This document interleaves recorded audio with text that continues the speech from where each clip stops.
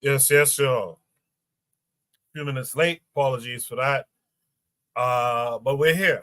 I see our boy Anthony McPhail out there in the chat saying happy Marcus Garvey Day. That's absolutely correct. It's Marcus Garvey's Earth Day. We'll do our shout outs tonight. We'll you know what I'll actually address how we'll recognize Garvey tonight on the other side of the intro. With that said, I see Oni out there. He said one. That means he can hear me. Appreciate it. Make sure you guys hit the like button. Make sure hit the share button. Share the stream to your social media. That'll be very helpful. Let's get more participation on these Saturday night Shoot the Breeze episodes. You know what I like to do? I like to come on here early, so to speak, and let you guys know what we have in store as far as our conversations tonight. We're going to look at a tweet of an African who was representing Israel in the Olympics. And there was an interesting, I guess, conversation around that image of how come we never keep the same rhetoric for countries like the USA, Belgium, England, Australia, Germany, etc. So we're going to talk about that tonight. We're going to talk about rejecting the American identity. Is it more useful in America or outside of America, or both? We're going to look at Russian media versus Black media and content creators. We're going to try to spot the difference between two scenarios. We are going to try to answer the question, do only broke wokes, I don't really like that terminology, but do only broke wokes care about the community? We'll talk about that tonight. And lastly, we're going to discuss the top 5 coons of the 21st century. And then later in the night, we'll do our shout outs in honor of Garvey tonight. But I'll also announce something else on the other side of the intro. So without further ado, what we'll do now is start the show officially. And on the other side, I'll drop Shoot the Breeze topic number 1. I'll introduce any and all panelists, and I'll talk about how we'll honor Garvey during tonight's show. So you guys do stay tuned.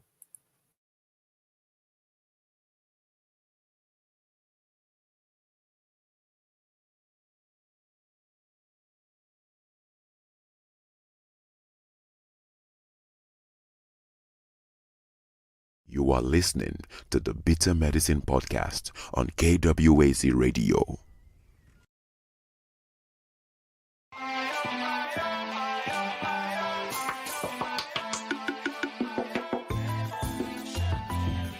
Welcome to the Bitter Medicine Podcast, where it's all about Black empowerment. Our show focuses on Black news and entertainment, arts, science, economics, history, people, and strategies that uplift, empower, and motivate Africans within the diaspora. And now, your host, whose favorite color is black, Goku.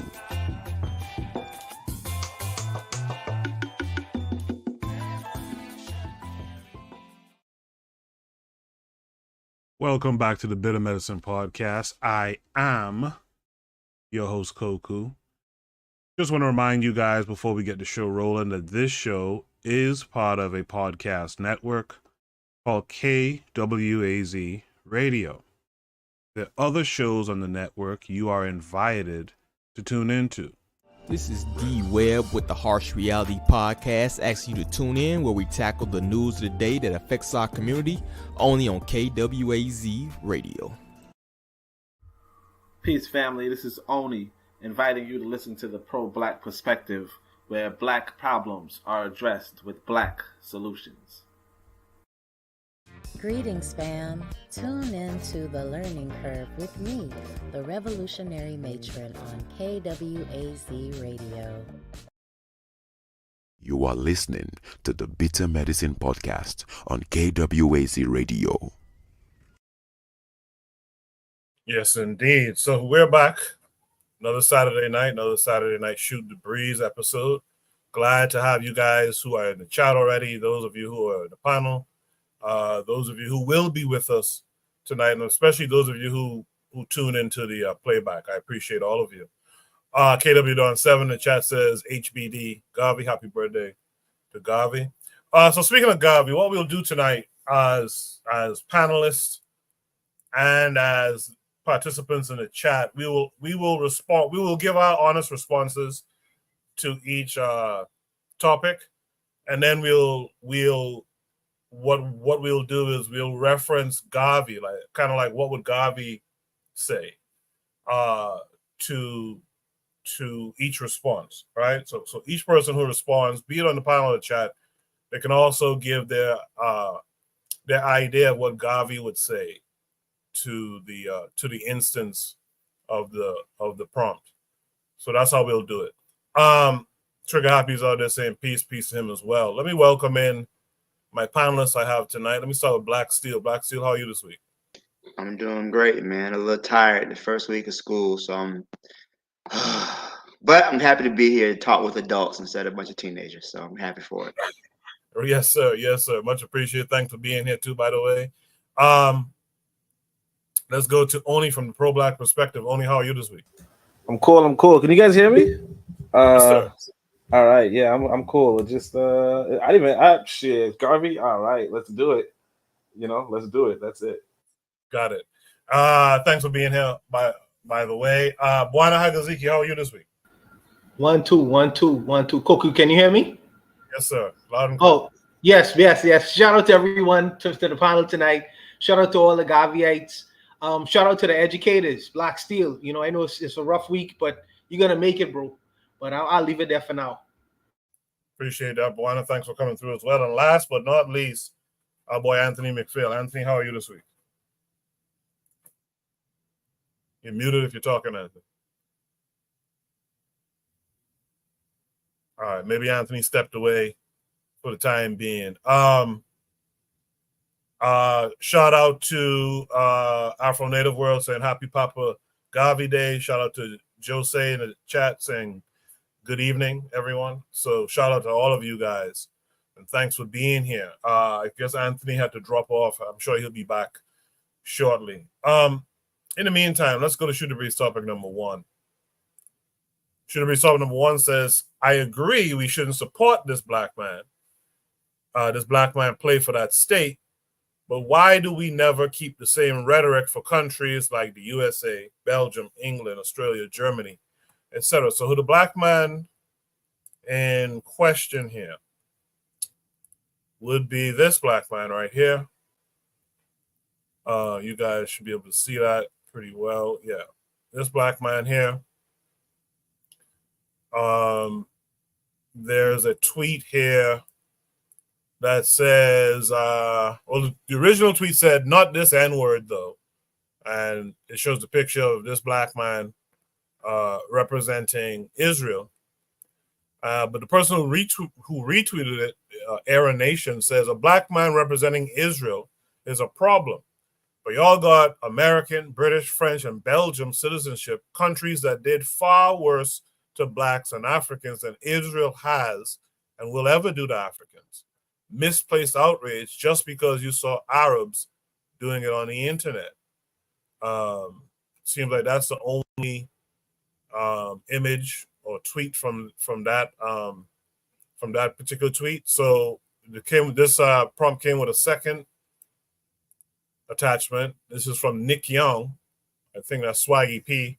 He used to play in the NBA. He says, so the police shot and killed a 36-year-old black lady holding a pot because she said, I rebuke you in Jesus' name.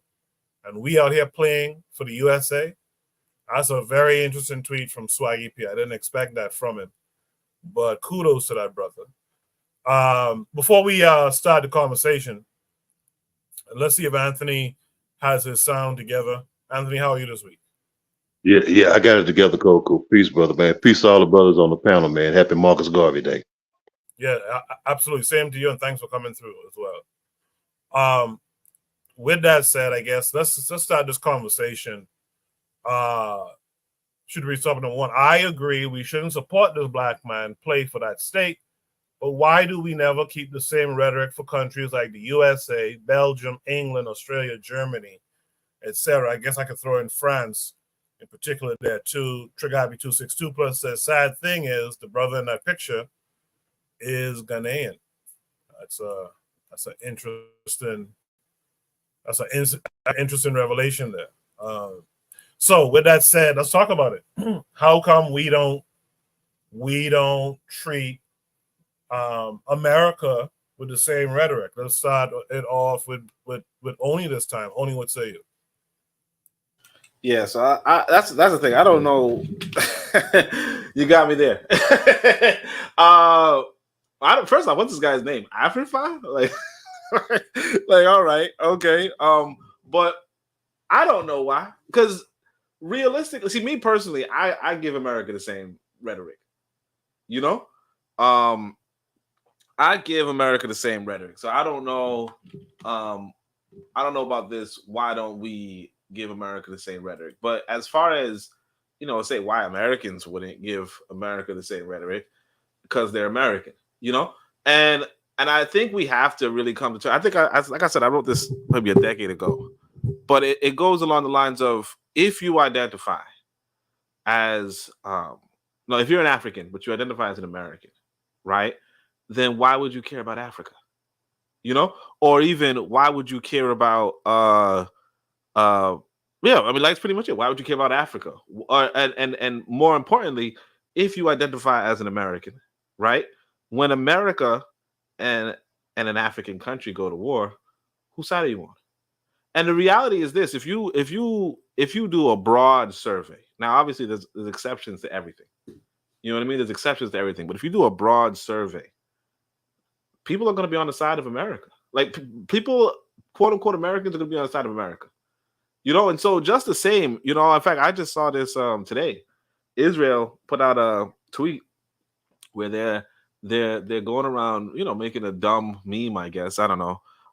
They're asking random people who are not white, are you a white colonizer? And everybody's like, no, we're not white. And this is a diverse country and it's a great country. So, I'm from Dominican Republic. I'm from Brazil. I'm from, whatever, right? I'm from India. I'm from Pakistan. I'm from India, all that kind of stuff, right? And the point being that this is why it's so important to be in Africa. And this is why it's so important to understand nationalism, right? Because a lot of times you are going to be loyal to the nation that you're in. You're going to be loyal to the nation that gives you citizenship. A lot of times, and obviously there are exceptions, but the rule is, hey, you're in America. Who do you want to have the most medals from the Olympics? America. And how does America get the most medals? Put those black people to work to get medals. And it's the same. The guy is looks like this guy is he's probably an Israeli citizen. So what does he do? He represents this country and gets it some medals. Because why? That's his country. He doesn't have any loyalty to Ghana. Definitely don't got no loyalty to Nigeria. Definitely don't got no loyalty to Jamaica, South Africa, not even America, not even the United States of America. This is the nature of the world. This is the nature of our species at this point. And we have to start looking at it from that scientific standpoint and say, yeah, realistically, I think that we should be trying to back away from these European nations, but it's almost like it's a dollar short and a day late. You got, I don't know, maybe 100 million displaced Africans around the world, right? It's not going to change tomorrow. And those displaced Africans are 95% going to be loyal and resolute with the nations that they are displaced to. 95%. And of course, you could always bring up the 5% exception, but 95%. And because of that, it's like, we as African people, we have to either individually, like I do, trickle back into the continent and try to become nationalists over there, or forget it. And actually, sorry, I forgot the assignment. And what Marcus Garvey would say the same thing, in the sense of, go back home. Go back home, build up a nation for yourself. Stop trying to build this white man's nation because it's not gonna do nothing for you. That's it. Appreciate that. Only before you go, though, let me just read this one comment from Trigger that was addressed to you. He says, I would do you one better, Oni. How can any Black American talk about advocating for Palestine but call themselves an American? Because America funds Israel. What's that word? You should side with Israel, not Palestine. So, Oni, do you want to respond to that? The thing is this is the thing that surprised me. I talked to a real African American, there's a lot of people who are, educated and entertained on Twitter. There's a lot of people off of social media. The African American off of social media, right, supports Ukraine, supports Israel, by and large.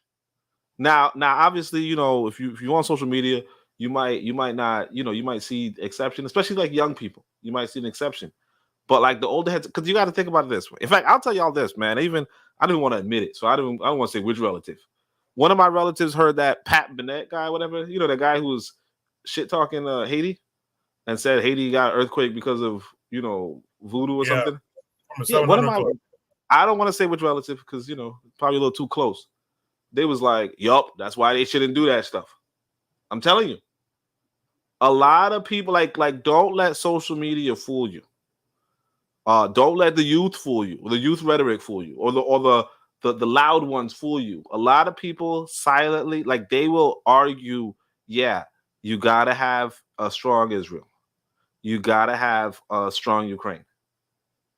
They'll tell you this. So yeah, Trigger Happy's, Trigger Happy. I don't know where Trigger Happy is, but don't think that Black Americans by and large are against Israel. On social media, yes, but if you go to the to the source of, if you go to some people, I'm telling you, really, like I was shocked. Shit, I almost wanted to send them social media, but that's it.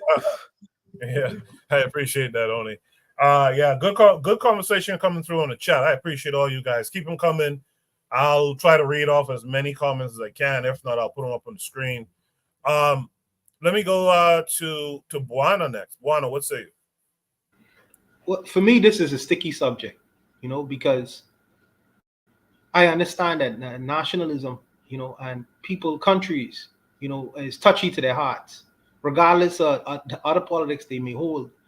Some people may be very touchy about their politics.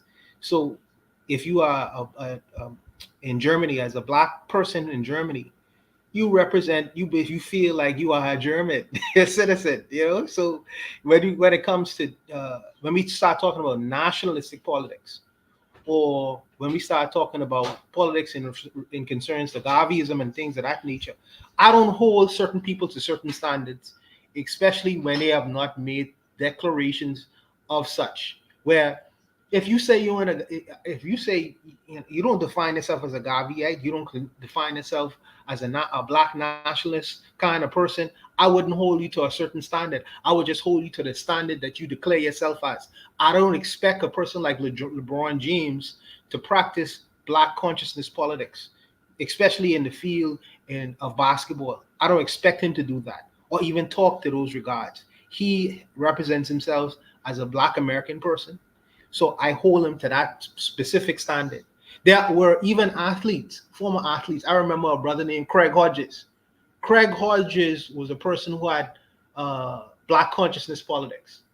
So he really was trying to do certain things within the NBA and was trying to recruit people like Jordan and, at the time, Magic Johnson to do certain things in terms of representing themselves in the field of basketball. So he was trying to include his consciousness politics within the field of basketball. But if some of our brothers and sisters around the world don't do that or make those kinds of declarations, I don't hold them to that standard. There was another brother, Abdul Rauf. Abdul Rauf used to play basketball. I can't remember if exactly which basketball team, but his politics or his motivation was religion, Islam. And he was willing to even be outside of the NBA off of Islam, you know. So that was his foundation ideologically. So I kind of like would hold him to that standard and say, well, I can't stand up for the American national anthem when these group of people are bombing my brothers and sisters in Muslim states and Muslim areas. These people don't represent me. So if you don't really hold yourself to a specific standard, I won't necessarily say, well, just because you have a black skin, you should think like this. It doesn't go that way. So in this guy's mind, this Israeli guy's mind, he is an Israeli who happened to be black. Who happens to be black, just like Americans, just like Germans, just like people out in the UK. The majority of the UK people who you see in the Olympics, half of them from the Caribbean. When you see Canadians running from for Canada in the field of track and field events, most of them probably from the Caribbean too.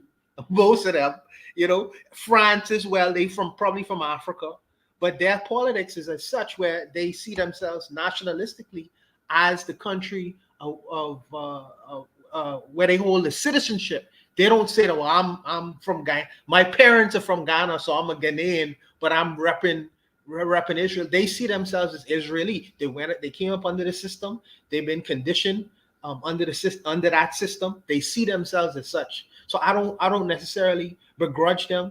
I just hold them to the standard that they tell the world who they are. They telling the world who they are. Granted, they may have historical politics. Granted, they may have historical grievances.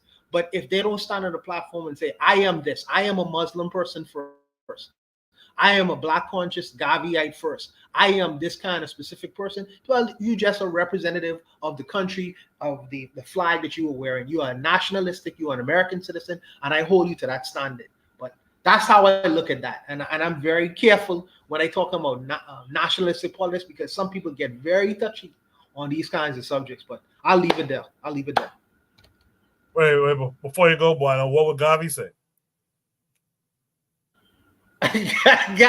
Gavi would say you must be repping the red, gold, and green. That's the flag you're supposed to be practicing under the Olympics. If you win the Olympics, you are repping red, gold, and green. So wherever that nation is in Africa, red, black, and green. I'm sorry. Red, black, and green. That is the flag that you are in the Olympics under. Wherever that country is, you are representing that color. Red, black, and green. True and true. That's what Gavi would say. Where are our colors? This is our colors. But I'll leave it. Appreciate that, Buana. Let me go to Black Steel. Black Steel would say it. Well, couple of things. First of all, I'm noticing some things in common. So it mentioned USA, Belgium, England, Australia, Germany. You mentioned France and Israel. So one thing all these countries have in common is that they are either settler colonies or they established settler colonialism. So, for example, Australia, they eliminated the majority of the Aboriginal population, replaced them with natives. In America, they exterminated a large amount of the indigenous Native American population. Germany went to Namibia, exterminated people there, to build up colonies. Of course, hell, Germany practiced settler colonialism in Europe, which was a no-no. They were okay with them practicing settler colonialism in, the Americas and Africa and Asia. But for them to practice settler colonialism in Europe, that's just a complete no-go. That's why everybody is so upset with Germany, because that's what the idea of LIVESTREAM was, living space. That's what Hitler wanted for the German people. He wanted to eliminate the inferior races. In America, they called it manifest destiny. The only difference between manifest destiny and LIVESTREAM is the fact that manifest destiny was more or less successful. But anyways, to my point, people are upset about this because Israel is really the newest settler colonial state on the block, right? And many of the atrocities that were done via settler colonialism and European invasion, they're considered history. We don't really think about what happened to the Aboriginal Australians because that was a long time ago. They They give them Aboriginal Australia Month. You know, in America, we have Native American History Month. You got a few Black people who are, you know, representing and, you know, in the Olympics, because all of that stuff happened a long time ago. Whereas it's a little different with Israel because their settler colonialism is ongoing and it's being live streamed, right? So the events that happened in America's past, where they enslaved Africans, where they killed off, you know, the population, that, you know, you're not seeing that face to face. Whereas now is currently being broadcast to you in 4K. So that's why people may be upset. Like, why are you going with this settler colonial nation, but yet people don't have a problem with this other settler colonial nation? Because it's a matter of when it's happening. They're not wrong. They're not wrong in saying that you should be as aggressive towards the people representing America or Great Britain. But at the same time, you have one nation that's currently enacting a genocide, which can be seen for the whole world to see, versus America, where most of their, well, I'm going to say most of their most horrific crimes are in the past, or not even in the past, because again, that sister was murdered. Their crimes are not as well broadcast, I should say. So they mentioned the cop who got killed, who killed the young sister who had the pot of water, right? That cop got arrested, you know, and we'll see justice because, and he had to get arrested because America likes to save face. Even though this is a racist nation, they can't really show how racist they really are because they want to try to pretend to be some sort of moral paragon in the, you know, to the world. Whereas in Israel, you know, they literally had a protest trying to free people who were raping Palestinian men in prison. So all of these countries, you know, their settler colonial ways are in the past, so much to where they're still involved in them, but it's not as open, it's not as in your face, I would say. And I guess there's a slippery slope between that, which is why I say the person making this argument, they're not wrong, right? About why is it. But I think also too, there's no African nation, right? There are African nations, you know, in the continent. There's 54, 55 nations in Africa, but there's not a unified African nation, which is what Garvey wanted, right? So when you're talking about uh,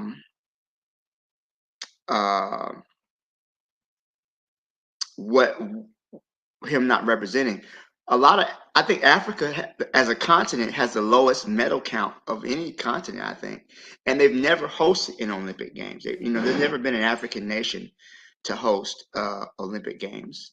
So a lot of these athletes, if they were to stay in their home country, I don't think they would be able to get the support that they would need as far as access to training facilities and things like that. That's why they tend to go with the settler colonial nations. And like to Owen's point, they were born there.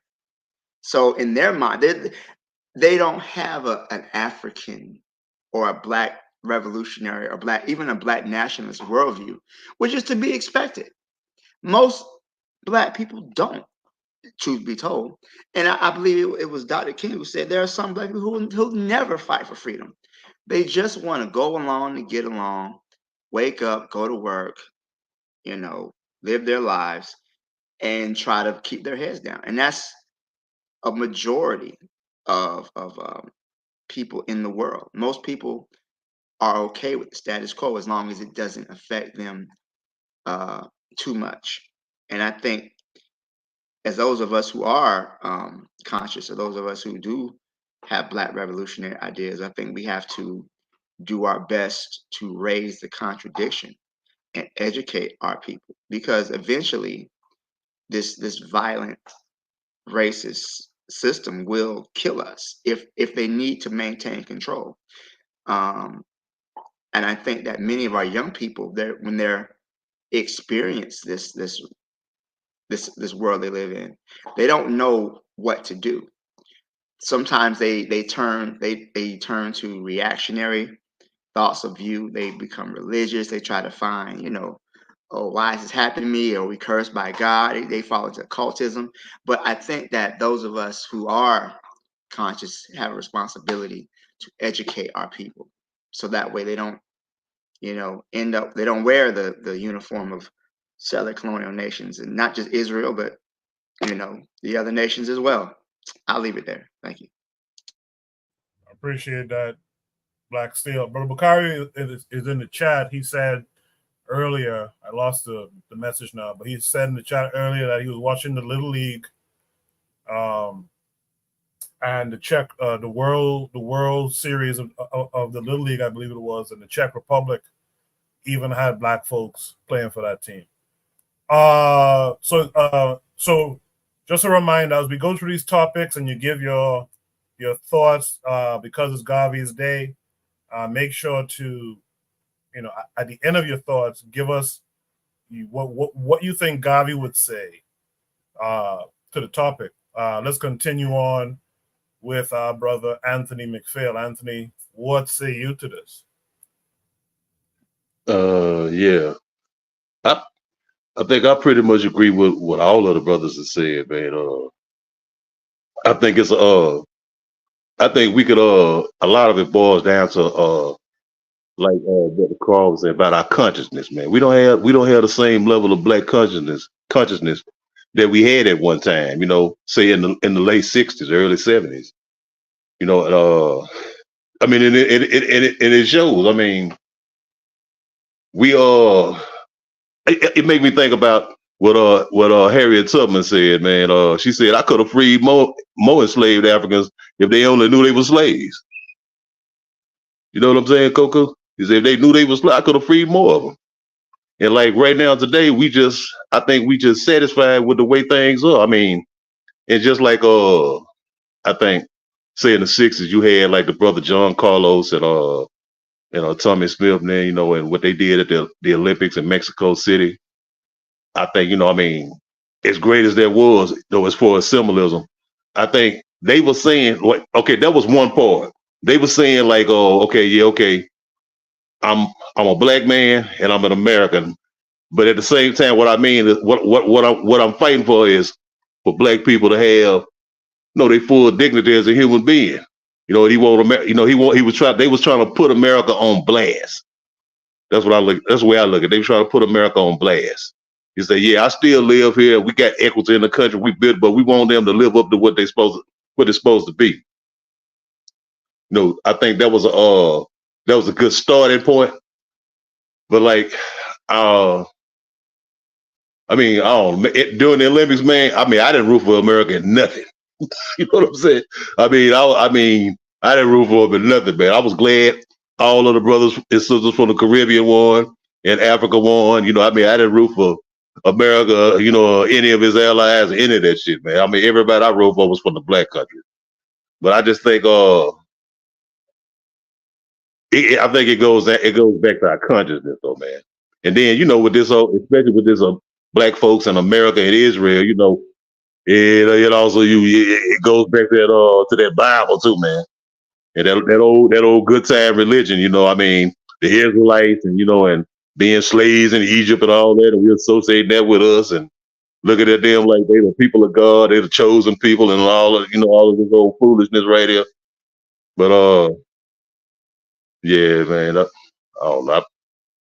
It's kind of frustrating sometimes, man, because when I look up and I see the brothers, carrying around this damn American flag, and the police still shooting and killing sisters in their house, and shooting pregnant women and shooting brothers, and I mean, and all of the bullshit that we going through, and I mean, you really gonna go put that flag on you like that? I mean, like, and it don't make sense to me, man. It's frustrating sometimes. I don't want to go on too much, but I leave it at that, man. I agree with all the brothers said. What would Garvey say? Man, y'all need to get the hell up out of here. All right. I appreciate that, Anthony.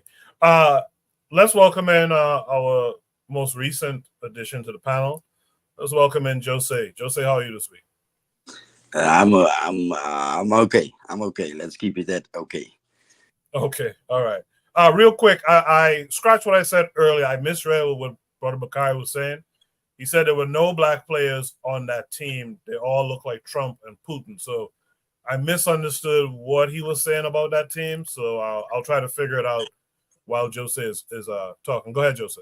Yes, I misunderstood it too. I commented something about somebody I know that is selling, among others, Cape Verdean young soccer players to Eastern European B, C, or D clubs, and I'm sort of angry with him because a lot of sporters, they have this discipline in sport, but most of the times they are also disciplined in other things like studying and stuff. But maybe not in soccer, because there's a lot of money to make in soccer and football and baseball, etc.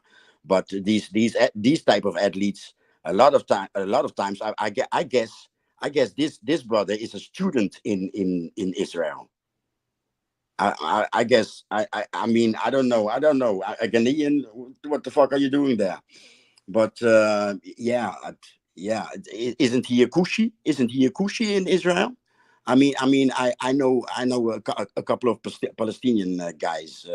What Rotterdam is to Cape Verdeans, a city nearby is for Palestinian people, and I lived there a couple of years, so I have quite some Palestinians in my vicinity, and one of them have black people in the family, and there's a niece of him, and he likes her, and he played like, yeah, I'll take you to the Netherlands, and she was like, yeah, but what do they want with a blackie over there, right? So yeah, I don't know what to think. Maybe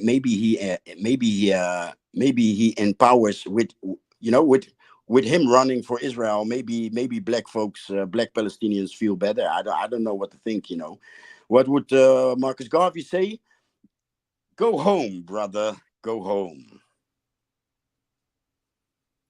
I appreciate that, Jose. I appreciate that from everyone. So we've heard what everyone has to say. We've seen what everyone has been saying in the chat. Is there any last comments that anyone would like to make?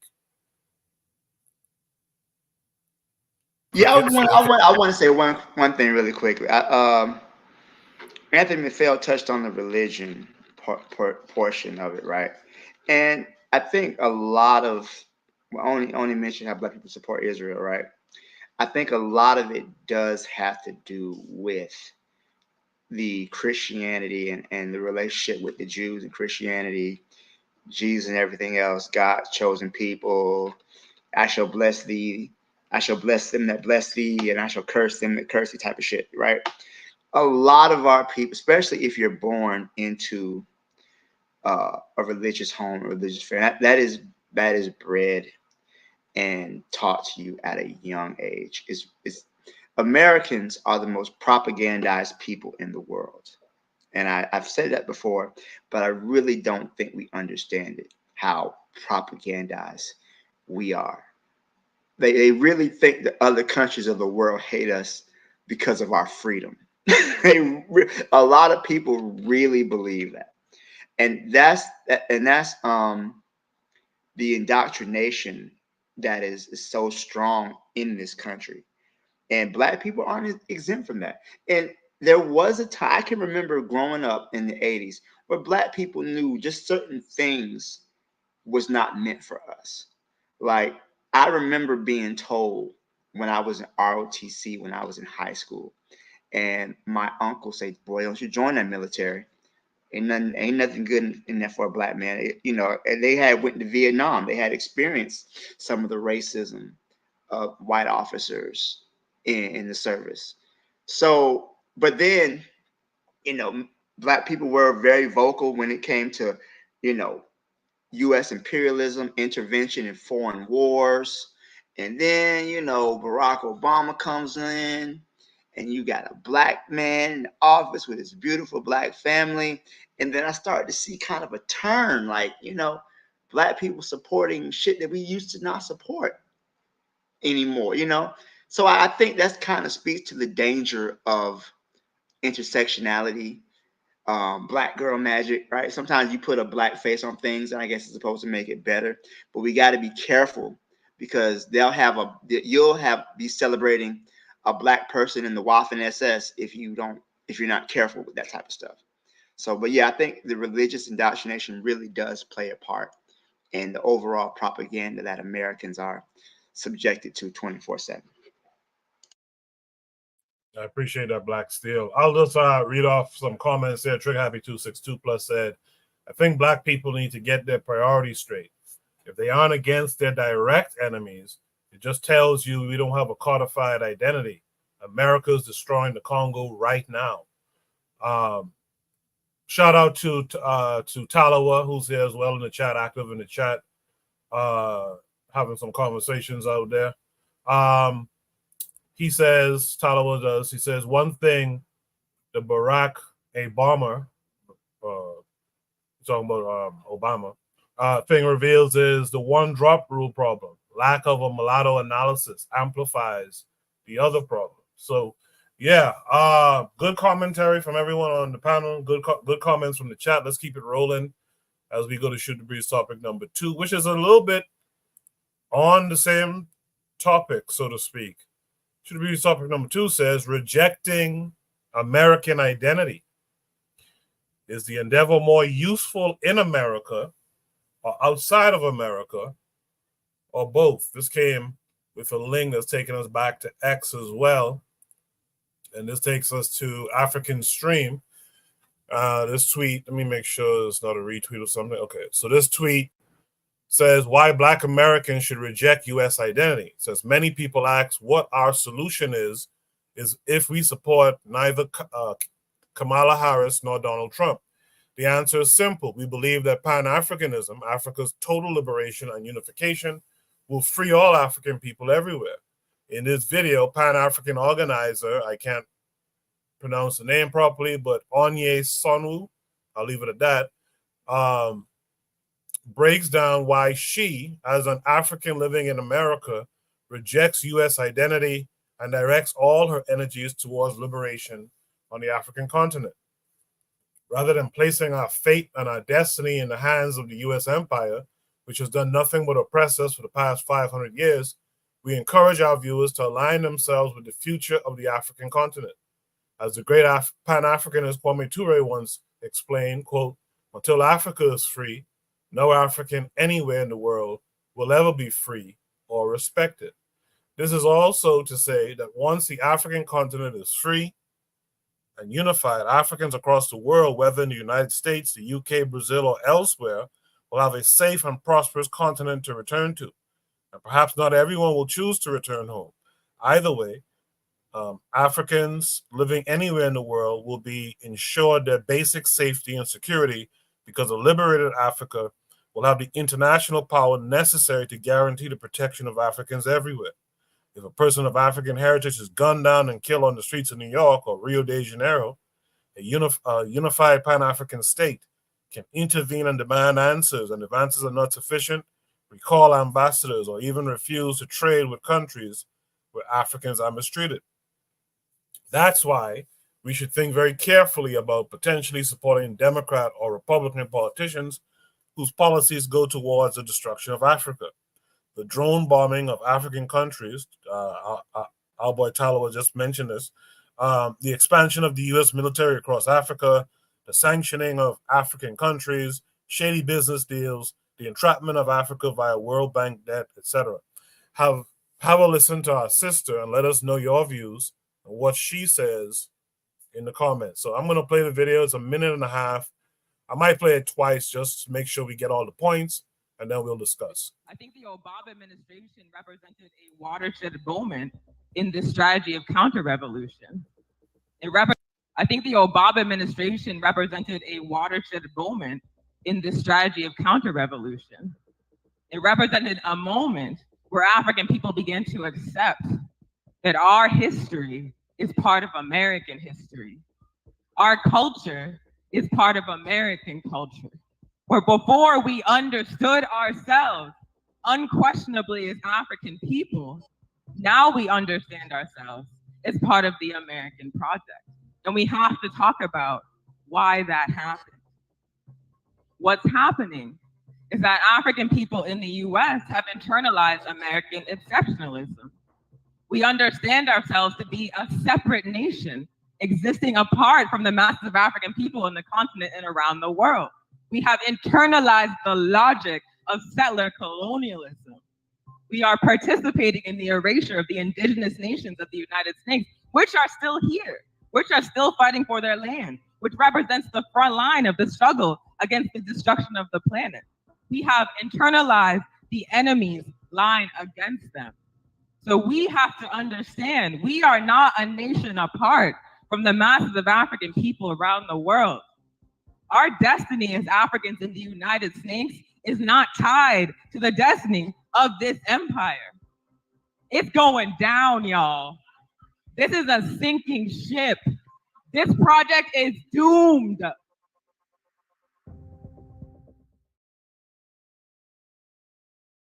I think the Obama administration represented a watershed moment in this strategy of counter-revolution. It represented a moment where African people began to accept that our history is part of American history. Our culture is part of American culture. Where before we understood ourselves unquestionably as African people, now we understand ourselves as part of the American project. And we have to talk about why that happened. What's happening is that African people in the US have internalized American exceptionalism. We understand ourselves to be a separate nation existing apart from the masses of African people in the continent and around the world. We have internalized the logic of settler colonialism. We are participating in the erasure of the indigenous nations of the United States, which are still here, which are still fighting for their land, which represents the front line of the struggle against the destruction of the planet. We have internalized the enemy's line against them. So we have to understand we are not a nation apart from the masses of African people around the world. Our destiny as Africans in the United States is not tied to the destiny of this empire. It's going down, y'all. This is a sinking ship. This project is doomed. All right. I think the sister said some things there that was on point. That should be the messaging, I think, to the FBA and ADOS types like KW Dawn 7 is saying. She's talking about the FBA ADOS flunkies. Black Steel earlier said she's cooking. So let me start with Black Steel. Well, before Black Steel goes, let me shout out Cheryl Easy. I think I've seen this name in the chat a while back. She's here. Oh, yeah, I'm assuming she. But they're here. And they say, especially, they said earlier, they said Black people truly do not understand the thinking or mindset of white people. She said, especially in the military, whites believe wholly in the white man's burden. They see Blacks worldwide as children that need to be guided and who are lost without them. With that said, let's hear from Black Steel. Black Steel, what say you? I was just saying this on the other prompt. That's so funny. How Obama made being Black American, how you made us, more accepting of U.S. atrocities overseas, right? Obama literally bombed like what? How many nations? Somalia, Libya, all this stuff. So yeah, I think that rejecting American identity, right? Is it more useful in America? I think it's both, right? I think that it's important for us to understand, especially for those ADOS clowns, which I truly believe that ADOS and FBA is a psychological organization. I do believe they are counter-revolutionary. I definitely believe there's some Fed work involved with them. I really do, because many of their takes are so dumb. It's like it's difficult to see how stupid their conclusions are. They always had more smoke for other Black people than they have for white people, which is always a telltale sign to me. You know, you have more hatred for your brother and sister from the Caribbean and from the continent than you do for the white people who've been constantly murdering, raping, and stealing from your ancestors for the past 400 years. But you mad at Jamaicans? I don't get it. But anyways, I think it's important because, especially for African Americans, we've been here before there was a United States, right? United States is only 200 something years old and is already showing the collapse of a large scale empire. You know, the Roman Empire lasted 2,000 years. You know, you had Egypt lasted 3,000 years, but then America hasn't even made 300 years yet, and it's already collapsing under its own weight. So, and I'm happy to see that too. I gotta say, but I really say that we understood that even though we lived in this country, we were born in this country. This was not our country, right? And they made it known this was not our country. They threw certain programs such as benign neglect, certain policies, segregation. And it's so funny because I always think about what Malcolm X said about the wolf and the fox, and how wolf bears his teeth to you, even though they're both canines. They bare their teeth to you. Know the wolf is your enemy, and you can prepare to defend yourself. But the fox will lure you into a sense of security, and you'll be halfway down his throat before you even know what's going on. And I think that America has replaced its naked racism to a more, subtle. You're a part of us. We'll put black people as presidents or in defense industry. We'll have black people as secretaries of state, and whatever role, 5-star generals in the Marine Corps and everything else like that. We'll show our black ambassadors as they vote for against ceasefires and genocide, and we kill people in the Congo and Sudan, and we'll just show how inclusive America is of all its people of color, right? But then when you've integrated your people into a burning house, like Dr. King said, which is basically what's being done. We're being integrated into this burning house, and then we're forced to, deal with the consequences of that. So I want to bring back to the question: is it more useful inside or outside America? I think that it's both, but because we have to really continue to build that unity between Pan-Africanism, because yes, Black Americans, by and large, I think that we understand that we can't engage with America the same way Europeans can, the same way the settlers can, and we'll be reminded of that quite often. I think it's important that we continue to build that kind. This country is not for us. Understand America, what's going on in Great Britain right now, where they're just jumping on and beating and killing blacks and Asians and Arabs and everything else like that. Anybody who's not white, that has happened in America before. It can happen again. I always talk about what happened after Hurricane Katrina. Those white people went and just started killing black people who just were trying to flee from a storm. They just waited for the opportunity. That can very much happen again in the United States. That is not that far-fetched. We're not safe here. So yeah, we're going to have to continue to work and build with our brothers and sisters on the continent, because they're the ones who are impacted by our lack of activism. They're the ones who are, their countries are being bombed, their resources are being stolen, and we're turning a blind eye to that with some idea of American exceptionalism, when they'll kill you too, Black person, Black American. Don't get it twisted. The white man doesn't make a distinction between a Nigerian or a Ghanaian or African American. We're all just niggers to them. So that's something that needs to be kept in mind. I've spoken too long. I'll pass the mic. Thank you, Coco.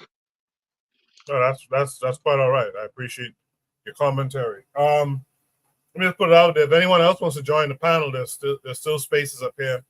Just click the link. It's pinned to the top of the chat, and you too could have your opinions heard as well. Let me Let me go to Jose next. Jose, what say you?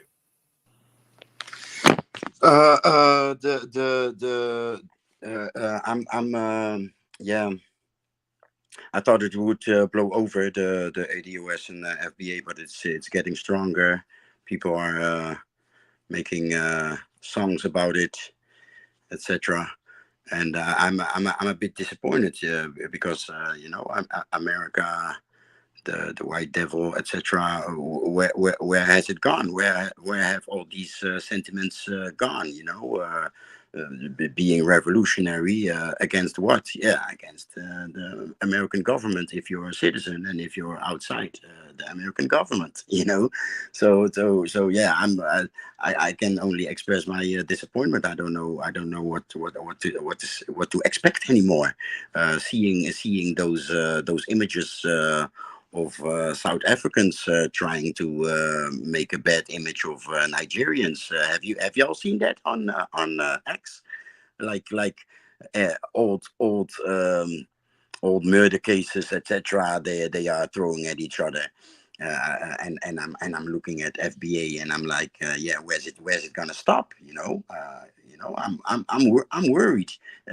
We're making a bad image of ourselves. Uh,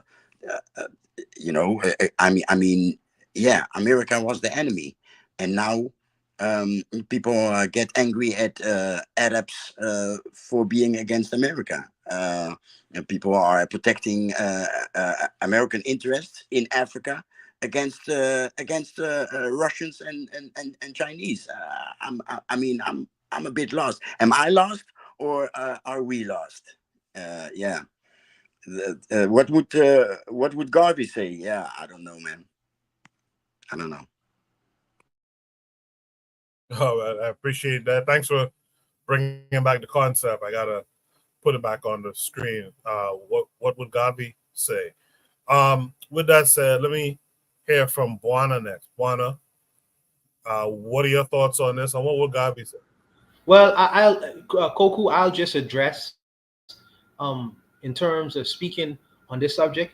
In terms of outside of America, I wouldn't touch the inside of America. I think that the Black Americans on the panel could deal with that much better than I can. But outside of America, I think that I wouldn't relinquish myself of that experience of being a Black American or African American person. I wouldn't do that because I think that the African American person outside of America has so much political currency. They have a whole lot of political currency, in particular, even in places like Africa. I think that the African American and also the Caribbean person, to a lesser extent, we represent something that what was practiced and done in this part of the world, and why we was born in this part of the world. We had to unify. So yeah, we are a little bit of everything. We are a little bit of Igbo. We are a little bit of Ashanti. We are a little bit of all kind of West African tribes coming together, having to work together for our own specific purpose on this side of part of the world. So if we was to touch base and get back to West Africa, the whole issues of tribalism dies because we are a little bit of everything. We had to work together. You can't practice sectarian politics with a man who's a little bit of everything. And we could prove that on a DNA level. On a DNA level, we could prove that. So I think that where West Africa has issues of tribalism, I feel like that we are the key to that, resolving these issues because we are a little bit of everything.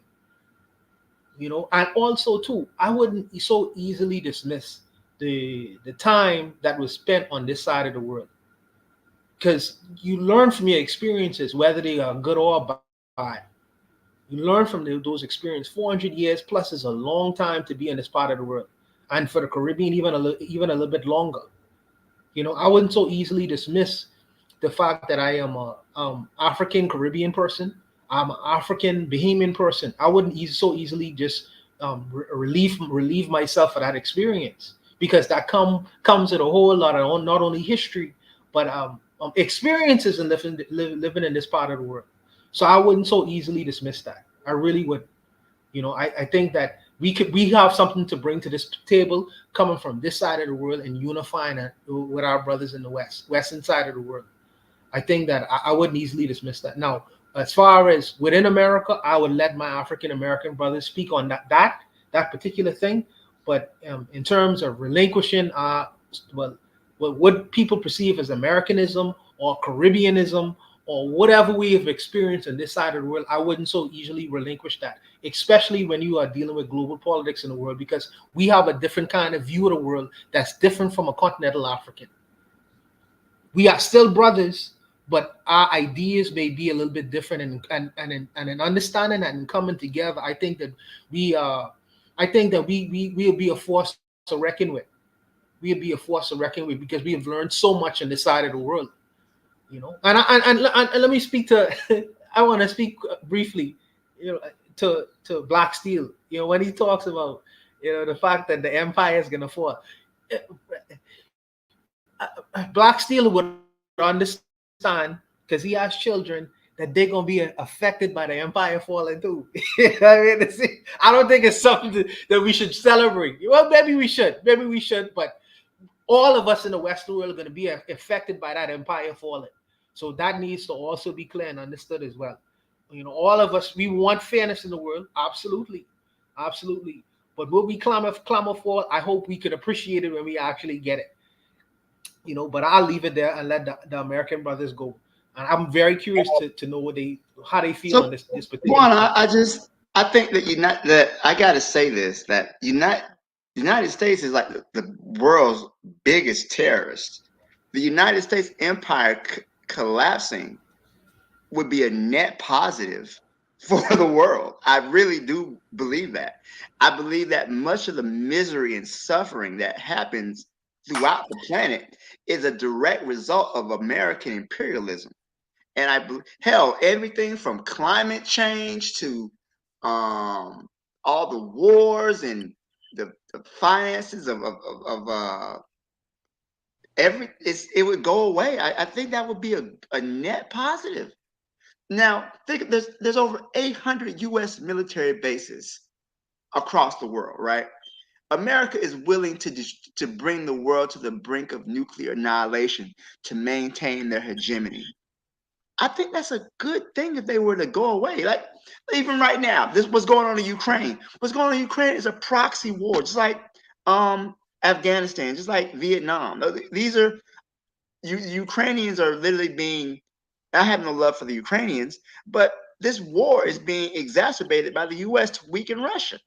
If that goes away, they could have a peace treaty. Who is funding Israel right now to bomb children in Palestine? That's the U.S. It goes away. The U.S. doesn't stop giving them money. It goes away overnight. It's a wonderful thing. I think that America spends so much. They just sent Israel $50 billion. You could, I think it was the United Nations. Somebody said you could literally end world hunger for $40 billion. So for less money than it takes to kill children and the Gaza Strip, you could literally end world hunger. But America's like, nah, fuck that. We need them kids dead. We need to support our ally. Like, I think it's a net positive. As Americans, like, if you don't have the ability to kill anybody anywhere else in the world, I see that as a win. I do. A question for Buana, if I may. Buana, do you believe that the world order, that it will become a chaos if the West or America loses its position? That's a serious question, because I believe a lot of us believe that. A great part of the world population believes that if the West falls away, that it will be chaos. Do you believe that, Buana?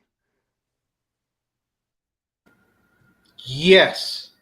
And I think that if I'm answering you fairly, yes, I believe that for a time, I think that the world will devolve chaotically for a time, because so much of the world economies are mixed up, you know, and tied to the American economy.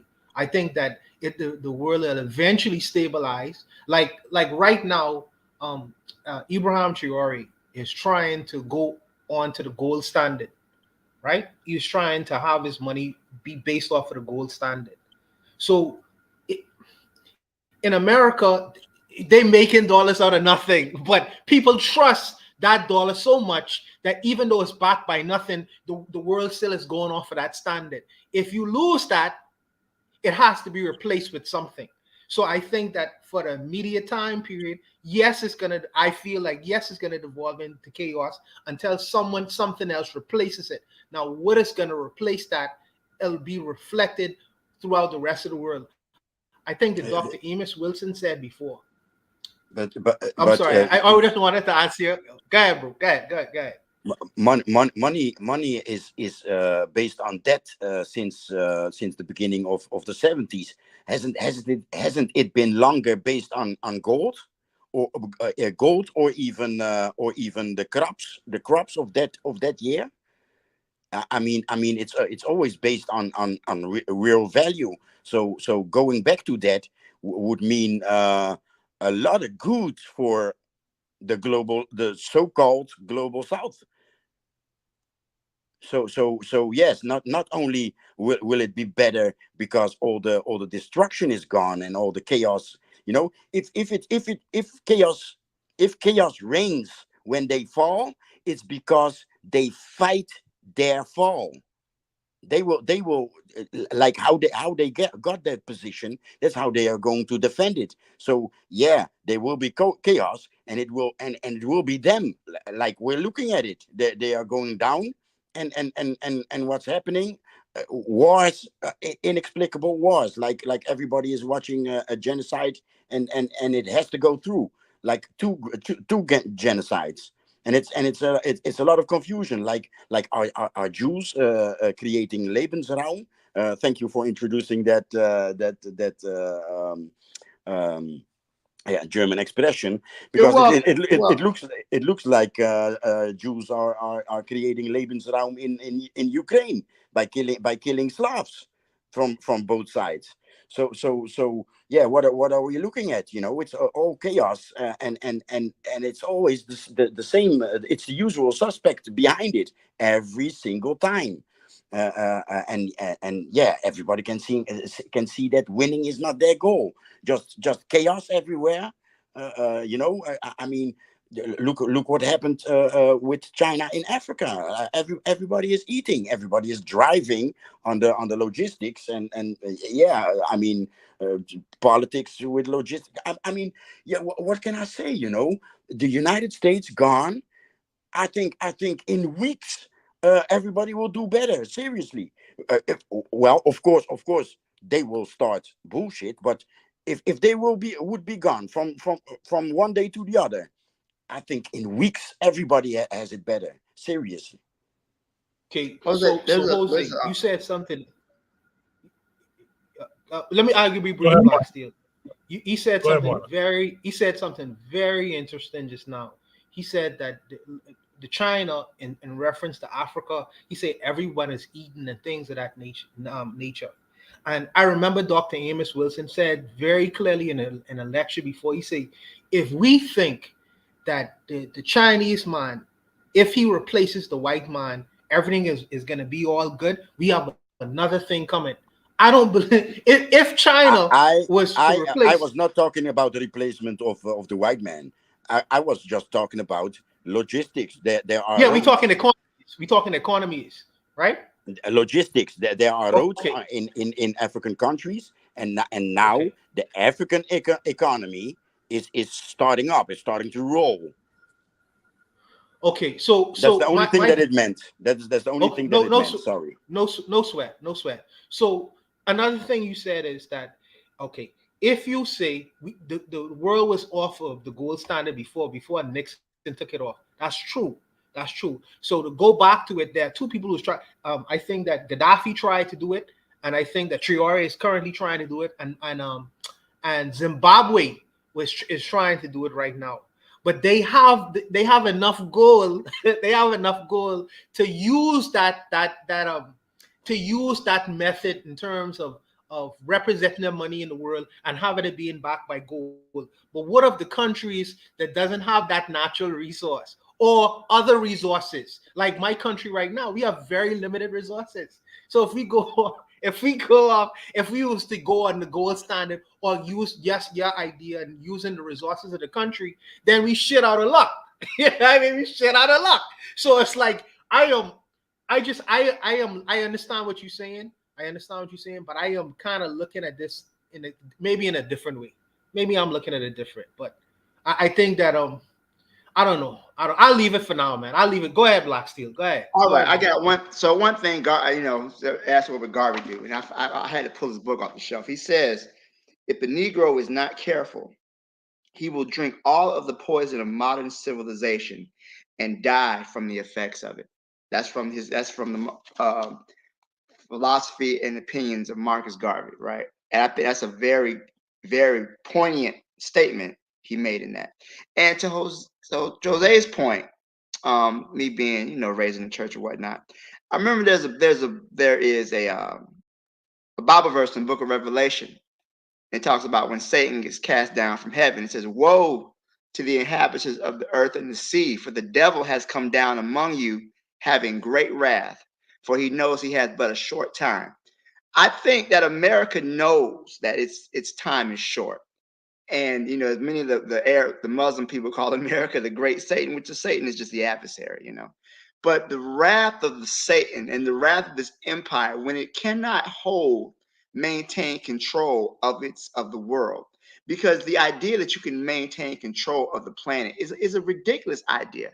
The idea of full spectrum dominance, earth, sea, space, air, everything. The very idea of that is a ridiculous idea.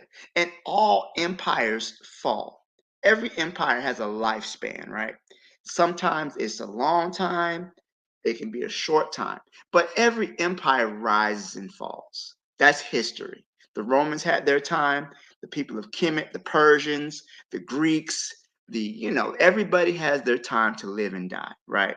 America trying to prolong its lifespan. I think it was Franz Fanon who said that the old world is dying and the new world is struggling to be born. Now is the time of monsters. And that's kind of what we're seeing. I'll leave it there. I appreciate that. My biggest concern. Sorry, I'm gonna be brief, Koku. My biggest concern to Black Steel and to Jose is what will replace it. That's my biggest concern. I think a multipolar world is overall a good thing. I think multipolarity is a good thing overall. I think that instead of having just one global superpower, you have differing, superpowers in the world. You have United Africa, you got China, you got Russia, you got, if they're in Brazil, in Latin America. I think that's overall a good thing. I think that a multipolar world is better than a unipolar world, because a unipolar world has been a clusterfuck. We got to get rid of it. Yes, and the multipolar. Yeah, what will replace it? Us, at least in our nations, us, and then we will be one of the poles of a multipolar world. If it's not us leading us as the parents, but yeah. What else? Who else? Who else will We can't be afraid of the future. I think the thing that our enslavement and our colonization took from us, the worst thing they took from us was our imagination and the ability to imagine and conceptualize a world without these fucking crackers. I got a cute wordplay on that. Image in nation, imagination. We're missing an image in our nation. What if you can imagine it, you can manifest it, but there's no imagination, so our nation is not manifesting. No image in nation. But anyway, yeah, Black Seal took that from me. I heard a lot of fear of in fact, if you think about it, it's fear of success too. We can't be afraid. I think that's what caused colonialism to be extended even when black countries got independent. I think black folks in Chad said, well, let's just continue what was going on as opposed to continue it as a transition to what what we decide we want for ourselves. We got to be very mindful of those who still have that scared mindset. We can't be scared about. But Coco, you are from the Bahamas, bro. You are from the Bahamas. Mm-hmm. I am from the Bahamas. After this place claimed its independence and the Negroes take over, you understand the level of dysfunction that occurred still to this day, bro. The other night, I mean, I have my current off for 5 hours and shit like this is, and I shouldn't say that's just gonna happen to every black nation.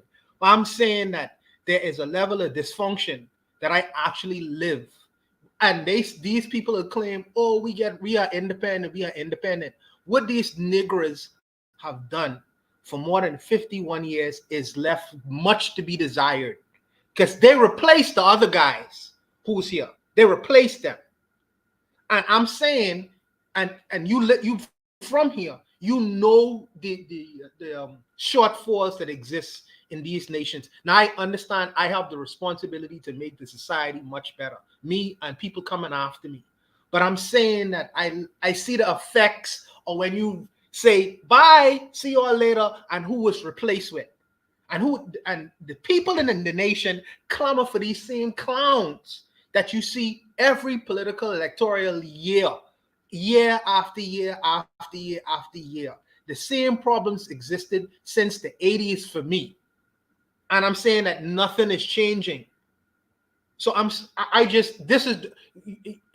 say I'm talking fair. I am talking the experience of saying bye to one group of people. And when the Negroes come, they not only act like the people who was in power before them, they act worse. You know what I mean? It gets worse. So this is my trepidation when I talking on a level of experience. I live in it. I'm living it. I just talking. I'm living it.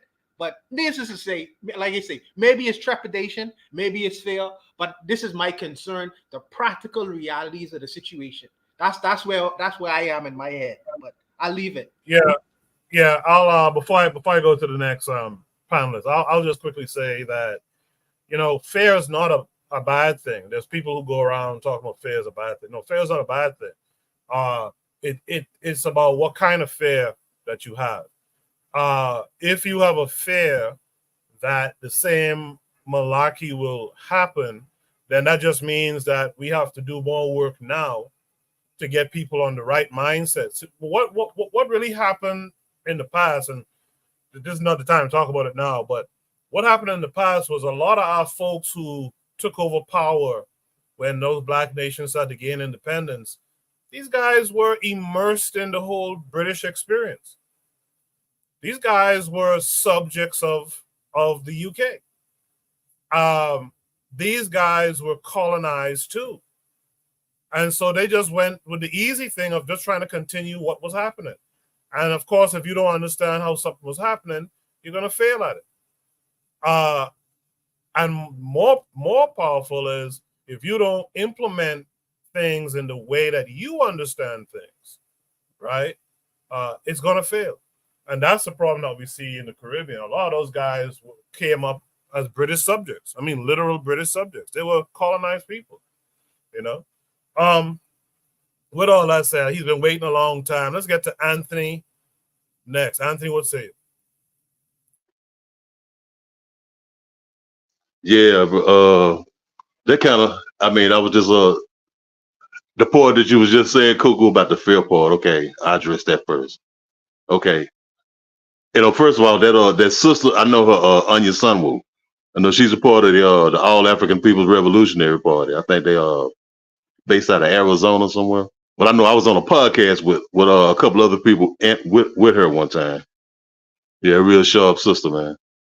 But okay, we was just talking about the fear part where you and Buana was discussing. It made me think about what Malcolm X said. You remember what Malcolm was talking about, the house Negro and the field Negro? You remember that lecture, Coco? Hello? Can y'all hear me? Yeah. Yeah. I was talking. Yeah. Okay, but anyway, yeah, the election of the House Negro and the Field Negro. Remember, okay, the Field Negro and the House Negro were having a conversation. The House Negro saying, well, we found a better house than this. You know what I'm saying?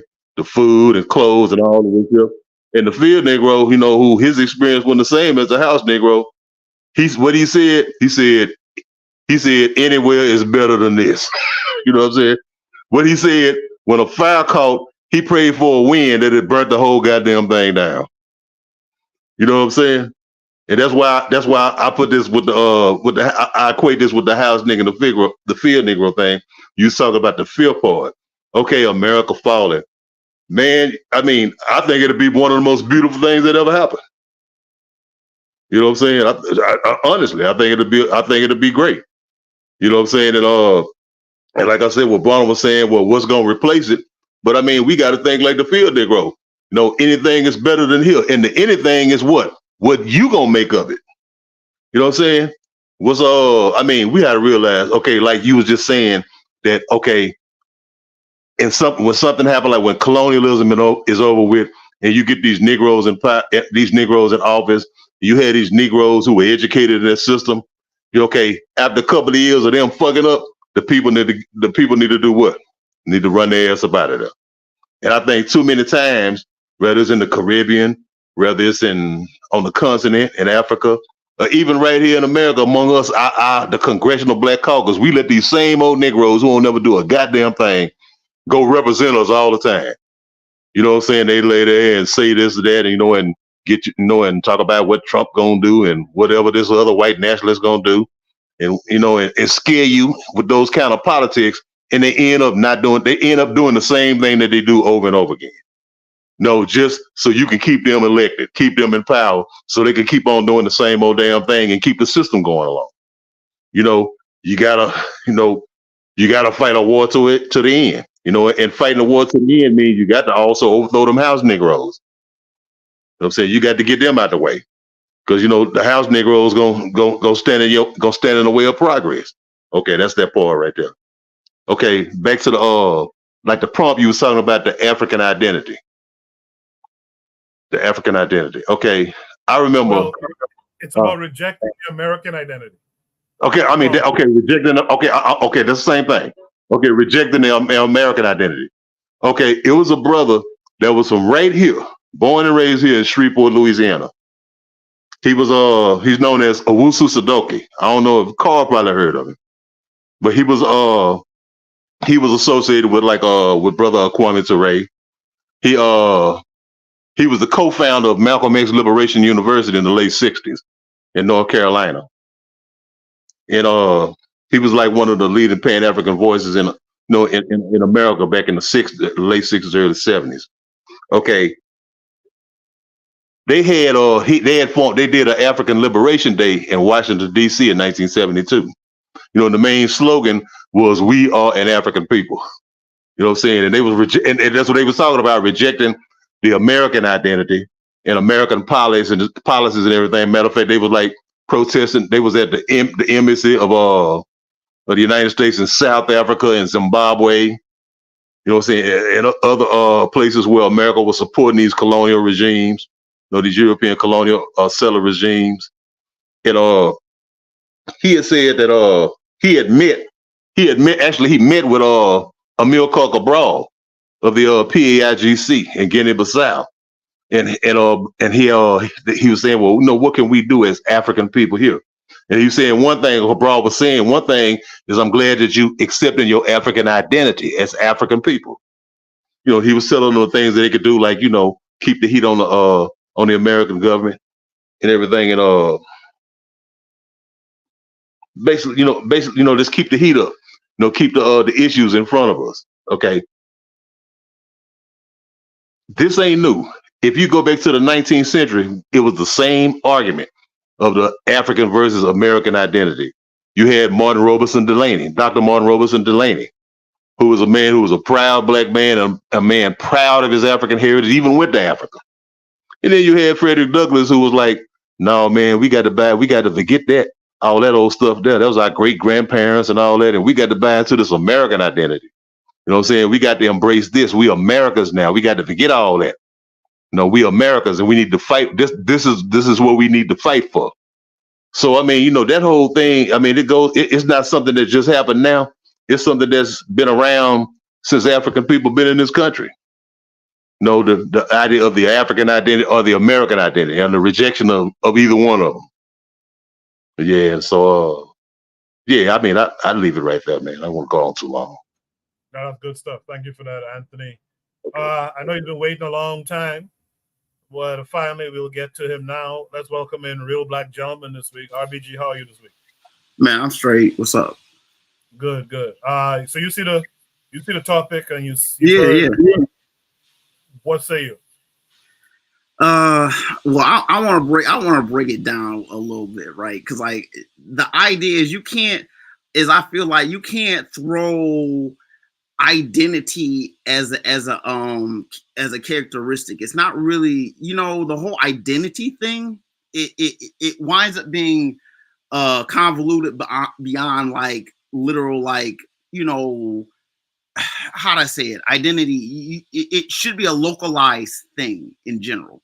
When we try to identify identity, I mean, I have citizenship. I have, you know what I'm saying? I have American, you know what I'm saying? So to say identity, you know what I'm saying? Let me just break it down.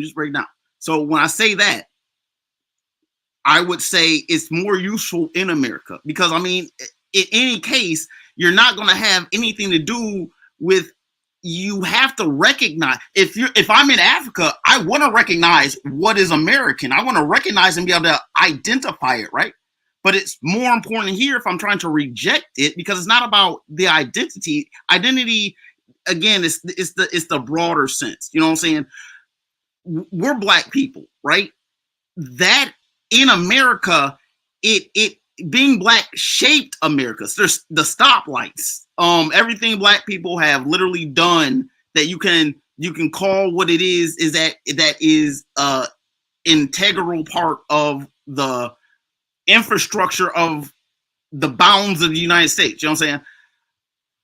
As far as like what she's saying, yeah, she makes a point about Barack in this counter revolution about trying to be more American in emphasizing those characteristics as opposed to the African ones.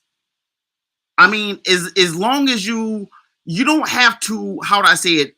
I mean, again, Black people in this country are precarious because if anything, naturally, if we're all going to be African, then naturally the whole Africa, you know, and all of its largesse could float something over, you know, on behalf of Black people.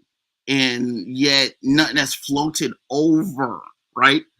So the whole Black thing, like Black people can't necessarily, you know, daftly give up America, although the America that like we would identify as going out of the world and doing all that other stuff, yeah, I reject that. I reject that because like, no, that's not my America.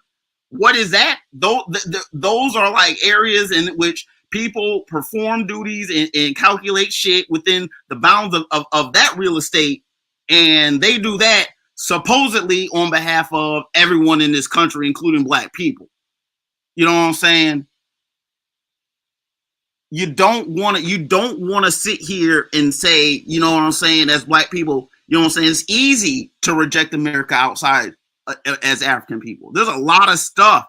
I mean, so much of it. I mean, and as far as the whole replacement that you know what I'm saying, Bwana and everyone saying that like you don't want to replace one for the other.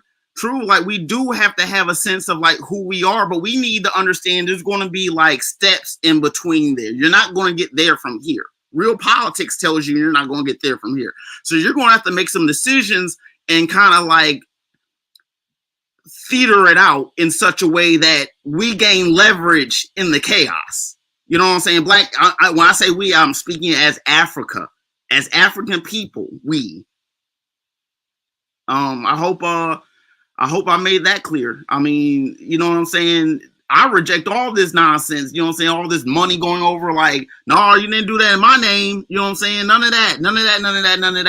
when we're talking about America, as soon as it leaves the bounds on some other shit, you know what I'm saying? That I can't identify. I don't recognize that. I don't know what that is, right?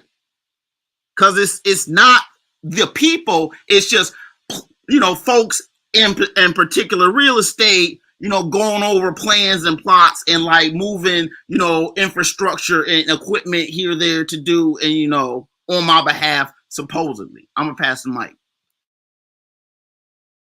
I appreciate that, RBG. Good conversation in the chat. You guys keep it going. If I can't read your comments, I'll just display them on the screen. With that said, Oni, you've heard everything everyone has had to say. You've seen the chat. What say you to all of it? Yeah, so I kind of agree with everybody on some points and disagree with everybody on some points. You know, this is the real problem. Well, no, let's actually backtrack. America is gonna fall. Let's say that, right? Malcolm X told us the same damn thing. He said, you know, America don't got too many years left. It's about to fall, and blah blah blah. He said this in the 60s, which is, look at the look at the time, look at the year it is, right? That's 60 years ago. We've been talking about America falling for 60 damn years, right? Now I'm not saying it's not going to fall, but here's the second point to this, right? And that is, if it were to fall, you're in no position for that collapse. Like if America were to fall, you should not be in America when it happens. You know, and I'm gonna defer to, before we go to Garvey, I'm gonna go to defer to the wisdom of my brother from another mother, Carter G. Woodson, who says history shows that it does not matter who is in power, what revolutionary forces take over the government. Those who have not learned to do for themselves and have to depend solely on others never obtain any more rights or privileges in the end than they had in the beginning, right? And what he's saying is, like whoever replaces the U.S. government, it's probably going to be these white boys, small little white states. He's probably going to be the states and the cities, but especially depending on where you are, it might be some white, you know, quote unquote white supremacy. And look, nothing is guaranteed in the future. However, you got to ask yourself, who's organizing for independence and who is dependent? All this election fervor is dependence. You know? Oh, Kamala's going to fix my shit. Oh, Trump is going to fix my shit. All of that is dependence. And if you are dependent on the U.S. government, right, you are very, very screwed when the U.S. government walks away. Okay? Now, that's not to say that the U.S. government collapsing is not a net positive around the world, because it absolutely is. But another thing we have to recognize and you know, come to terms with is that most Black Americans are not going to want the U.S. government to collapse. Most Black Americans are going to want the U.S. government to persist. I don't even, and you know, as far as the quote earlier that Amos Wilson on the Chinese government, look, I'm not a fan of, I'm not saying the Chinese are good or bad or whatever, right? But what I'm going to tell you is the fear mongering from Black Americans about other countries just serves the American government. Okay? It just serves the American government because the American government wants you to be dependent on them. It wants you to tell them to continue to keep going, keep doing, you know, keep at it. It wants to tell you that that so on and so forth. And I'm telling you, we are. It's like sometimes you can get embarrassed. Just engage with our people because we are so like. How I put it? I'll put it this way. You know slavery happened. You know slavery happened. to black folk in America, you know slavery happened because we are so damn bought. You know, like we are bought. We are selling out as a people. So I mean, I want us to, you know, and the thing is this, I think that we have to come to terms with that, because it's like, what do you, I mean, look, again, I have nothing against, I'm not saying that I like China, I'm not saying I dislike China. What I'm saying is this: the United States is the global exporter of terrorism. And I tell you, you know, I almost feel bad today. Today, I actually, you know, I'm not an emotional guy, okay? I'm not an emotional guy, but I heard this video. Somebody put up a video on, and they said this thing hits different 20 years later. And so you click on it, and it's Saddam Hussein, right? Now, 20 years ago, I didn't really, you know, I was young buck, stupid fuck, you know what I'm saying? I didn't know what was going on, right? Matter of fact, I was a teenager or some shit, right? So, you know, I was just told, you know, like Black Steel said, we all heavily propaganda. It's a bad dude, right? You hear this guy's last speech, and you look at it in the context of, what if these people were African? And you say to yourself, damn. You say to yourself, damn. He's like, look, you know, y'all are just collaborating with the invader, with the imperialists. You're collaborating with the imperialist order, you know, and the judge there is sentencing this man to death. And of course, you say to yourself, you know, allegedly, if I remember correctly, this is the one that they said had you know, weapons of mass destruction when he did it. So his own people are sentencing this man to death at the behest of the U.S. government and its allies, right? And they're going along with it, and he has to die. And he's telling them, look, pay attention. This is just imperialist bullshit. And I'm telling you, it keeps going on. I saw a video earlier today of what's going on in Ukraine. If you guys don't know, no, what's going on in Russia, matter of fact. If you guys don't know, Ukraine recently pushed into the borders of Russia. And what they're doing now is they're kidnapping people. And like I said, again, you know, it's Russian people. So, you know, you could say, you know, I don't care. But sometimes you got to look at it like, you know, what if these were Africans? And you have some people pushing into you know, invading the country and kidnapping people. And you say to yourself, that's how easy it is. That's how easy it is. Because what NATO gave to what NATO gave to Ukraine, NATO has, and you're in NATO. You're in a NATO country. So whatever they could do abroad, they could do at home. Worse. And you there waving a damn flag. Okay? And I'm telling you, if the U.S. government sets away, because I'll tell you this, you know who's between you and that quote unquote white supremacist? The police that you allegedly don't like. Because you're not between them. You either have to get out or get suited and booted. But because you're not getting suited and booted, or because your neighbor's not getting suited and booted, get the fuck out. And I'm gonna address the big elephant in the room. You know, the reality is this: even if you said to yourself, well, won't Pan-Africanism save us? Probably not in your lifetime. Okay? Probably not in your lifetime. What will save you in your lifetime is getting out. Okay? That's what will save you in your lifetime. Don't buy the bullshit. And I'm telling you, America, whether America falls or continues, whatever, it is whatever, like if it continues, it's gonna do the freaking terrorism against you. It's going to propagandize you. It's going to mess with your freaking head. It's going to screw you over. If you guys see what's going on right now, I think I'll say it's in the women's circles, honestly. But what's going on right now is that all of a sudden, because Kamala's running, you know, black folk, you know, black people are now like there's a big push for black people to be anti-Palestine all of a sudden. Okay, And it's that quick. It's that easy they can manipulate you. It's that easy.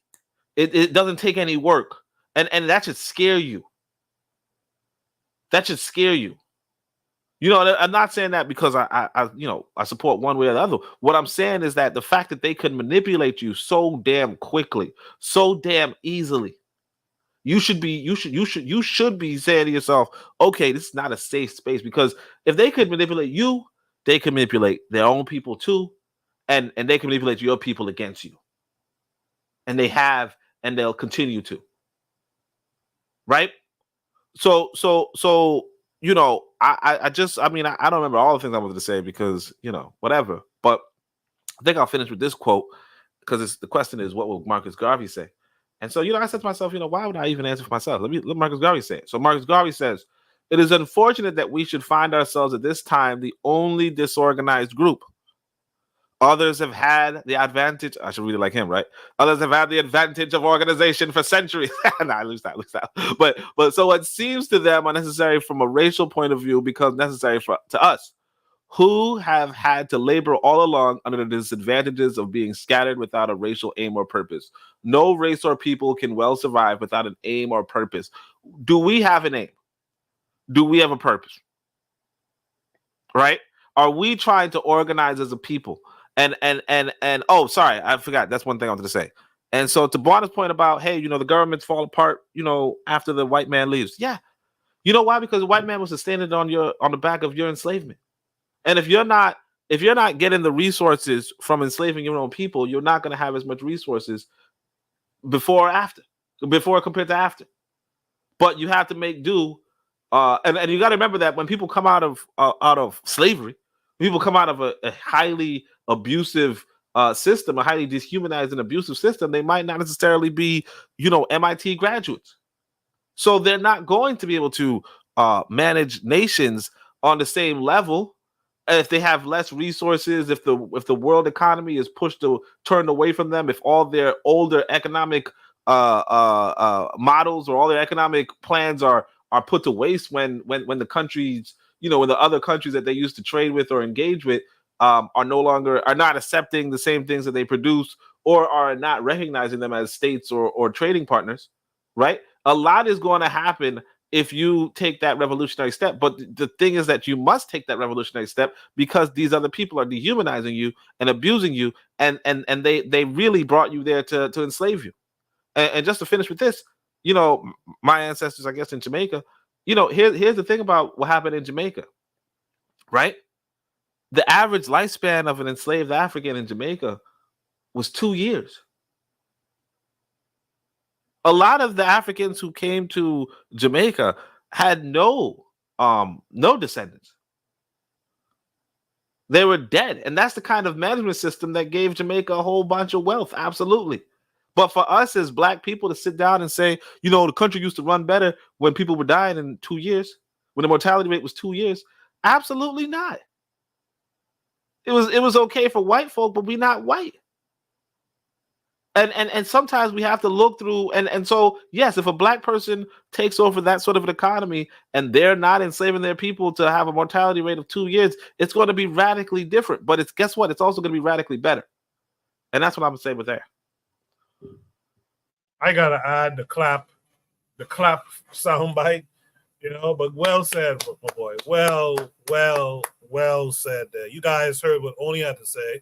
So, does anyone have any last comments they want to make on this topic? The only thing I would say to that, because I hate to have to say Oni's right. Lord knows I do. But when he's right, you know. You know. So give him his props to that. The only thing I would just say is that the framing of that, it's a choice, right? It took over 400 years for most Black people, not just in America, but across the diaspora. You know, even if all 40 million Black people in this country, let's call it 45 million, you know, round it to the nearest whole number, right? Decided they wanted to say, fuck this shit, we out of here.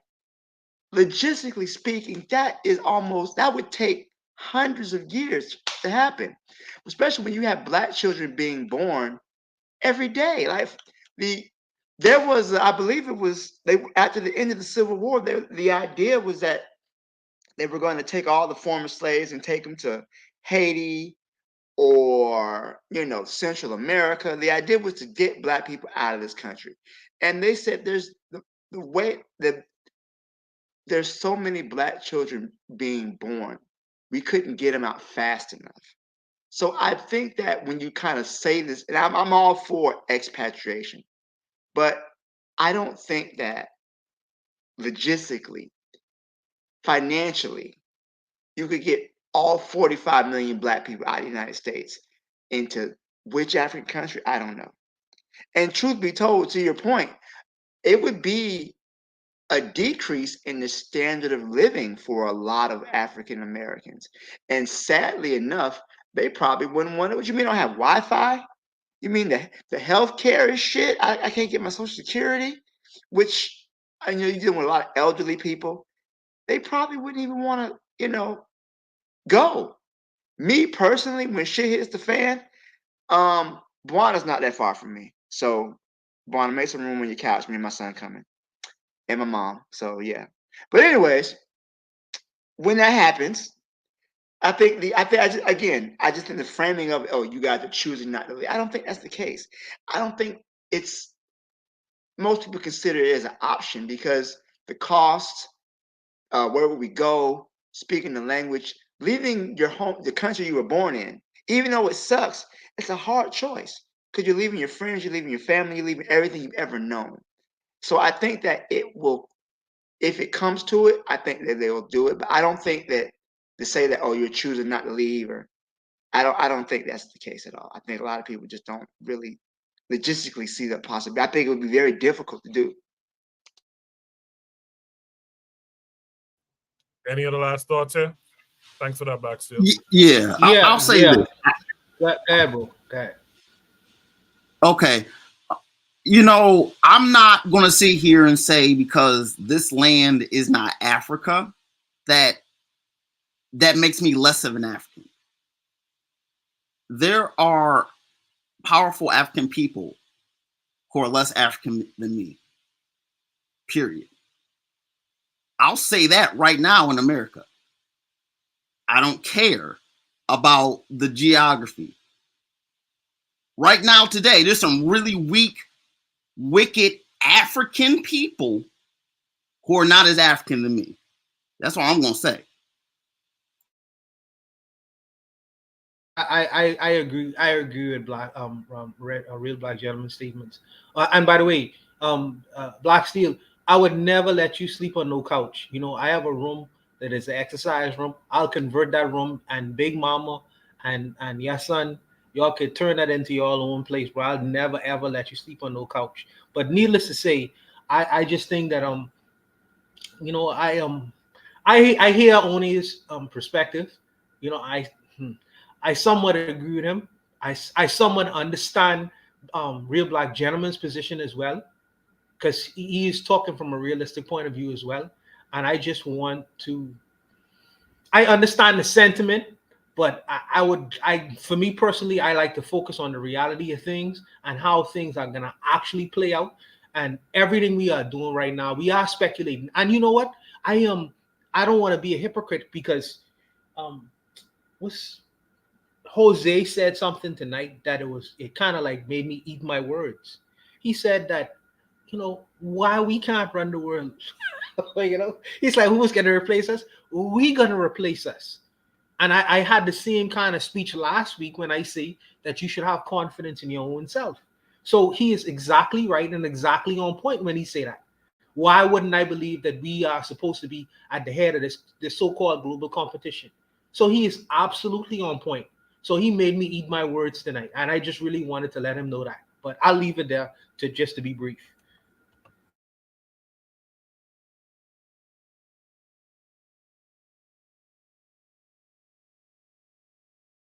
Okay, I guess no one else had anything left to say here, so we'll go on to the Breeze topic number 3. I want to thank everyone for that spirited conversation, especially the chat. You guys in the chat doing good work tonight. Again, the link is pinned to the top of the chat. You guys can join the panel yourselves. We still got spaces up here. Black women, click the link, join the panel and let's continue the conversation. Should be topic number 3 says Russian media versus black media and content creators. What difference do you spot? So this came with 2 links. Let me share the first one here with you guys. This is a tweet from DD Geopolitics. It says, we are, quote unquote, we are Russians. It says, we are diverse. And this is a gift from God. We are peaceful, but certainly not sufferers. When the fatherland is threatened by an enemy, the Russians show how fingers clench into one big fist. Isn't it time for the overseas puppeteers to slow down their foolishness? This came with a video. I'll play it. It's a little over a minute. I'll play it twice so that we can get a full understanding. Мелко, санкции, блокады. Мы русские из Грозного и Пскова, из Нальчика, Донецка, Чебоксар. Мы русские в широком смысле слова. Мы разные, и это Божий дар. Мы мирные, но точно не страдальцы. Когда отчизне угрожает враг, показывают русские, как пальцы, сжимаются в один большой кулак. Заморским кукловодам не пора ли притормозить свою дурную прыть? Эх, господа, вы не на тех напали. Пошли бы вы историю учить. Как это мелко, санкции, блокады. Совсем забыли прадедов урок. С генетикой героев Ленинграда у нас безмерный болевой порог. Мы все плечо к плечу, когда за нами Тыва, Алтай, Хакасия и Крым. Мы все врага готовы рвать зубами. Мы русские, и значит победим. Yes, I'm not playing that twice unless I play that on mute.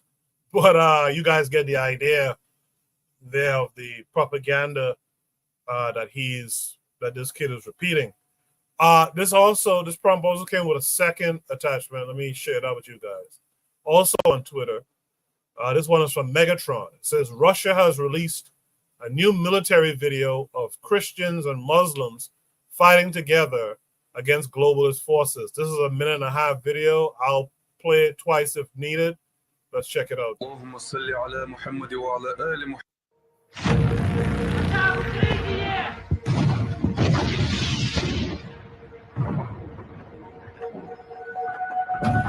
Отче наш, иже еси на небесех, да светится имя Твое, да приидет царствие Твое, да будет воля Твоя, как на Oh, the небесах. banner's in the way. We can't read it. Хлеб наш насущный дашь к нам днесь.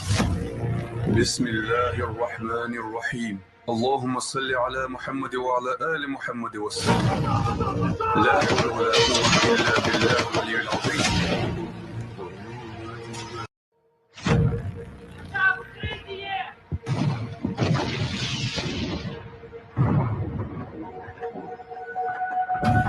Отче наш, иже еси на небесех, да светится имя Твое, да приидет царствие Твое, да будет воля Твоя, как на небесе и на земле.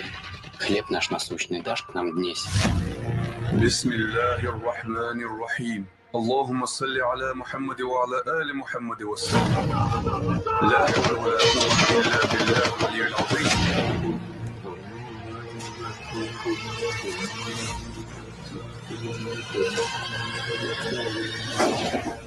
Спаси, Господи, люди Твои, и благослови Господина Твоего, победы православных христиан на сопротивные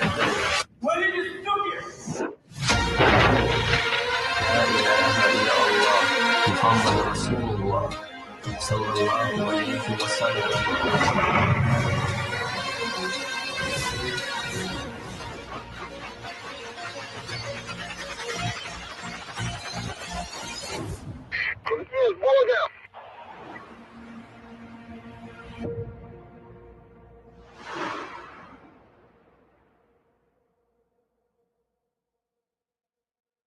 All right.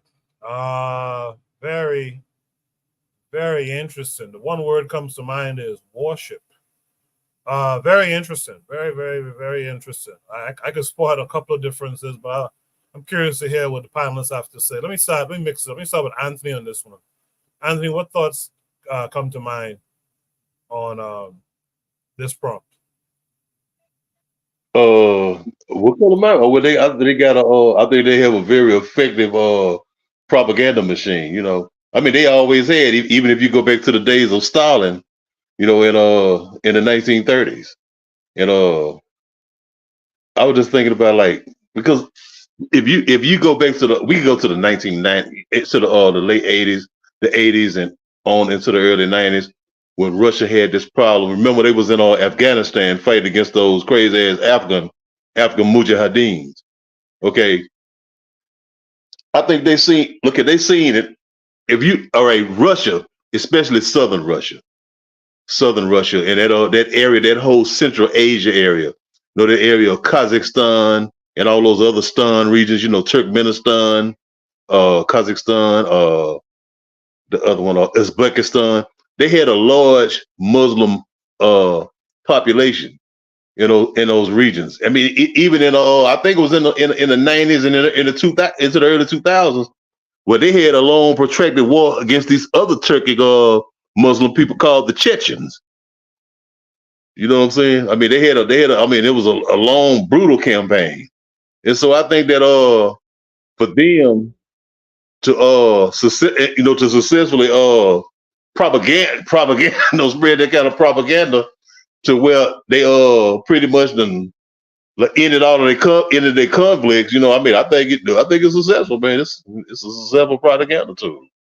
No, but like the Russians have always had a successful propaganda tool. Though. I mean, they've always had that. I'm not covering that. Appreciate that. Anthony, Real Black Gentleman, what say you? I would say the difference, just the content, the depth and breadth.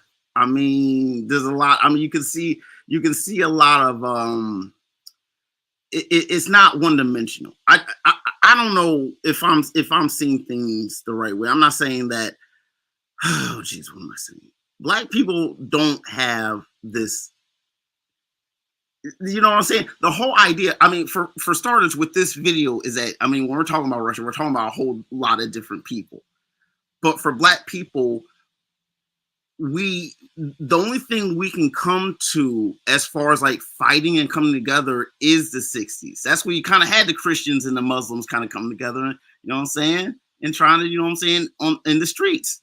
And so right now you do have a bit of how do I say it? You know, sometimes people pick against King. Sometimes people pick against Malcolm.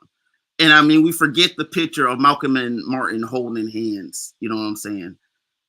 I think that with Black people, what we have to do, this is where kind of like, I'll say like, you know what I'm saying? If Black people could redefine that whole, if we could, how do I say it?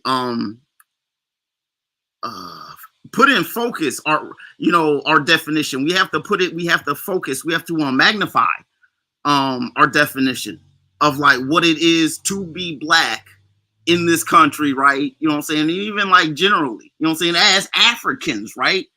What makes us us? You know what I'm saying? It doesn't have to be the battle that we're going on right now. It can't, you know what I'm saying? What this is about is in terms of them in the theology, trying to just tie theology and just saying that, okay, doesn't matter which book, it doesn't kind of matter what you're doing, like we're all on the same team here. That is where, you know, for starters, I mean, this is where it's important, I would say, for Africa to actually like, you know, eliminate the borders and actually have political unity amongst an incredibly broad area, literally from coast to coast. That way you can have a front line. There's too many front lines in Africa because it's just, we operate in this nation state format. And I mean, for God, we've tried. African people have tried. I mean, Mali's, Gambia's, we've tried. We're doing it now. East African community tried.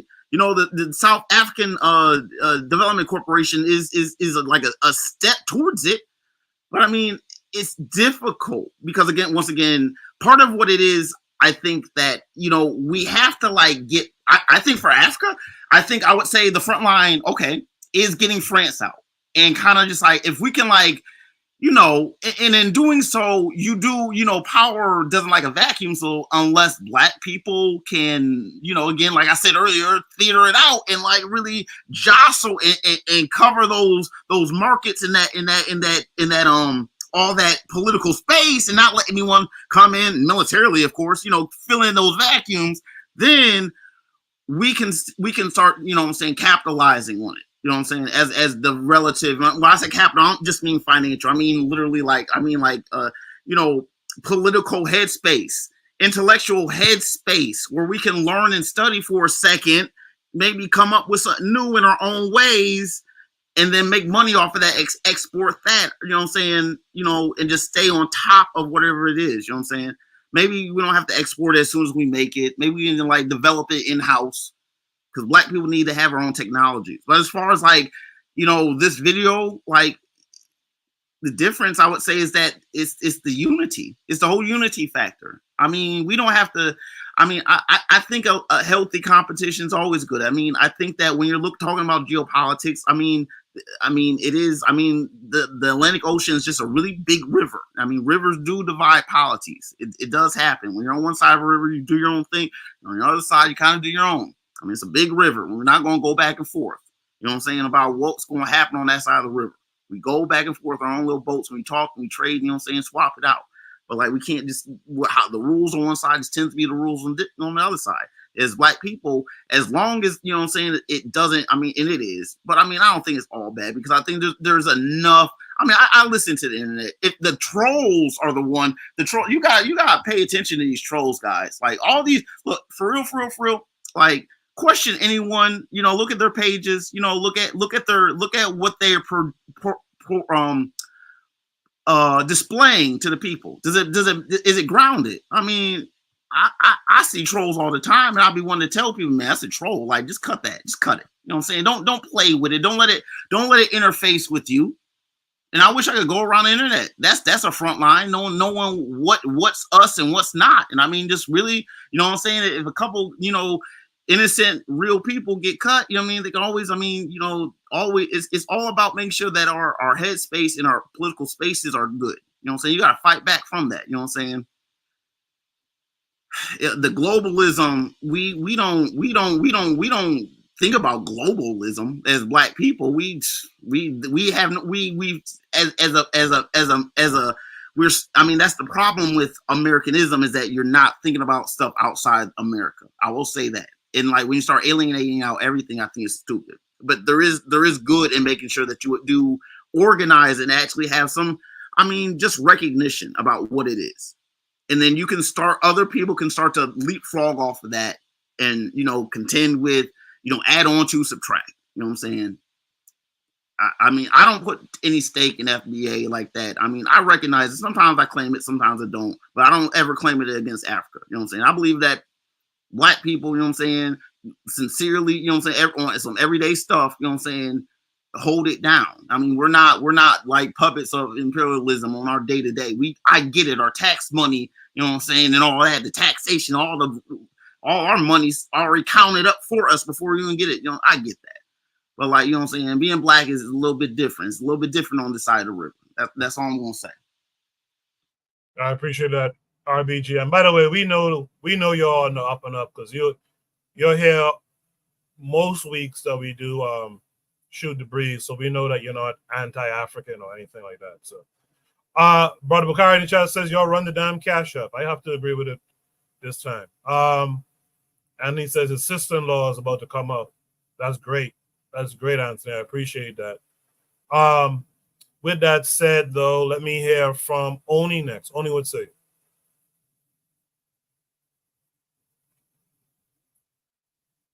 Oni, you're muted if you're talking.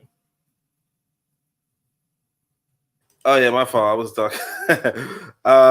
So what I'm saying is, yeah, they were pretty interesting videos. But what I'm gonna do is, I keep forgetting to send this passage to Brother Bakari, so I'm gonna read it here, right? But this is from Marcus Garvey's what was it? The Philosophy of the Opinions of Marcus Garvey, and it's the colored or Negro press. And the reason why I would have sent it to Brother Bakar or anybody really was because it reminds me of social media so much. But because there wasn't an example of to compare the Russian media to, which was well done, and I agree with Anthony McPhail in the sense of there's the Russians have been pretty good with propaganda for a minute. But here's what I'm gonna say. It says, unfortunately, the colored or Negro press of today falls into the hands of unprincipled, unscrupulous, and characterless individuals whose highest aims are to enrich themselves and to find political berths for themselves and their friends, or rather Confederates. The white press of today has its elements of venality and corruption, but the higher ethics of the profession are generally observed and maintained, and at no time will find the influence of white journalism used to debase or humiliate its race, but always to promote the highest. What's that? Okay. But always to promote the highest ideals and protect the integrity of the white people everywhere. The Negro press, to the contrary, has no constructive policy nor ideal. You may purchase its policy and destroy or kill any professed ideal if you would make the offer in cash. And I'm telling you, we see that today. Okay? Now, Marcus Garvey wrote this in 1920s. And 100 years later, it's the same damn thing. Only we now have what we call content creators, influencers, so on and so forth. And they're doing the same damn thing. I'm telling you. The way how, like I said, right now, what we're seeing is a shift in basically it looks like the Democrats bought the content creators. You know what I'm saying? And I mean, it's not a bad thing, it's, whatever. But what I'm saying is that how easy it is to take over, like just how much for sale Black folk are. It is actually disturbing. It is actually disturbing. And again, and Marcus Garvey already said it. It's done to enrich ourselves, or it's done for political influence, for political positions. And again, it's like if somebody wrote this today, you'd say, whatever. We all know this, right? Who cares? It's the fact that it was written 100 years ago that makes it so that you have to say to yourself, okay, maybe this is systematic. Maybe this is systemic. Maybe this isn't going to change, right? Now, of course, everything can change. Everything can change. But I tend to go into probabilities and improbabilities, let's say, right? So everything is possible, but what is probable? If something has been going on for a century, what's probable? Right? So then this is also like Russia demonstrates. That's why I said, like, as much as some people don't like Russia, that's okay, right? But one of the things I like about international media, right, or international politics, is that it teaches you what you could do if you get your shit together. It teaches you what you could do if you got serious, right? It teaches it teaches you the possibilities, And so even though this is we were talking about Russia and Black media, I want to say this. One time I was talking about, I don't know what happened. I was talking about films or something, and some sister hit me with a Indian film that was on Netflix. In fact, yeah, I got Netflix recently. So it was like, it's called Triple R, and I'm telling you, what them Indians did in that film, you say to yourself, damn, I wish we did it, right? But it's RRR, and I'm telling you,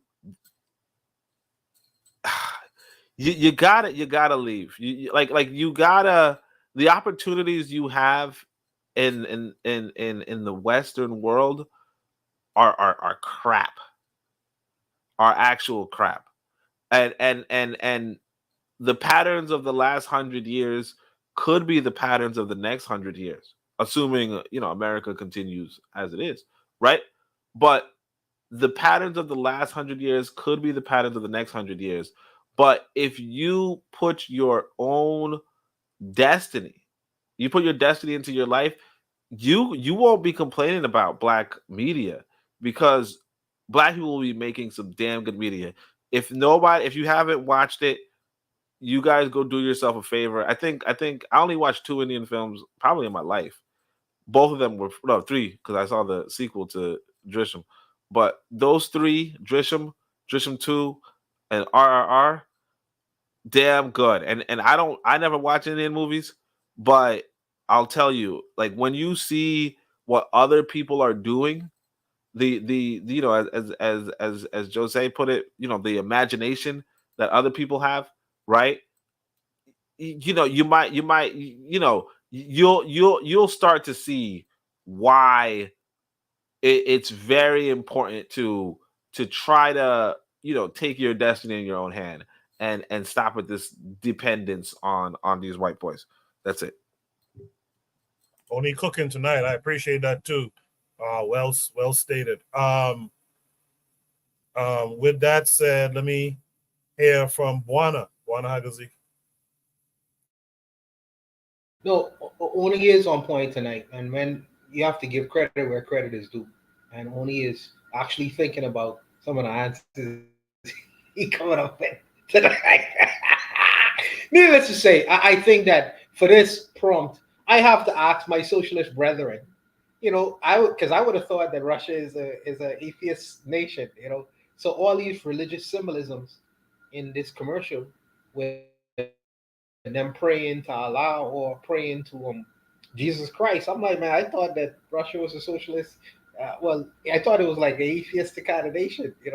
But if that's the propaganda, let me just say that in terms of black media is too much of a broad term to use. I understand when someone talks about black media, the person was probably referring to American media, black American media. But I understand that you live in a globalized world now, because I have to reference which black media you're talking about. Because my mind, Muda Baruka is a man out of Jamaica. Because media is not only television, what you see. Media is also what you hear. So I've been listening to black media from places like Jamaica with Muda Baruka them for years. And then you have black media out of Nigeria. Then you have they have Nollywood, they have television, and they have media in reference to what they talk about the politics of the day. I forget the sister's name, who was very prolific on YouTube. Then you have another black gentleman. We play some of his clips. Politics Watch. That's out of Jamaica. So when you just use a term like black media, I have to position myself in the world like where I am today. Because to be talking about black media in reference to which country, my brother Jose, he's from the Netherlands. So you talking about black media from black Netherlands and what they talk about over there. So you have to really make it more specific, in terms of which kind of black media, in terms of content creation that you're talking about. Now, in reference to the kinds of content that is out there, I hear good black media from different places. Talawa goes to Got Kush. My black brothers, them out of England, they serving up very good black media in terms of propaganda and trying to educate the masses of the people. So I don't know. I think that the differences lie in which you decide to listen to. Even black American media, you have some black American media or content creation that's horrible, that is nonsensical, that is not very has a lot of contributive value. But you have black media that's coming out of America that is very good content. But Makari is he teaching all the time his Mississippian Glen Island politics, but a lot of things he's saying is educating and giving a lot of food to the black-minded individuals. So it's just really in where you talking about your perspective, and you have to really filter it down in terms of what specifically are you talking about in trying to make a differentiation between what I'm seeing here and what I have heard across the spectrum of the black world. Because I listen to positive messages from the black world in terms of all around the world and who is talking about it. Now, if you're talking about negative messaging and what's heard from the negative areas of the black world, I really don't care to pay attention to it because I know that it is affecting my mental health. So I like to listen to positive, more positive, reinforcing information, in terms of what I hear. So usually it's on a positive spectrum. I try not to listen to the junk. I try not to listen to the junk, and you could choose not to as well, because I'm sure that Russian media have bullshit on bullshit that they had the Pussycat Riot people was all over the Russian media spewing their nonsense, and they ended up being arrested. But they was a part of the media as well. It's what you decide to listen to. It's what you choose to listen to. This is a propaganda video, yes, but Ibrahim Traore had his propaganda videos in terms of not being a part of any puppet government of the West ever. And you have many videos of Ibrahim Traore giving speeches in Burkina Faso. So it's what media you choose to listen to ultimately at the end of the day. I don't want to denigrate all black media. I think that there are some spaces where the media is giving some food to the people, but there are other spaces that's giving nonsense, just as our opposition is doing the same way as well. So I don't want to poo-poo us for not being proactive, because we have spaces where we are proactive and we giving good food to the people. In particular, this platform as well. We come here every week to feed the minds of the people and give them good food for them to consider until the next week. We give good food and good messaging every week, and we are a part of the media as well. So I don't want to discount us in what we decide to feed the people in reference to what our opponents decide to feed their people. So I just want the audience to consider that from time to time, but I'll leave it there. Hey, cool. Yes, sir. I just want I think I don't know if Tamika, she might be on the KWAZ side. I just text her, but tell her to come to the bitter medicine side instead of the KWAZ side. Well, she's on the panel right now. Oh, she's it. Okay, thank you. Good. She's on the panel right now. With that said, let's welcome in Mika G to the panel this week. How are you, Mika? Nice to meet you, by the way. Hello, nice being here. Thank you. Yes. Thank you for being here. And thanks to Anthony for inviting you. Mika, did you follow the conversation so far on this topic? No, I have not. I just logged in. Okay, so just hang out with us. When the next topic comes up, I'll have you speak on it. Okay. Okay. All right. Thanks for being here. Just hang with us for a little bit. Let me hear from Black Steel on this. I don't know if I heard from Black Steel yet on this. No, you haven't heard from me yet. So first of all, that was some really good propaganda. I gotta say, that was really good. I liked the score, the patriotic music. It was really, really good from a spectator standpoint, right? I thought it was good. So one thing about it I would say is that there's a sense of, when you say black media, right? Black people are not unified. We're not united. You got some black conservatives, you have integrationists. Black people don't speak with one voice, and we never really have. Even from the time of our enslavement, there's no been black person who speaks for all black people.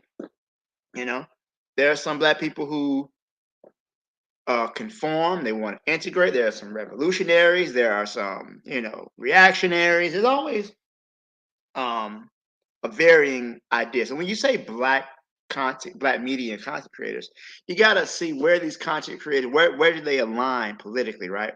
So this propaganda is being produced by the Russian state. You know, they have a state apparatus, and ideologically, they are all on one accord.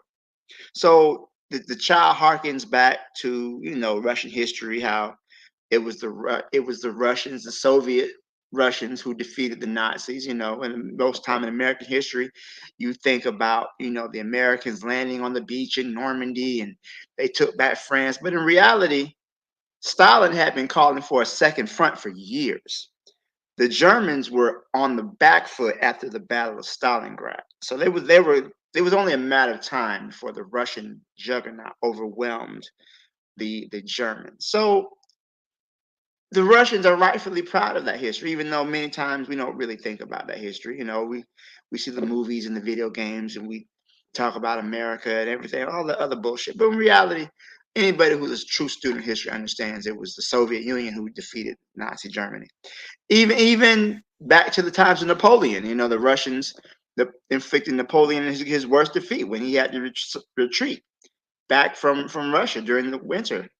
So I think that they're hearkening back to their history, and, you know, their opponents having invaded Russia, having attacked Russia, usually don't end up well, with the exception of maybe Genghis Khan and the Mongols. You know, they were able to kind of beat their ass. But even then, they weren't unified. But back from my rambling, I would just say that the propaganda that you want to see, it only comes from people who have a unified perspective, right? And I think that's really the issue, is that Black African people, we don't have a perspective that's unified. I would even say there are some Russians who may not necessarily agree with what the state is doing, but because they don't have power, they don't have control, their perspective is not going to be shown.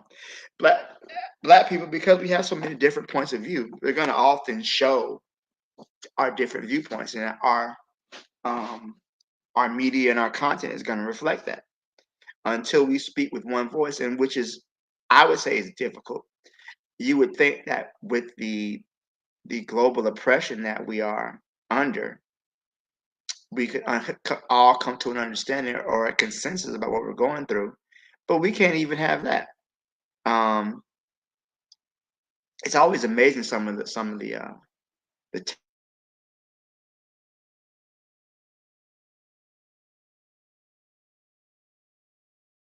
Did Black Steel cut out? I think so. Okay. Yeah, I don't hear him anymore. Yeah, Black Steel, you cut out there.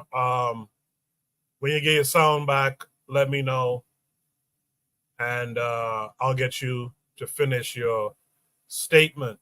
In the meantime, I guess we can go to Jose. Jose, you've heard everything just about what everyone else had to say. What say you to all of it? Well, yeah, the propaganda is on point. I don't know how deep the panel and the chat has watched it, but what I see is a small boy, the next generation. You know, for who do we do it, right? So the next generation, this boy's generation, has to be proud to be Russian too, you know, and he has to defend the Russian too. So okay, that's set. And then the other one is the main theme is Christians and Muslims fighting together against the globalist. That's the theme. That was sort of the title of the video. But what everybody forgets is that Russia is a federation of 11 nations, right? I believe it's 11, and the ethnicities are also, you know, they vary from dream catchers and totem poles back all the way back near Alaska and the North Pole to round tents, Kazakhstan. You know, there's a lot of different races inside of the Russian Federation. So it's not only those two religions fighting together, but also so my whole point is actually those two things. The next generation. We are not occupied with the next generation. We don't care what they stand for. I want my reparation now. I want the Democrats to win now. You know, and you know, I mean, you know, we, quote unquote, we, of course, we are defending the culture against all kinds of external factors, but you know, I mean, what have we seen in the past days? Breakdancing, right? How black is breakdancing today? When was the last time that you saw a black child play an instrument, guitar, keys, brass, you name it, you know? So are we are we even concerned about the next generation and the estafette, the what we're going to pass to the next generation? Are we even occupied with that factor? And the second is, yeah, unity. You know, so I suggested the title. I suggested this title to compare the Russian propaganda and the content that we create. What is the content that we create? Panels like this. And well, luckily in here we understand that we're sharing our minds here, but any other panel, it's beef, and it's like we only want beef. We want to misunderstand each other. We want to enforce our opinion on somebody else's reality, etc., etc. There's no will to unite. I mean, will isn't even the word, right? So yeah, you'll find a handful of blacks that are able to have a conversation, but more than that, you know, a weekly conversation. But more than that, it's not, you know, and everywhere. So what I want to say, it's even an achievement that we can talk in a normal tone with each other here in this show, right? Because if you look at what we create, it's yo, I'm like ex Twitter past week. You know, the South Africans are not giving in. They are only making it worse. The more critic they catch from us, the worse content that they create. And it's like hopeless, man. It's hopeless. Well, it's so easy. It's so easy. I mean, YouTube, everybody is a TV station. Why is nobody able to create something that tickles the imagination of next generations? How difficult is it to focus on our children and you know, to pass the culture through to you know, so that we exist when we die, when this generation die, that we are represented. But no, I want to represent in my life, and yeah, what my children do, I don't know. So yeah, what would Garvey say? Be serious, grow up. You know, what are we doing? What pro black? You know, where are we with our minds? How serious can we take ourselves? And that's it. Yeah, I really appreciate what you said there, Jose. With that said, is there any last thought? Yeah, can I say something real quick? I mean, Yeah. to the best, about Russia. Russia is what happens when you are like kind of the pilgrims, but don't like murder and like smallpox Indians. What Russia did is it gradually, you know, gathered its strength, kind of in the absence, in the vacuum of Genghis Khan in that empire. Once Russia was basically west of the Urals, I'm saying basically. Then you had the Genghis Khan, and then once that died down, it was able to gradually move east, incorporating the peoples of the territory into the Russian state. You know what I'm saying? It didn't, to the best of my knowledge. I mean, there's always people bang it out, but it doesn't come across like, it's as if like, when this white man came across to the Dakotas, they would just let the Dakotas be the chief and just let them be a part of the United States of America. They didn't do that. We know what this white man did, but the Russians didn't do that to the best of my understanding. Otherwise, you wouldn't have these peoples out. Half of Russia is Asian. You know what I'm saying? Those Siberians are like the lightest skinned Asians. You know what I'm saying? It's like they're really different peoples. Imagine if like you had the Navajos who weren't in this reservation, but they just happen to tend to be, the governors of New Mexico and Arizona just all the time. They just are the governors of Utah. The native people just are the governors, and they could have, a population of 90% white people, but they were just still in power. That's how Russia is basically. But we know that this white man just, killed off everyone who was in this country. He brought in people and killed off people. They didn't bring in, the Russians didn't enslave people. That whole, like, they're kidnapping people. That's that MO of that Jew, of those people. When Jews went up and when people talk about white people enslaving white people, that's that Jew enslaving all the peoples around them. So there was a Jewish aspect up in like Ukraine at that point. I mean, this is relevant. I study history to the best of my knowledge. I see the analogies. Russia gradually went east in the same way the United States went west, although the United States went at it faster. But you know what I'm saying? The Russians are truly unified through centuries. You know what I'm saying? These Native Americans don't really care about this white man all like that. You know what I'm saying? That's all I got to say. Anyone else with last thoughts on this prompt? All right. What we'll do is we'll go to the next prompt. Black Steel had internet issues, so he might be back on before we finish around 11.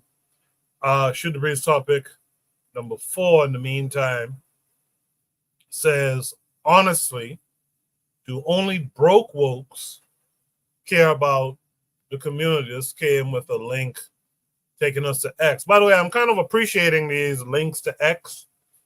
So keep those attachments to YouTube and X as much as you can. This is from the Menace. It says Charleston White really gave up on the black community. It says here he got some money and switched up. So let's see what's being discussed here. Basically saying, well, you're a community activist, right? No, I'm a community. I started out as a community activist. I came to the internet as a frustrated community activist. Then I started getting money off the internet. Once I started getting money, it's fuck the community. Only people who think about community is broke motherfuckers. Motherfucker with money don't give a damn about fixing the community. But don't people look at that as you turning your back on the community? I am. I don't do a motherfucking thing no more, community nigga. I'm not no community nigga no more. I don't give a fuck about the community. Fuck them schools in Fort Worth, my nigga. Well, nigga, I ain't in this. I don't want to help the school, nigga. Fuck the school. I'm in the strip clubs now. I done went from the schools to the strip club. I'm having way more fun, nigga. Fuck them, but nigga, I'm in the strip club now, my nigga. That's why they ain't seeing me in the school. I'm staying out too late. I wasn't drinking, now I kind of drank a little bit. Nigga, I'm having fun. I ain't got time to stop and help the poor nigga babies in the school. Basically saying, well, you're a community activist, right? No, I'm a community. I started out as a community activist. I came to the internet as a frustrated community activist. Then I started getting money off the internet. Once I started getting money, it's fuck the community. Only people who think about community is broke motherfuckers. Motherfucker with money don't give a damn about fixing the community. But don't people look at that as you turning your back on the community? I am. I don't do a motherfucking thing no more, community nigga. I'm not no community nigga no more. I don't give a fuck about the community. Fuck them schools in Fort Worth, my nigga. Well, nigga, I ain't in this. I don't want to help the school, nigga. Fuck the school. I'm in the strip clubs now. I done went from the schools to the strip club. I'm having way more fun, nigga. Fuck them, but nigga, I'm in the strip club now, my nigga. That's why they ain't seeing me in the school. I'm staying out too late. I wasn't drinking, now I kind of drank a little bit. Nigga, I'm having fun. I ain't got time to stop and help the poor nigga babies in the school. Yeah, unfortunately, I think that is a common. I think that's a common thought, and I'll also say I think this is a part of propaganda too. I think a part of the propaganda is when you commit and submit to the system, you have prosperity. And so, what is all this talk about oppression and this, that, and the other? So, this guy Charleston White is. I have a lot of frustrations with him because there's times where he makes sense, and there's times when he's just like, God damn, what a ignorant sellout Negro. Let me hear from some of our American, well, Africans from America or in America friends. Let me start with Anthony. Anthony, what say you to this? Okay. Hey, Coco, can I go? Will you do my sister first, man? Let me come after her. Sure, no problem. I was gonna go to her first, but I wanted to ease her in. But Mika G is on you now. What are your thoughts about broke wokes? Is it only broke wokes who care about the community?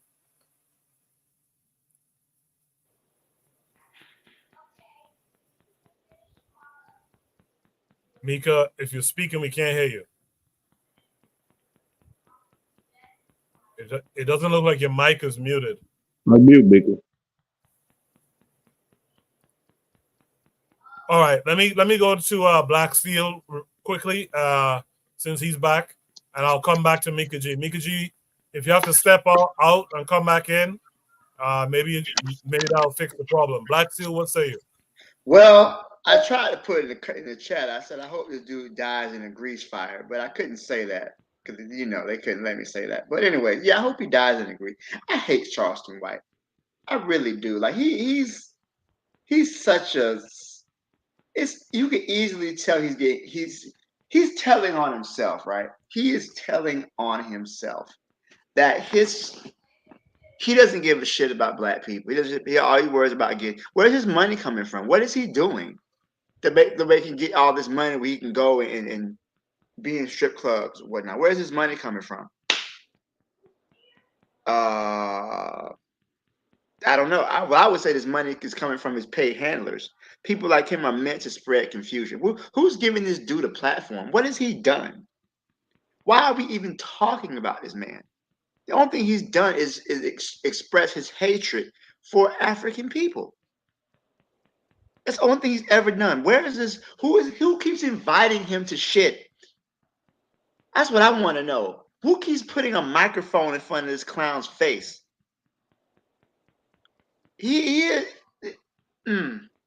I got so many things I could say, but this only broke woke people care about the community. The problem is this, right?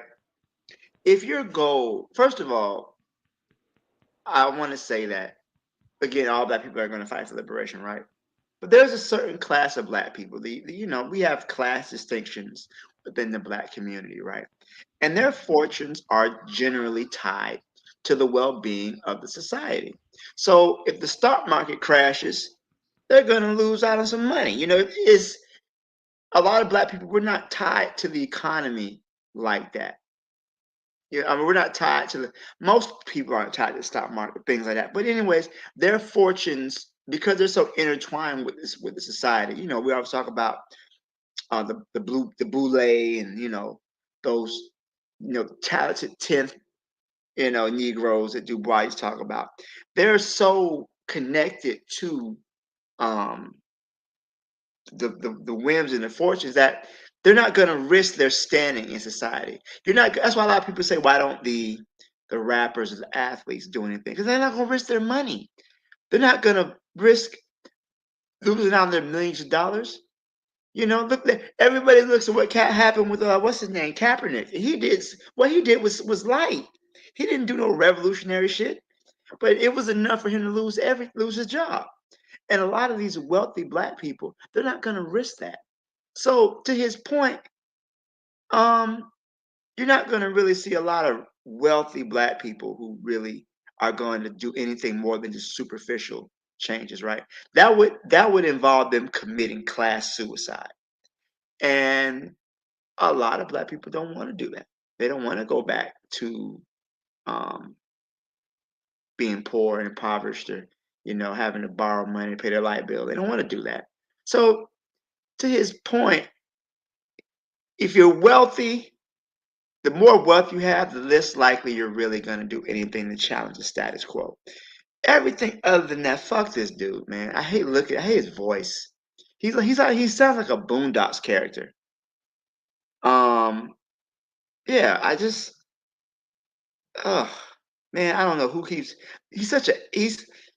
He might be worse than Tariq Nasheed. I thought Tariq Nasheed might be the worst, but he might be the worst. He might be worse than Tariq Nasheed because he's the worst. But yeah, he's a clown. But the idea that many black people who are wealthy are not going to commit class suicide, that's true. But I don't think that being broke is necessarily. You can still have money. You can still have some level of wealth. But yeah, African people who really want liberation, that don't mean you got to be impoverished or living out of a cardboard box to care about a community. That's dumb. But you're not going to be in the 1%. That's not going to happen. But you can still work, have a living, have a home, and care about the community. This dude's just a sellout. He's just a clown. And he really, he's obviously protected, obviously, because the way he talks and the way he moves, he's definitely an agent. He's definitely working for some of the alphabet boys. I'll leave it there. Thanks. Yeah, I appreciate that, Black Steel. I agree with much of what you said too. When he first came out on the scene, at least when I first caught up to him on the scene, to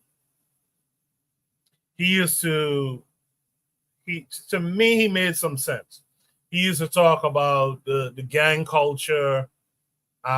He used to talk about a lot of the negative aspects of black culture and stuff like that. I think Afro-Native World kind of recognized that about him too. And then he started professing to be playing a character. And then he started to profess to being I forgot what he called himself the other day. A comedian. And so once you start seeing those switch ups like that, you got to question. You have to question everything about him from the start. It's kind of how I look at Umar Johnson too, by the way. But with that said, let me go back to Anthony McPhail. Anthony, what say you to it? Yeah. Yeah, man. Hey, that brother right there, Charles White, is like what Black Steel hit it on the head. He's an agent. Look here, they put people like that. Malcolm X told us this. They put people like that in front of you. In the beginning, they say a couple of things, a couple of good things to kind of get you, okay, yeah, just like Tariq Nasheed. Tariq Nasheed started off like a Pan-Africanist. You know what I'm saying? He started off as a Pan-Africanist. And then he went on into that other bullshit. But I think they sit these type of people in front of you, to capture your mind. I mean, they master manipulators, man. But Charles, he's never been, as long as I've been watching, been hearing him on YouTube, whatever, he's never been no more than what he is now. Now you had to talk about, that fuck that black shit out. He's always been that. No, all he ever talked about is these Negro rappers and celebrities and all of the bullshit that they do. He's never been about for the liberation of African people or for the empowerment of black people. He's never been about that.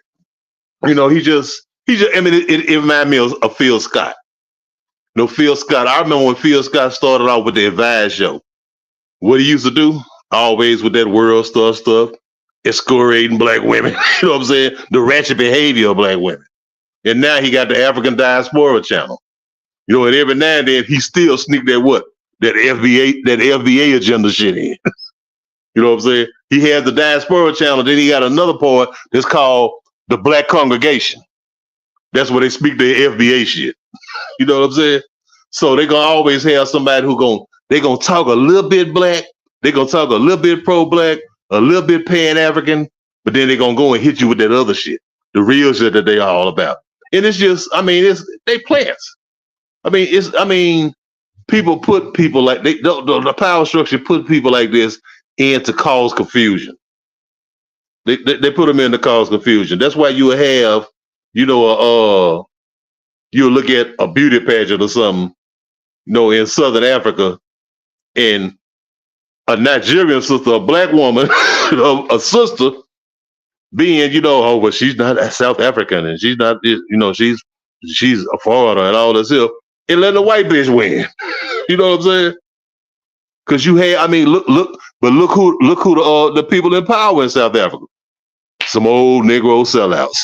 You know what I'm saying? Some old Negro puppies. The ANC. Huh? Yeah, the ANC. You know what I'm saying? They pushing an agenda.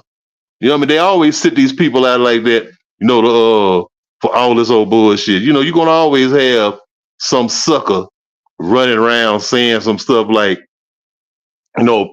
pro-Israeli or pro-American government. And, we always had that kind of stuff, man. They sit those kind of Negroes out. Malcolm X talked about that. They'll sit you out, these little entertainers and jazz players and singers and everything, and those your leaders, those your representatives. It's just pitiful to me because we listen at these jokers like this fool right here, Charleston White.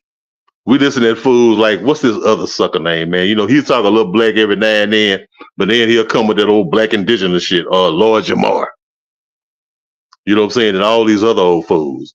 It's just a part of the game. And I'm like, I'm kind of like Black Steel, like, why the hell we feature a joker like this?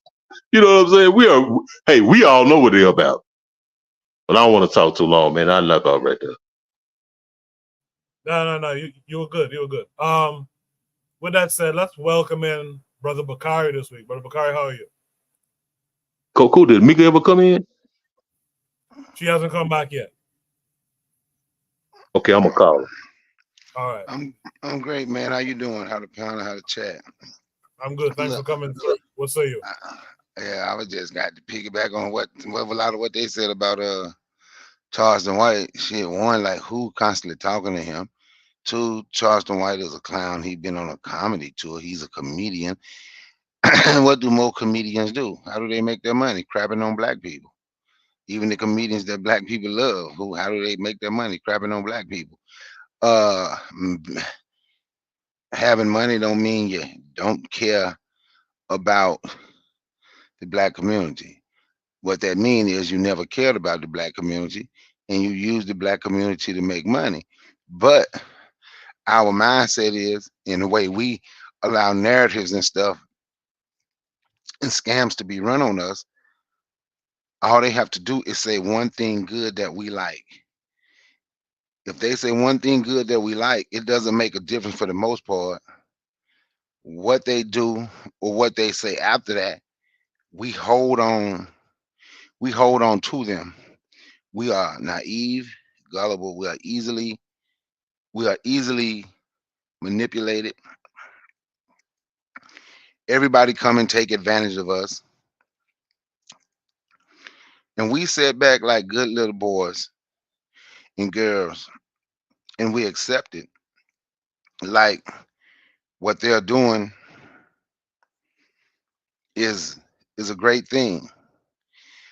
I'm gonna tell you how crazy this Charleston White stuff have become. I was out at the Marcus Garvey festival today, and there was a guy out there. He was selling T-shirts, and I just went there and said the new UN. And this is an old guy. He's an elder. I'm 52. He was an elder than me. He probably had about 10, 15 years on me. And we talking like, what's the new UN? You know, we the United Nigger Nation. Pardon my French because I don't use that word. So, but that's what it meant, right? The United N-word Nation. I'm like, dude, but we're not that. Why do we have to call ourselves that? So he go through the process of telling me, let him go on Google so he can prove to me and educate me on how we always been N-words. I'm like, dude, I'm not that. I don't want to see that. That's stupid, right? He got upset. I didn't care, right? I didn't care. I didn't care about him being upset, but that's stupid. But we would allow people like that around and see, and that come from Charleston White. See, we didn't. What he said, we would see we the N words. See, we been there. See, in Texas, the reason I call myself the N word, because you know when the white man, when you stood up to the white man, he called you the N word. All the rest of them, he just called boy. Just constantly think of reasons to constantly say the things that he say, but then it catches on social media, right? That's why I put the question in the chat on your last prompt. When you say black media, who are you talking about? Because Charleston White could be considered black media. The people that interviewing him and allowing him to come around and allowing him to spew that message. Because those people that interviewing him feel the same way Charleston White feel. That's why they are interviewing him so they can get clicks, likes, and views and build up their channel and make some money. So they feel the same way he feels, right? They feel the same way Tariq Nasheed feel. They feels the same way Jason Black, Professor Black True, Hot Dog Sweaty Neck. I can't even think of his name.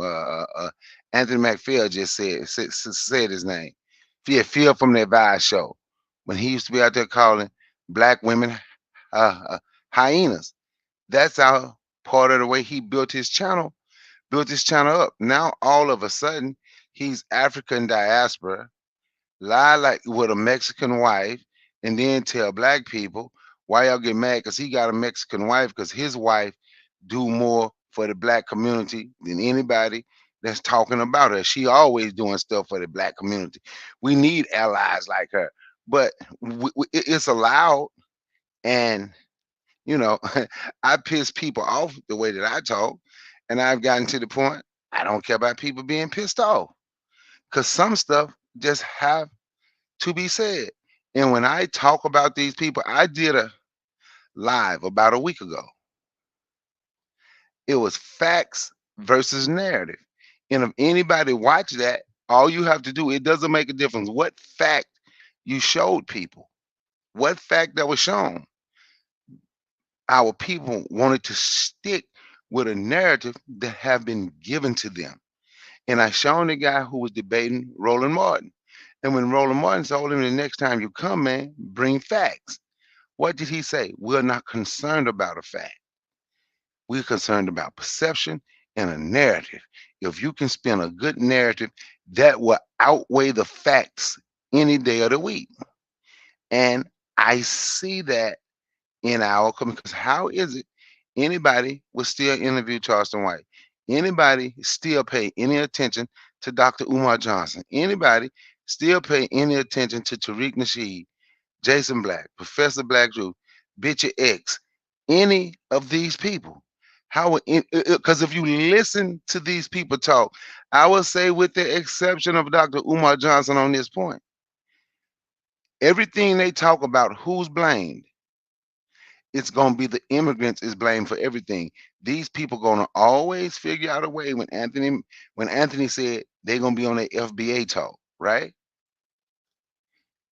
Those people that's on their FBA ADOS talk, they're going to always figure out a way to give white people here a pass. That's why that's why I suggest people not to just put everything on Jews. Because if you do that, now you're giving all these people that enslaved black people, all these people here that did Jim Crow, all these people that did all this bad stuff to black people is getting a pass because we want to say it's one group of people, the Jews. So a narrative has been spun. And now, can you defeat the narrative with a fact? It's hard. Charleston White has spun a narrative. We the N-word nation. You know how many people say that? And now we're proud to be that, but now they're gonna get mad if a white person said it to them. So I agree with what folks were saying about Charleston White. On that point, I get him, Mike. I appreciate that, Brother Bakari. In the chat, someone seemingly new, I don't remember his name, Siri Joshua Hajstein, the African devil, says the new school talking heads from YouTube are the most dangerous kinds of actors because they spew every kind of backwards politic to black people except Pan-African control of the means of production. I actually like that comment. Cheryl, says this guy came out, admit what he do. Is Tariq gonna do that, or is he gonna keep up the scam? I'm just saying. Thanks for those comments. Let's direct it back to Sister Mika G. Mika, are you there?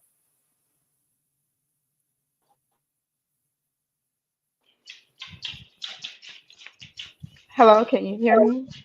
Yes, I can hear you now. Yes, sister. Did you catch the conversation so far?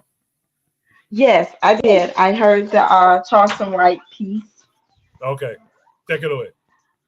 I personally, I've never been a fan of him. I always felt like he was an opportunist, and he used certain situations, and it just didn't seem genuine. So when he came out and admitted it, it was nothing new for me. But to say that only poor people care about the community, I feel like not just the poor. I just think that some of the successful or rich people don't do as much because they may not want it to affect, their income and whatnot. So not saying that they don't care. And then a lot of them do stuff, but they do it anonymously. Um, so I just never been a fan of him. Never really paid attention to much of what he said because I just felt like he wasn't there for the black community, men or women, especially the women. And so when he came out and made that statement, I wasn't shocked or surprised. Mika, what was the first thing that turned you off about him? It's just he wanted to blame like the black people for everything. Everything was our doing, our fault. And in some situations, yeah, it's things we could have done or we contributed, but a lot of it, for I look at it, is about the area you in, teaching. It's a lot of other stuff. But he was so focused on blaming everyone, and then just the way he just dogged black women. I just was not a fan of that. I appreciate that. Mika, we might be coming back to you in a few. Just hang tight with us for a minute. But what you're saying is something I've been paying attention to more and more. And I'll give props to Bakari for this too. Since Bakari has been around, I've been paying attention to that stuff more. When you see black folks talking about black folks but never mention this white boy, that sends up red flags for me, man. I pay attention to that stuff. I would tell you, I think there's a lot of things black folks can do better. I think there's a lot of things. In fact, you guys check out Oni's channel. Oni was talking about it recently. I forget who the Japanese scholar was, but I think black folks sometimes need to choose death before dishonor. So sometimes some of the negative things black folks do, I think we need to be honest about it. But I would say that you cannot just talk about black folks and what they do and not talk about the person who creates or helps to create a lot of the situation too, With that said, let's go to, I guess, Joseph. Let's go to Joseph. Yes. Yeah, I have a self-made saying. It's refurbished. It used to be power corrupts and absolute power corrupts absolutely. And I noticed something. People go viral, coincidental, or with some help of three-letter organizations. You know, could be. I suspect. Yes, me too. I suspect some of them are paid agents, but I think most of them, they go viral. So going viral corrupts. No. Getting likes corrupts, but going viral corrupts absolutely. And I mean, many of them, they go viral once, and then they think that they need to stay.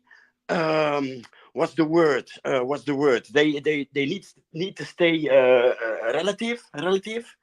I'm translating from Dutch right now, so Relevant. relevant, right? So yeah. After going viral, they do anything to stay relevant, and yeah, also my personal experience in these grassroots level is that. In the black community, you find a lot of burned out people, right? So hopeless men, or men that are at the end of a dead end, looking for something, be it pussy, friends, to go out with, or whatever, and the same for a lot of, if not most of the ladies.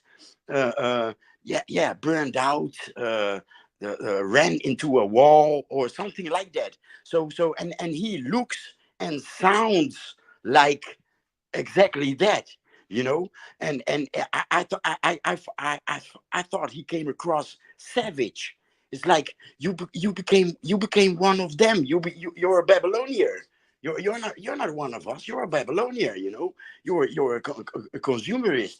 You were unhappy. You're not pro-black. You're unhappy that you're not getting a piece of white man's cake, right? So, those are like in my experience. What I thought that I saw was most grassroots people fall in those three categories. Either at the end of a dead end, ran into a wall, or yeah, broke in many levels, not only financial. So yeah, I agree with and what would Garvey say? I think Garvey would advise everybody to not listen to him.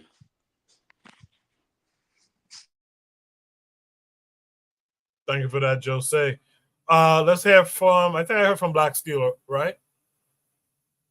Yeah, I went first. But Okay. yeah, just to say, man, if Garvey was here, he would say all Africans don't need to go back to Africa just because there are Africans who are no good over here. They'd be no good over there. He was talking about Charleston White. Good addition there. I appreciate that. Let's hear from Buana. Buana, what say you to what you saw? Yeah, for me, Koku, I would never, ever, ever get offended when a man talks about himself and how he perceives things. In fact, I tend to listen very carefully. Now, I don't like his language. I don't like his language at all, but he is talking from his heart and how he perceives the world. Now, whether I understand we live in a world where rhetoric doesn't mean anything. And for me personally, I have always been a man where I don't really listen too much about what a person is saying, because I stick around to see what he actually does, and I judge him based off of that standard. And people have done so with me too. So, where you judge and assess me and call me a hypocrite or whatever based off of what I do, I can respect that. I don't know what his man daily operation is. I don't know what he does, for a living and where he puts his money. But rhetoric is something that right now is becoming becoming a non-factor. It's really nothing, But for me, he's speaking from out of his heart, and I listen very carefully. And if he thinks of black people in a very shabby way, then I know how to weigh and measure him. I don't get offended by it. I just know where he stands, and I know how to weigh and measure this particular man, because there are many men like this. But as far as the prompt itself and wokeism and woke is broke, listen, we know that Bill Cosby was a multi-millionaire,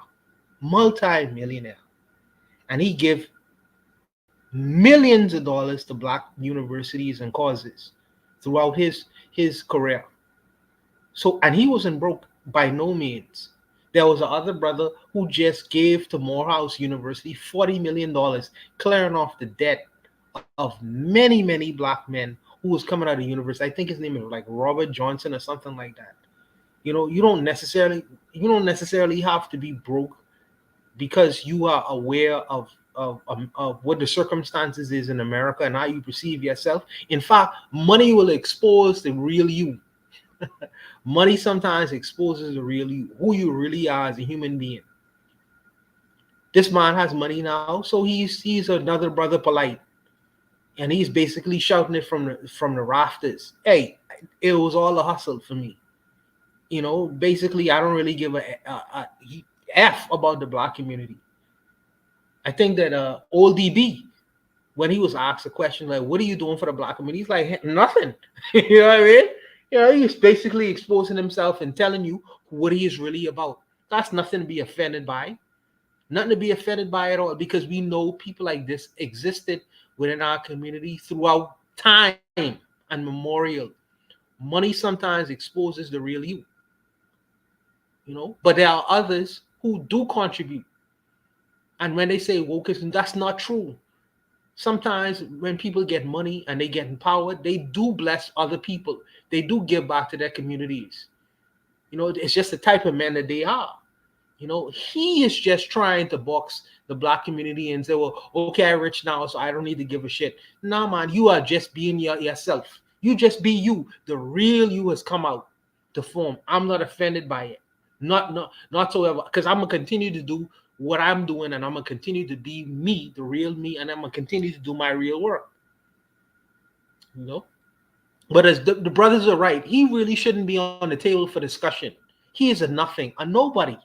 Traore has taken the dollar, the so-called dollar off of the European standard, and he's putting it onto the gold standard right now.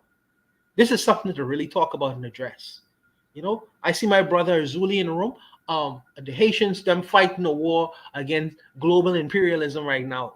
We talking about comedians and what they think and feel. Come on, man. We in a different kind of conversation right now, but I understand. You know, it's the nature of things.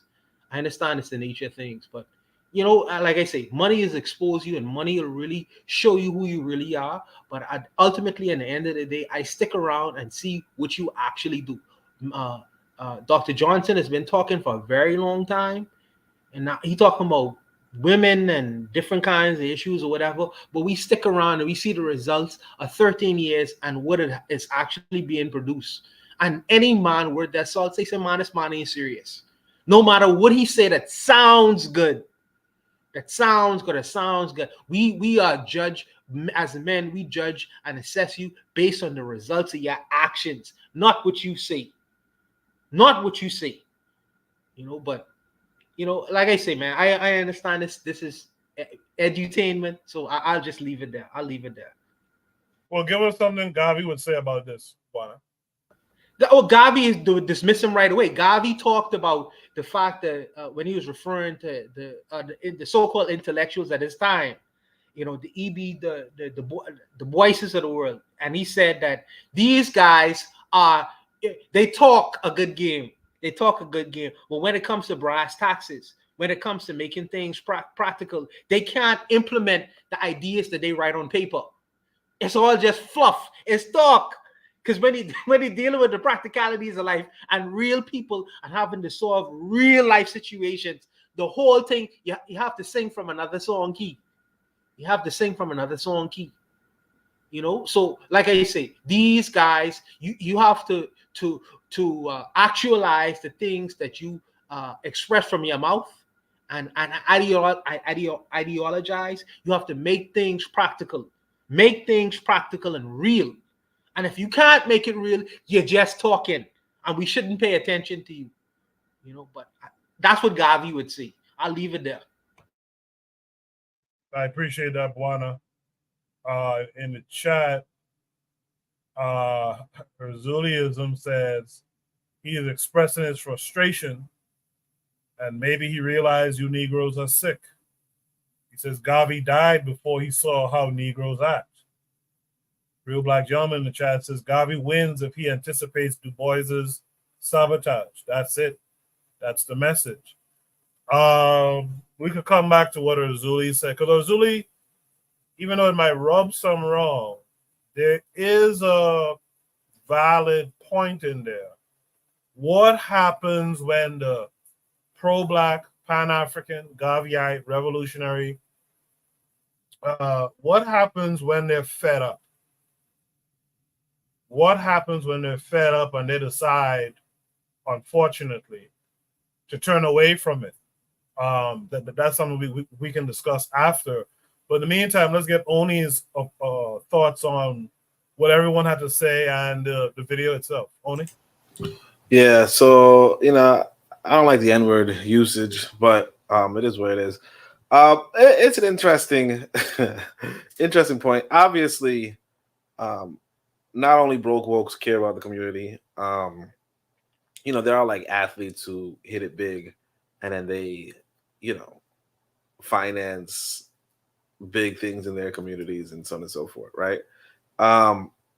Even so, I think I want to bring in 2 Garvey quotes. It's kind of cool that we're doing some Garvey quotes, so I'm gonna keep up that thing, and let's see if I find it here. So one of them is this.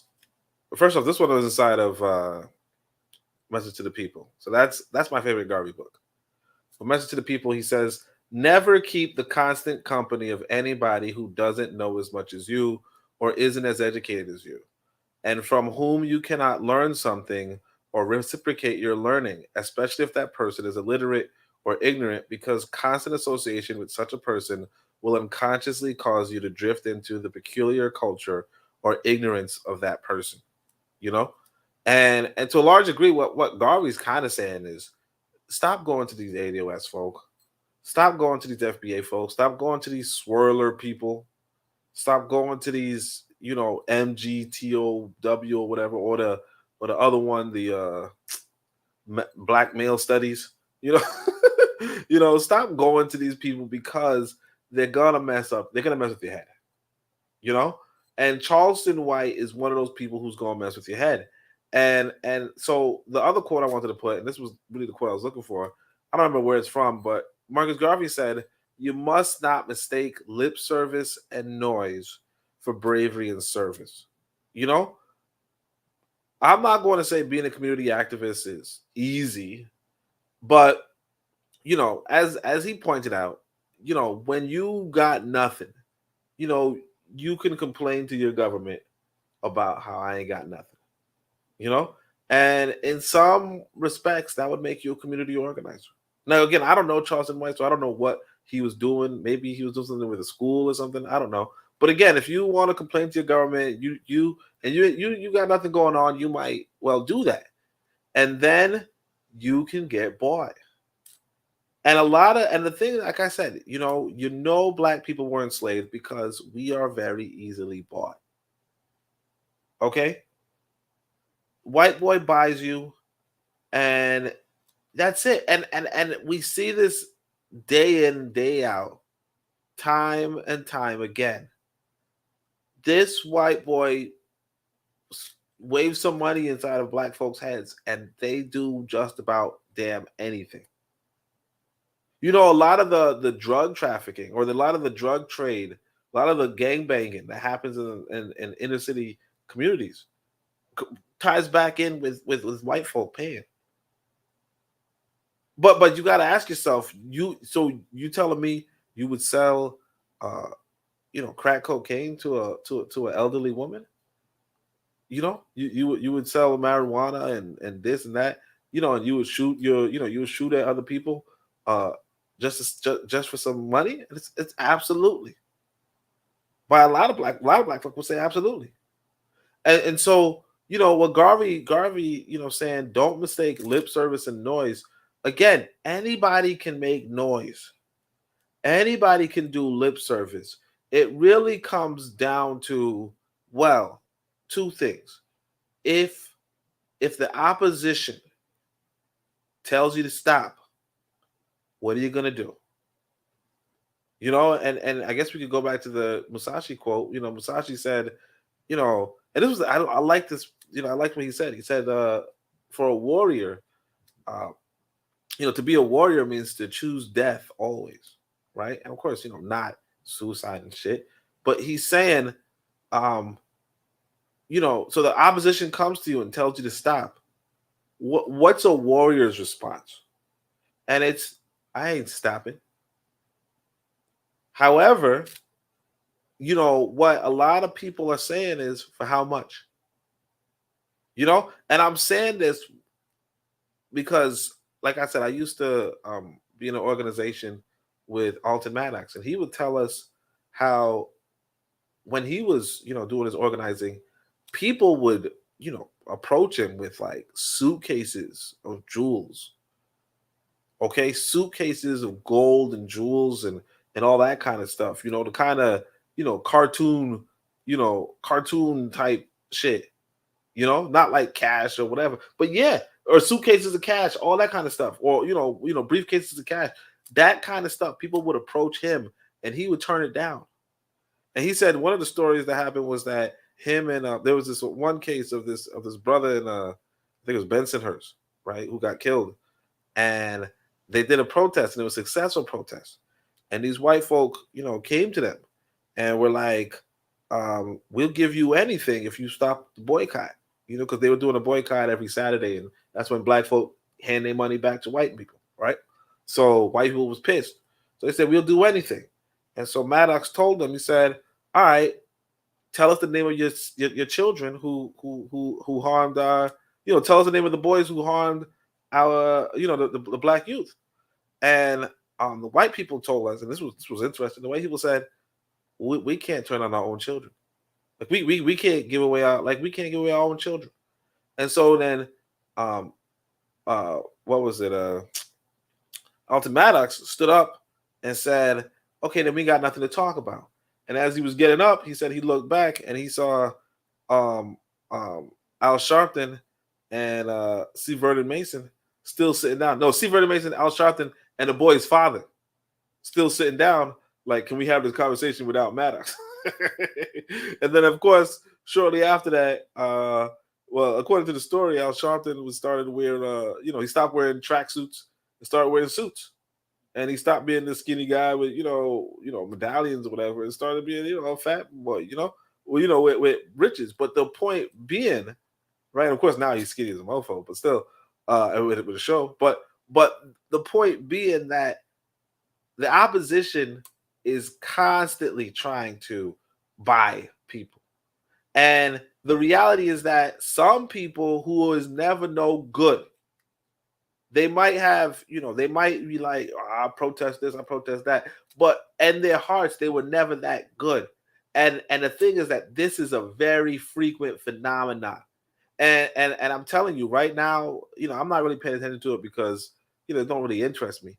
But right now, there's content creators for quote unquote, I guess, black women versus Palestinian women, and a lot of the black women are like, we pulling away from Palestine because blah blah blah, you know, Kamala Harris and all that kind of stuff. But they pull it away, and the way how they, you know, they just, you know, retract. The Palestinian women are like, wait a second, y'all just gonna just give up just like that, and it's like, yeah. You know, that like it's really it, and of course, you know, I'm not saying I agree or disagree, but what I'm saying is that, you know, absolutely very few people are standing on principle. Very few people are standing on principle. A lot of people are unprincipled, especially in our community. A lot of people, and so you can buy them out, and everybody knows this. And it goes back to what Garvey said earlier. Everybody knows you could buy black people. So slavery, of course slavery ended, right? But the fact that you could buy people is scary. Is scary. And that's why, for me personally, when I'll tell people, and I guess I'll reiterate, with Garvey, is you gotta go where they're not buying people. You gotta go where they're, you gotta step away. If you're in the West, step away. That's it. Really appreciate that, Oni. I had brought up earlier, what I mean, honestly, what happens to the person who is not just jaded? They've been the activists. It's not even so much about them being bought by anyone, but they haven't gotten anything personally from it. They haven't seen any traction, and now they're looking to just move on and improve their lives. What would you say to that person? We had Azuli in the chat who had some things to say. He said Garvey died before he saw how you Negroes act, etc. So I guess we have a chance to kind of deal with it. Azuli is here. Azuli, how are you this week? Yo, I'm fine. Can you hear me? Yeah, just talk a little louder. Okay, hold on. Sorry. Yeah, I don't know. I think Charleston White I've heard a lot of things that Charleston White has to say. Another thing he says, to me, he's putting facts, but also he's a caricature. And he said it that he had to act this way to get people to listen. So I don't know. I'm going from another perspective. I'm giving him the benefit of the doubt that he's been doing community active. He's been a community activist. He's gone into the fight for a lot of us, or a lot of the people of his community, and we don't know. This man probably have seen that, at the end of the day, everybody is just fighting for crumbs. So I believe that, just like him, that a lot of people are frustrated. And I think when he's saying that when broke people are only fighting for the community, a lot of the people that he said that are probably just fighting for crumbs, and it appears to a lot of people that they're fighting for the community. So I'm saying I'm not. I don't know if this man sold out. I don't know anything. I'm just going by what I think, that a lot of us get frustrated by the way we are responding to the constant imperialistic and violation of our community. So Buana always says the Haitian people. One of the biggest, Haiti's corrupted as hell. So if you want to use that, there's another country that quote unquote fought for their freedom, quote unquote did this, and look at what happened to the country. From the inside, from the outside, the powers that be came back and really recolonized that country with the help of corrupt Haitians. They put a chokehold on Haiti economically. All the other countries, all the other Black Caribbean countries around, just let Haiti go through that. And can I blame them? No, they don't have no power themselves. They all begging for handout from the same force that is siphoning resources from their country. So imagine you've been fighting this for years. You mean to tell me Garvey would have been like, yeah, continue fighting? It was a black man and a couple of black people that got Garvey out of America. Are you guys kidding me? That you don't understand where this brother's coming from? Who killed Malcolm X? Y'all, nigga. Y'all. With the help of y'all. Y'all betrayed your own heroes. And we want to talk about, Africa. What? Africa never came back for y'all after they sold y'all. Never. A couple have. Big continent like that for over 600 more.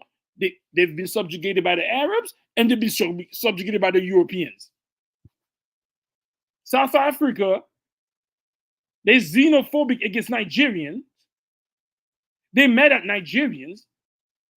They mad at that Nigerian girl who wanted to become Miss South Africa. And then they elected a Dutch descendant, French descendant, as their Miss South Africa. And you guys stay right here and say, don't understand this brother's frustration? Are we kidding right now? Are we, no, we cannot. That this for Africa to be in the state that it is till now, that it was prior, and people seem to not understand where this brother's coming from. This election coming up, you're gonna see why this brother was right. So I don't know what y'all saying, if he took money, if it's not. Yes, and I agree with a lot of people here that says that a bunch of people who claim to be trying to help the community, many of them are there for money. But a lot of people who get frustrated with this. Even the broke activists, even the rich activist, not so-called, there shouldn't be nothing as a rich activist, but an activist person who's all right, who's doing good for themselves. You get on here, you can't we can't criticize. I get on here, you can't criticize black people, because black people on here call you you're a sellout because you criticize black people. So we sit here and act like there's no reason for somebody who was fighting for the community to be frustrated. I don't understand. And brother, Dr. Umar has been raising money for a school for 15 years. We shouldn't criticize him, right? Al Sharpton, Ben, all these people that claim they're fighting for black people. And I'm going back to Haiti. Look at the state of Haiti right now. You think that's what the dream of Toussaint, Dessalines, Caporal, that's what they wanted? For us to sit there, Garvey would be like, Garvey should shut up, because the same people, they got him out of America. Let's stop coming here like, so we refuse to see this man. Yes, I don't see that he's doing that because he's frustrated. Oh no, I don't. Somebody said, I don't pay attention. Yo, if you listen to a lot of stuff he said, this brother speaks the truth. But y'all don't like that truth. Y'all don't like that truth that makes you look into your own self and say, yo, change, black man. Change, black woman. Stop being immoral.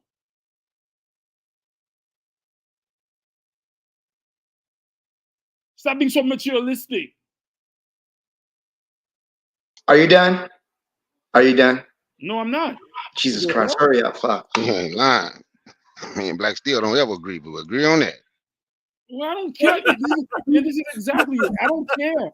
This is the funny thing. I don't care if you let the brother talk. Let the brother talk. You guys on this show every freaking Saturday talk the same shit. Never want to look inside to fix the situation. And you never want to look outside. It's always our fault. White man did nothing wrong. White man's not immoral, but black people are. Get the fuck out of here, man. Oh, of course. I get it. I get it. That's a crackhead. When you tell a crackhead he's a crackhead, he don't want to hear that. I get it. Y'all have crackhead mentalities. But I'm done. Go ahead. Thank God. Dude. Hey, you about to go, Black Steel? All right. I'm gonna make this quick, right? So I'm gonna say this, man. First of all, human beings get tired. We're only human, right? We can only do so much, which is why it's so important to belong to an organization, right? I think that's why so many of us mess up sometimes, because what organizations are you working with? So that when you get tired, right, you can pass the baton. It's never going to be a situation where just one person is trying to try and uplift all of Black people. But when you don't belong to an organization, yeah, you're going to get burnt out. But there's really no excuse for a Black person to say they belong to the United Nigga Nation. Like, what are we really talking about? When you got Black people like Charleston White who say, "Oh, we niggas. They niggas never came from Africa to come and get us." Like that just shows a real ignorance of history, a real ignorance of geography. Just what are we really talking about? And it's okay if you don't know, but when you sit up here and you know, when you're willfully ignorant to say things like, "Oh, we niggas," and these people, like, what? What are we really talking about? And whenever we have this conversation, right, I'm perfectly fine with criticizing Black people. Yes, Black people's response to white hegemony has been the wrong response. But when you make it, I'm gonna paraphrase Kwame Ture, whenever you make an analysis of an oppressed people, but you leave out the oppressed, you're gonna come to an incorrect analysis because you're gonna blame the oppressed for all their problems. And that's what I always hear you do is you're always blame whenever Black people from shit. What are we doing? Immorality. What are we talking about here? Like white people sit up here and rape and colonize and pillage the whole world, and we talking about Black people's immorality? How many genocides that are currently ongoing that white people are responsible for? We're talking about Black people's immorality. It always kills me whenever we talk about some people's morals. White people are the most immoral people to have ever existed on the face of the earth. But we talk about Black people's morals. Let's be real for a moment. So I'm perfectly fine with criticizing or critiquing Black people's response to this shit. But let's not ignore what got us into this position in the first place and what keeps us in the position. These corrupt leaders in Haiti, they wouldn't exist if it wasn't for the United States propping them up. These people wouldn't exist if it wasn't for France and Belgium and Great Britain having the support behind them. What happened when the U.S. got rid of their support from Mobutu in the Congo? He was out of there in a few months. He was gone.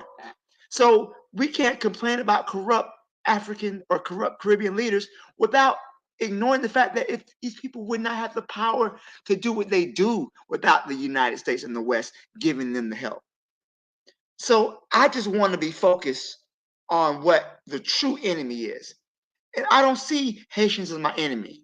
I don't see Jamaicans or other Black people across the diaspora as my enemy. These crackers are the enemy. And until we focus on that, we're going to continue to be pointing our fingers at the wrong person. I'm done. Okay, look. So when he say Black people got rid of Garvey, I guess J. Edgar Hoover is. I guess he one of those people that say J. Edgar Hoover is Black. He only said and find all the negative about. I can't say who Goku should have on his panel, but he's gonna only sit and find all the negative about Black people. Then he say we kill our own heroes, an organization that he say he was part of, the NOI, that he say killed Malcolm. That is something he was part of, and he liked Farrakhan, something who has something to do with that. But he want to point the finger and say Charleston White is tired. Charleston White is tired of what? Tell me something Charleston White has done to be so tired. And nobody say you can't get frustrated, but because you're frustrated to start to sound like you and Charleston White. See, yeah, these are the type that will run, keep people where I told you they walk upright just like us. They kind of look like us, even though this guy he'll say he a Native American because he said no Africans never came and got y'all.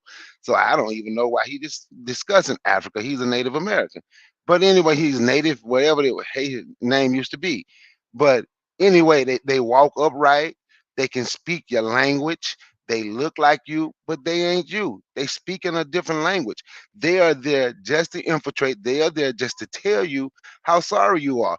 Just like Tariq Nasheed want to tell all Black women how sorry they are, and he can openly talk about get a mixed girl with a white mama because a white mama is just a better mother than a Black mother, but Black people still listen to him. See, the thing about it is, we can listen to stuff like that, and we can listen to people like Charleston White, and you can listen to people like Azuli, because that's how most of us really truly feel about ourselves.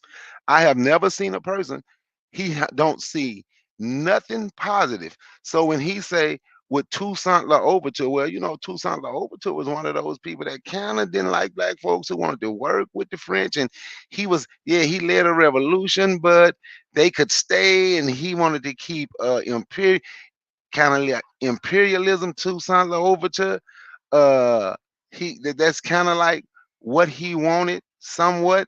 He wouldn't really try to get rid of them completely. He just didn't want to be enslaved. So now when you listen to Izuli, that's kind of like what he is. He don't like black people, and it's okay that he don't like black people. He don't have to like me. I don't like him either. and and and that is okay for us not to like each other. We do know every black person is not gonna be on the same team, but anybody who can sit and say Charleston White is telling the truth. See, he wanted to call y'all the N-word, so he wanted to call us the N-word, So he done said it 100 times on here. Y'all N-words ain't ish. So he feel like that. So he's part of the N-word nation. He's part of the N-word race. Cause Charleston White is horrible. Yeah, Charleston White used to go to city council meetings. And that's what happened when you speak up at city council meetings.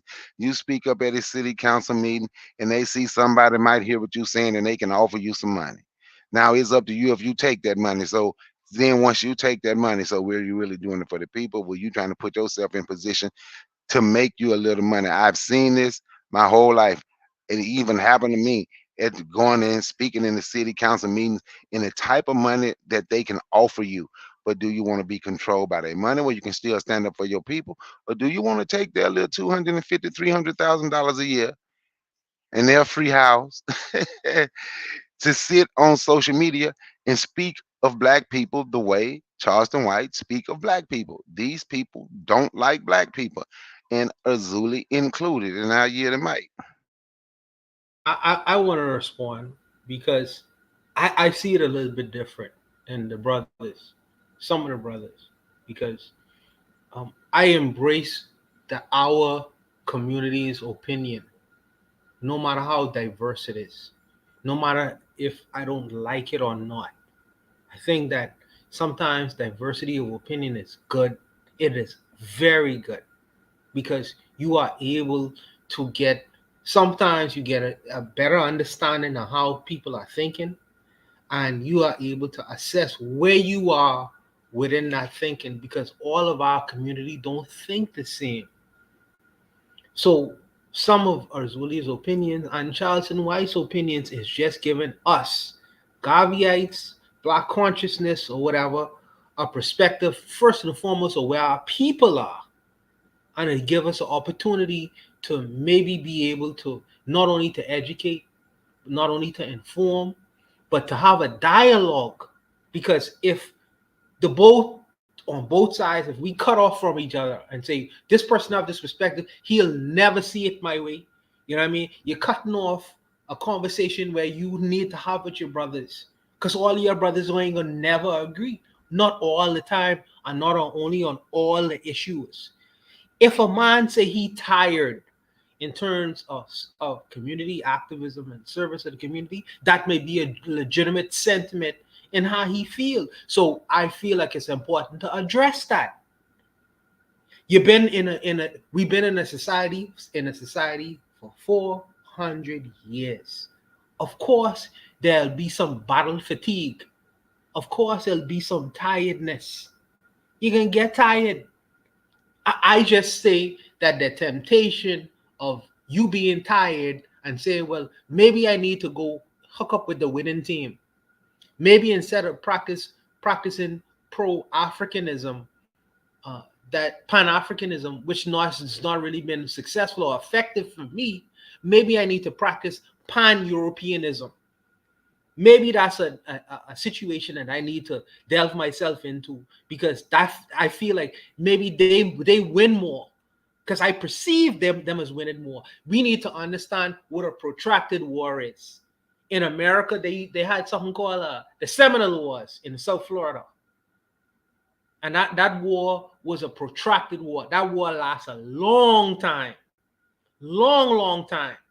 People had to really mean what they was trying to fight for in terms of freedom, in terms of what they were trying to accomplish.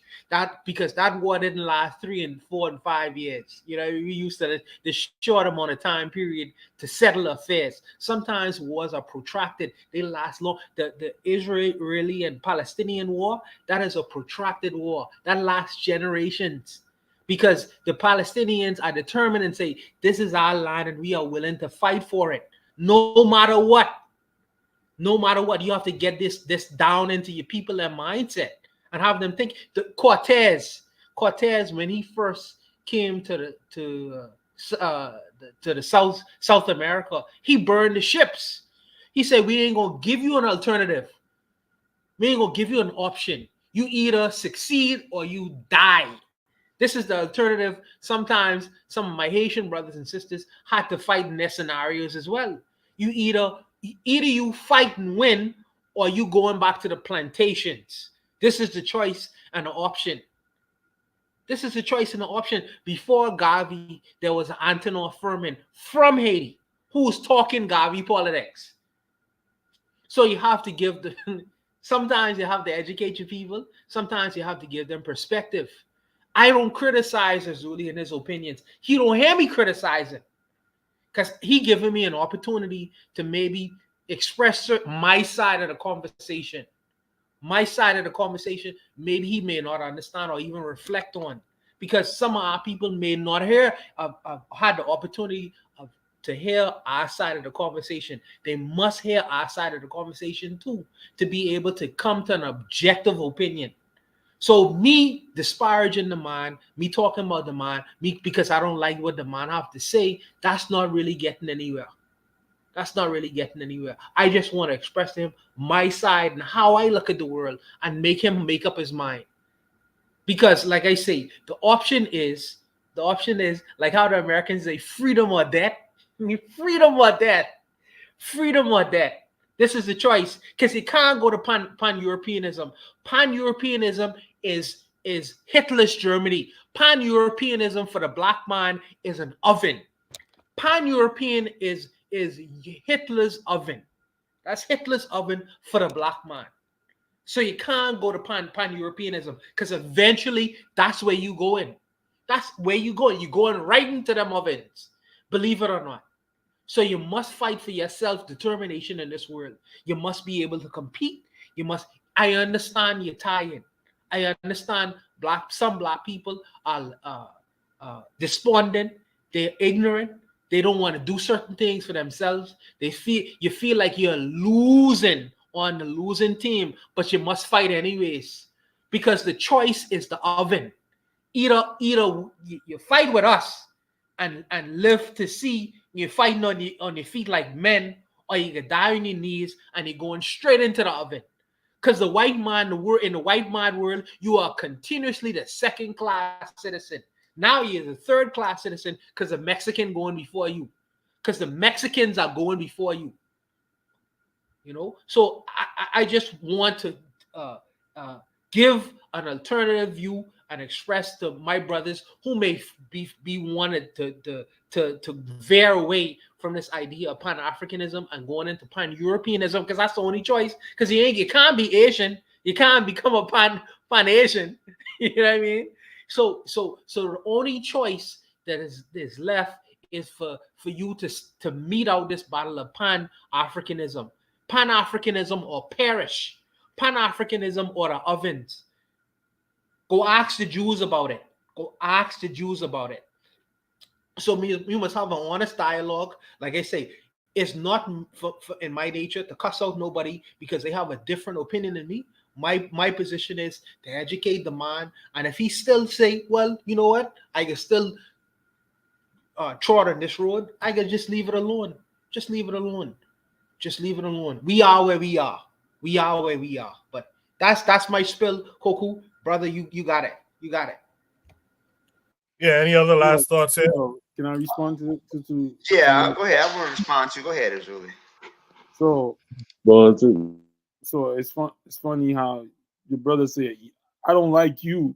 I never said I didn't like yo, but this is the brother that's talking about let's unite. But anyway, Black still said, I'm thinking I'm talking regular. I don't need to point out the imperialist colonizers, the immorality. I already know that.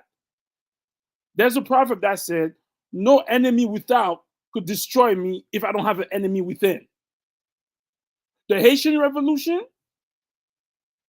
do you the when America came and recolonized Haiti in 1914, Charlemagne Pérat was one of the rebels.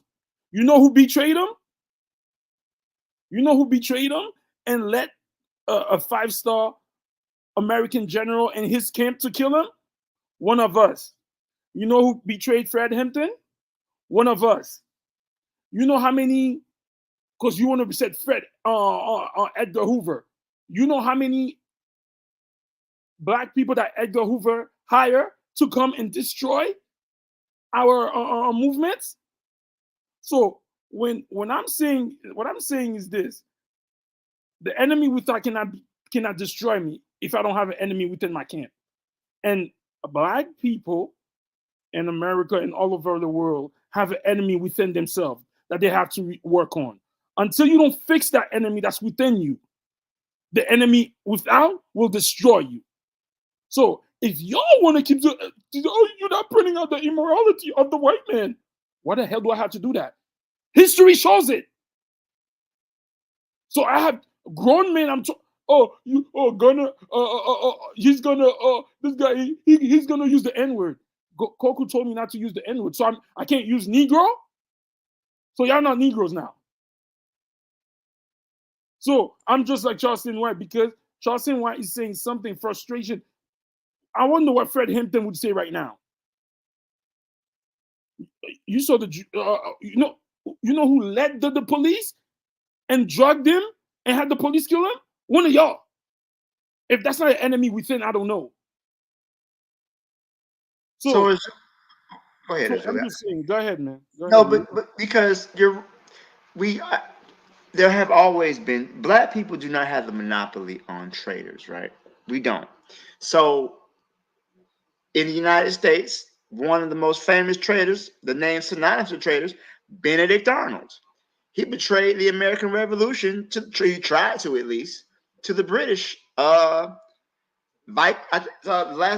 Norwegian dude named Quisling. He betrayed Norway to the Germans. So I'm not disagreeing with you. We do have internal problems. We do have people who betray our race, and I do think our response to our traitors is not appropriate. For example, Quisling, the Norwegians, they shot him as soon as the war was over. Benedict Arnold could never come back to the United States. But I think black people respond to our traitors the way we do is because we lack power. So I don't want to gloss over the fact that we do have internal enemies. And in many ways, these internal enemies have been as damaging to us as our external enemies. And until we come up with basically, we have to make the punishment for betrayal greater than the incentive. So, but I don't believe that black people we just uniquely cursed with people who are just going to betray us. And I think that just as there's bad within our race, there's good within our race. And usually when we have these conversations, I don't ever hear you say anything good. I never hear you say anything good. I always hear the negative, and we're constantly bombarded with the negative. We wake up in the morning, we see negative. Yep, listen, let me tell you, I'm a teacher. So we had a meeting with the principal, and they were going over the suspensions. And, there's a kid with 23 referrals, like in 1 year. It's crazy. We're going over the test scores, and it's the black kids with the lowest test scores. And we're going over the absentee rate, and it's always the black children with the lowest absentee rate. I could easily say these fucking black kids, their parents don't care about their education. They don't want to do well. They let them skip school. But then you think about the factors behind that. Like, why is it that these black children are getting written so many referrals? The white kids act up too, but they don't get the same referrals. But look at the teachers. Are the teachers mostly white? They're mostly women. Of course they're going to write the black boy up faster than they write the white kid up. That's the nature of our society. But if you're just looking at it from one perspective, oh, look at all these scores. Look at these referrals. Look at it. You're going to look at it and say, okay, well, these niggas just don't give a shit about their education. Fuck them. But until you go deeper and look at some of the root causes of the issue, that way just the way you come to a correct analysis. That's the only thing I'm saying. Yeah, we got some traitors in our race. Absolutely. But we got to look at the overall enemy. We're not trying to give these traitors a pass because we can't. We got to deal with the external enemies and the internal enemies. We have the constant education of our people. The minute we let up is the minute we fuck up. I'm sorry, I'm losing my voice. I'm talking for a while. Can I say something, right? But Yeah, then, of because I course. know you said, and I'm gonna say. So I think we have so many internal enemies because we don't want to get rid of people. And I understood what Black Steel said. We deal with them with the way we deal with them. And it's 2 times tonight I said I understood what Black Steel said, and he ain't got to argue with me. On a But roll, anyway, baby. Let's go. Let's go. but anyway, we don't have the power, so we accept them. Just like when Candace Owens was fired, you looked up and you see all of a sudden she's on Black People Power. All of a sudden she's on Black People she's on a podcast, right? On Black People podcast, talking about black folk. Now she got her own thing again. So she doing what she always do. So when Charleston White say black people get money, they don't care about black people. Francis Ngannou, who was the MMA champion, made money from that. Fought 2 heavyweight titles and he made $20 million against Anthony Joshua. He go back and he makes sure he gives to his village. He makes sure he's out there working with the people in the mines in Cameroon and actually trying to purchase a couple of mines now to give back because he says so the people can do better. Christian M. Billy, who's who about to soon to be world champion in boxing, just fought on ESPN. I was watching him fight. Cameroon. He does the same thing with his money. You can go through and you can find people from the United States that do the same thing. Like I'm gonna just say, let me give just one example, and I would tell people I'm not a fan of this guy, but I can talk about the things. Some people will call him a coon, even me at times maybe, but I can talk about how Michael Jordan made sure he started opening medical clinics inside the black community, so the elderly could get free health care and people who can't afford it on jobs can have health care in their communities. And he started in North Carolina where he's from. So when we say that people get money and people don't care, do I think they some should be around more? Yeah. But do I hold us accountable a lot of time for the reasons they are not there? I say yes. So when you say we don't ever talk about holding one another accountable, that obviously mean, right? This guy never listened, especially to someone like me. That's my biggest thing is holding us accountable.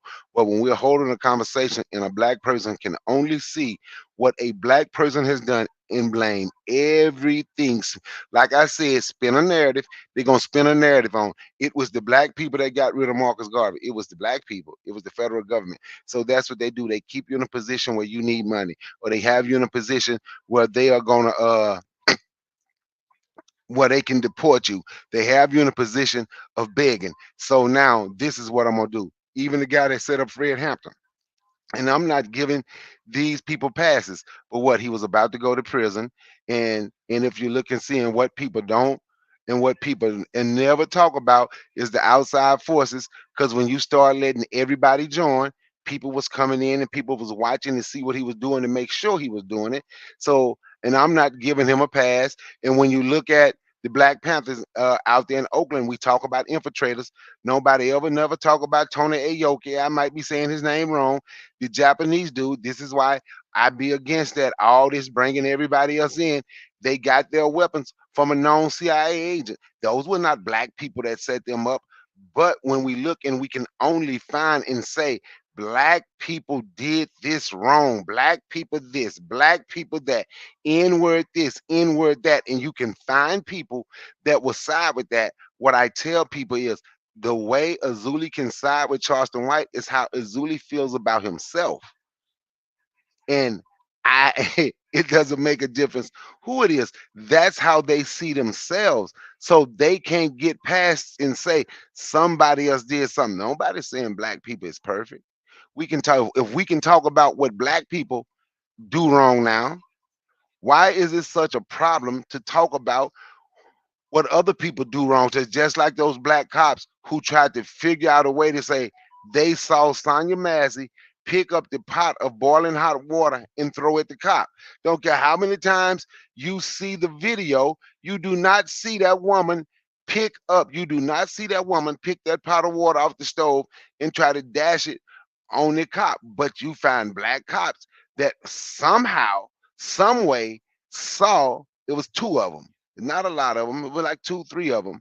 One of them, the first one doing it was the guy that called himself Officer Tatum, but somehow, some way, they saw what the black woman did wrong, and she was the reason that she got shot.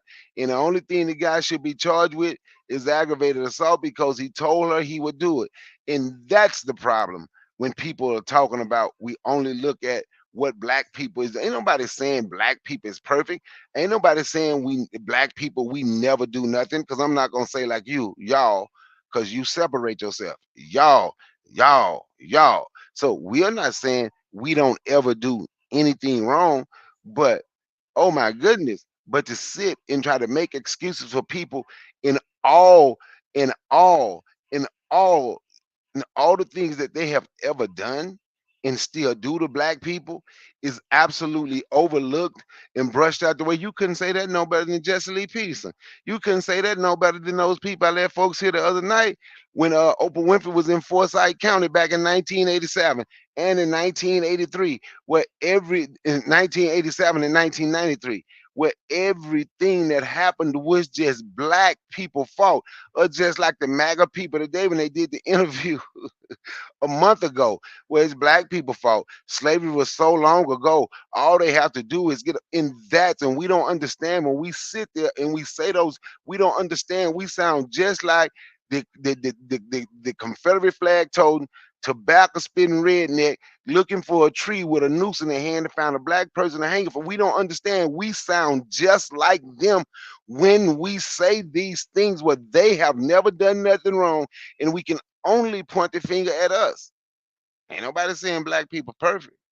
But once we realize to say, you know what, Jesse Lee Peterson can't come around no more.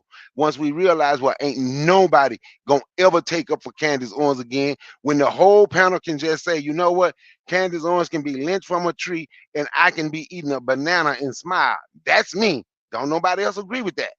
But that's me. I don't care about, well, you say a tree, so that's what they can do to her, and I don't care, because that's how we gonna have to start feeling about these people. Jesse Lee Peterson, the same way. I got a cousin I told him I feel about the exact same way. But as long as we can just say, y'all, black, y'all the reason, black this, black that, well, actually, N-word this, N-word that, N, then go listen to some white folks talk. Go listen to some Klan members talk. Go listen to these folks, Jared Taylor and David Dukes, and go listen to them talk and tell me what's the difference in them and Charleston White? What's the difference in them and Azuli? You won't be able to tell a difference. The only thing you'll know is, okay, that's Charleston White because I know his voice. That's Azuli, I know his voice. But I'm talking about, listen to the words that come out of their mouth. You won't be able to tell a difference. I hear the mic. Oh man, brother, one second. One second. Yo, sorry. So, hey, brother, go ahead, brother. Go ahead. Sorry. One second, because we got folks here who've been kind of quiet. I'd like to hear something from, I don't know if Jose is still there, Mika G, and Anthony McPhail. Do you guys want to add something in here now? Yes, but not completely the subject. It's the use of the N word. I don't know if it has priority. I'll speak on it, and then we'll hear from the other folks. So okay, here in the Netherlands, and maybe I've mentioned this before over a year ago. So here in the Netherlands, it used to be occupied by either the Spanish or the French. Both of them tried to make Europe one. And during the occupation, the Dutch were looked down upon, right? And they were called goose. And you still have like proverbs for weakness or for dumb with the goose, right? Connected to goose. But yeah, either the Spaniards or the French, I don't know, I don't care. They used to call the Dutch people stupid goose or something like that, goose, right? But the people that kicked the occupier out, they did that under the name Goose, right? So they were the guerrilla warriors, the Goose, right? And nowadays they still it's even a proverb. Geuzennaam, goose name is a proverb like, oh, you call me the N-word? Well, I'll call me the N-word because, yeah, I survived your plantation and I'm still here dominating your culture. You're here in the in the United States. Nothing that you contributed makes people happy. That's us. You make us suffer. You want to make us suffer. We conquer the world with our culture, right? Yes, I am that power that you love to hate. Like some songs are I think Ice Cube, the N word that you love to hate, right? Yeah, in your face. Here I am in your face. So I am Cape Verdean, right? We had our colonial war, and Creole, right? I don't know what it means in the Caribbean, but with us, it's to me it's not kind of clear. Some people say it means bastard. Let me take that take, right? Creole means bastard, right? So in the colonial wars, I have a vinyl record with a handwritten letter, and the people on that record, I know them, right? Yeah, I mean the generation is starting to die, but I know them because it are people that my father grew up with, and the letter says, okay, so we couldn't have our holidays, right?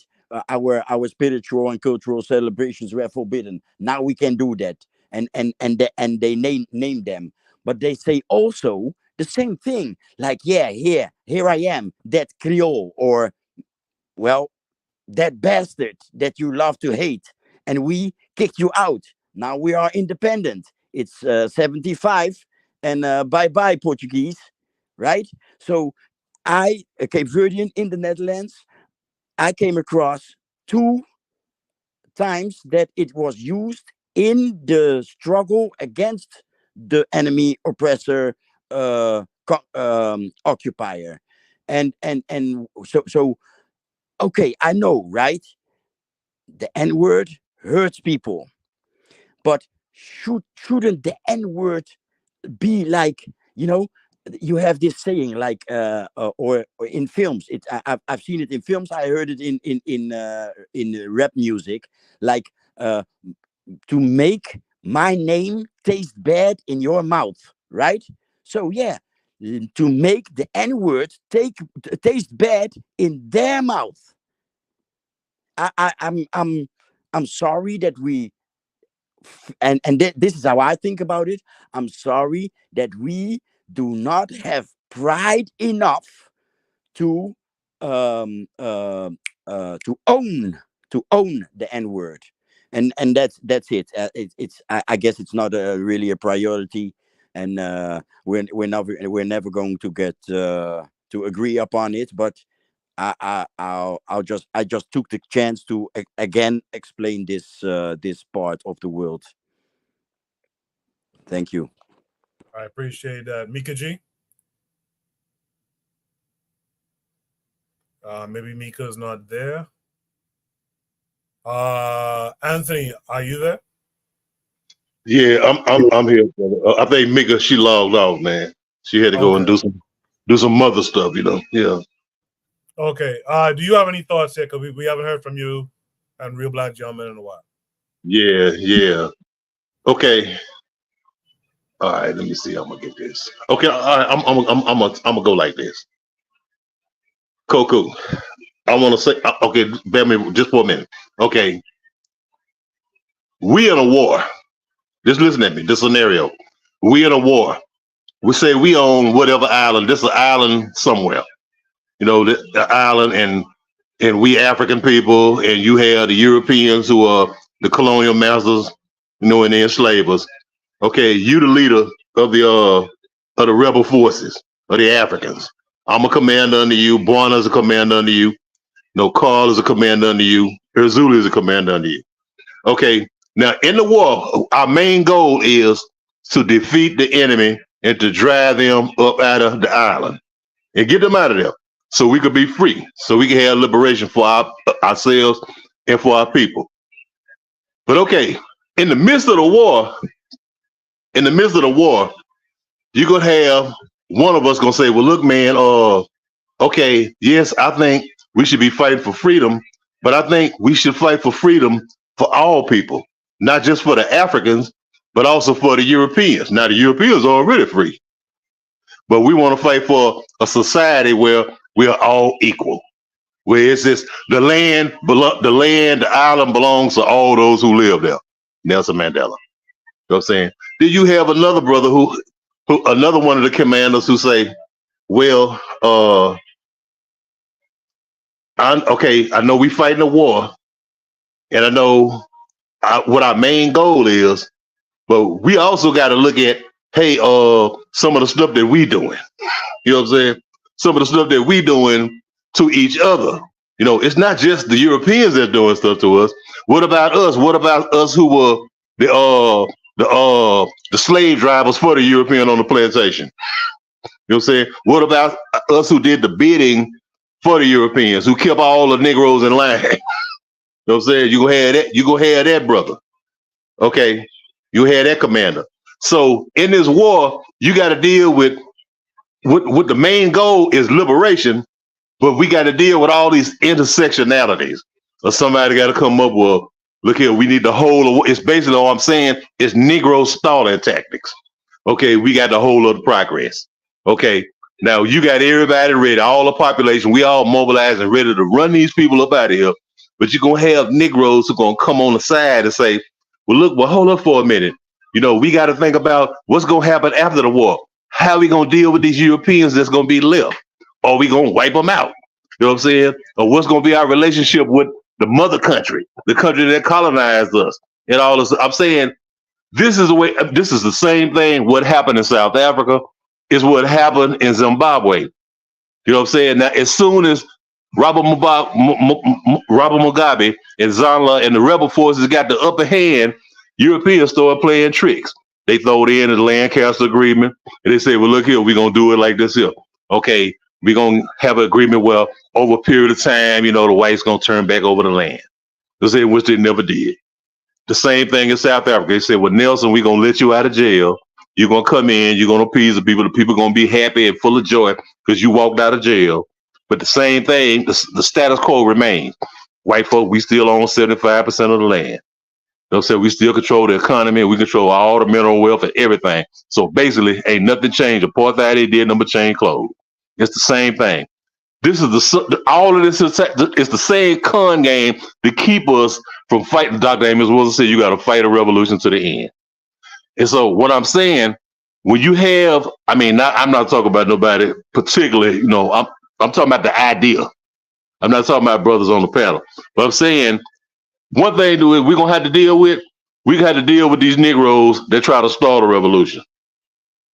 You know what I'm saying? We got these Tariq Nasheeds, these Charleston Whites, all these people who will come around and throw a distraction to keep your eyes off the main goal. The one that'll tell you Negroes ain't shit.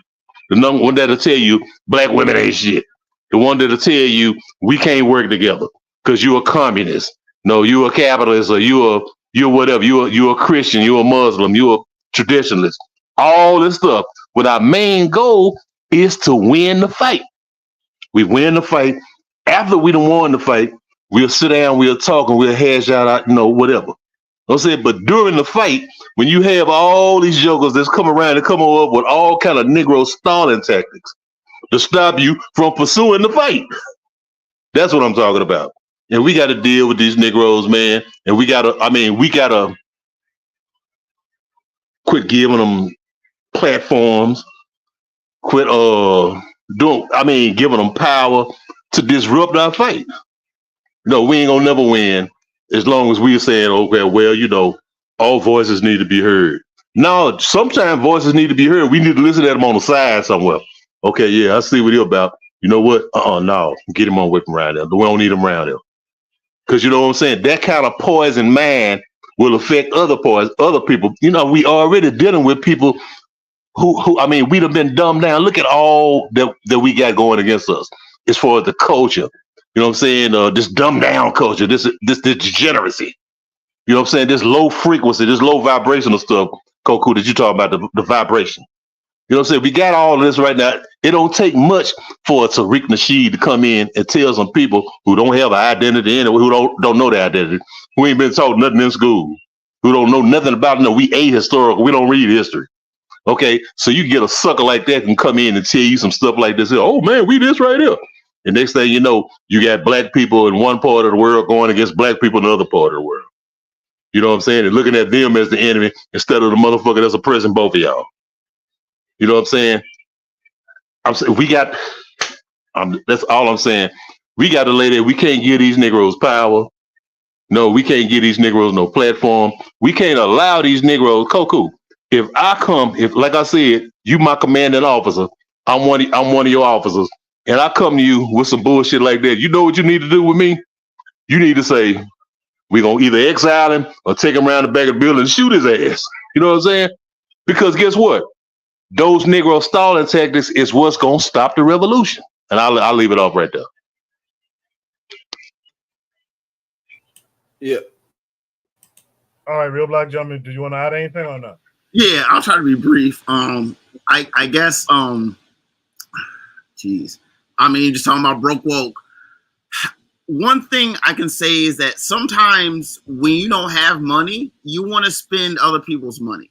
Now that's one aspect of it, but the real aspect I really want to say is like, when you don't have anything, and we being in this situation, you tend not to have anything. You tend to become aware, woke or whatnot, and you become extra aware beyond what you might have just grown up with, right? You got the internet, you start to get information, you start doing research, you start going down that rabbit hole, right? But you don't really have that much money, but you have time to figure out what's going on, and that's a good thing.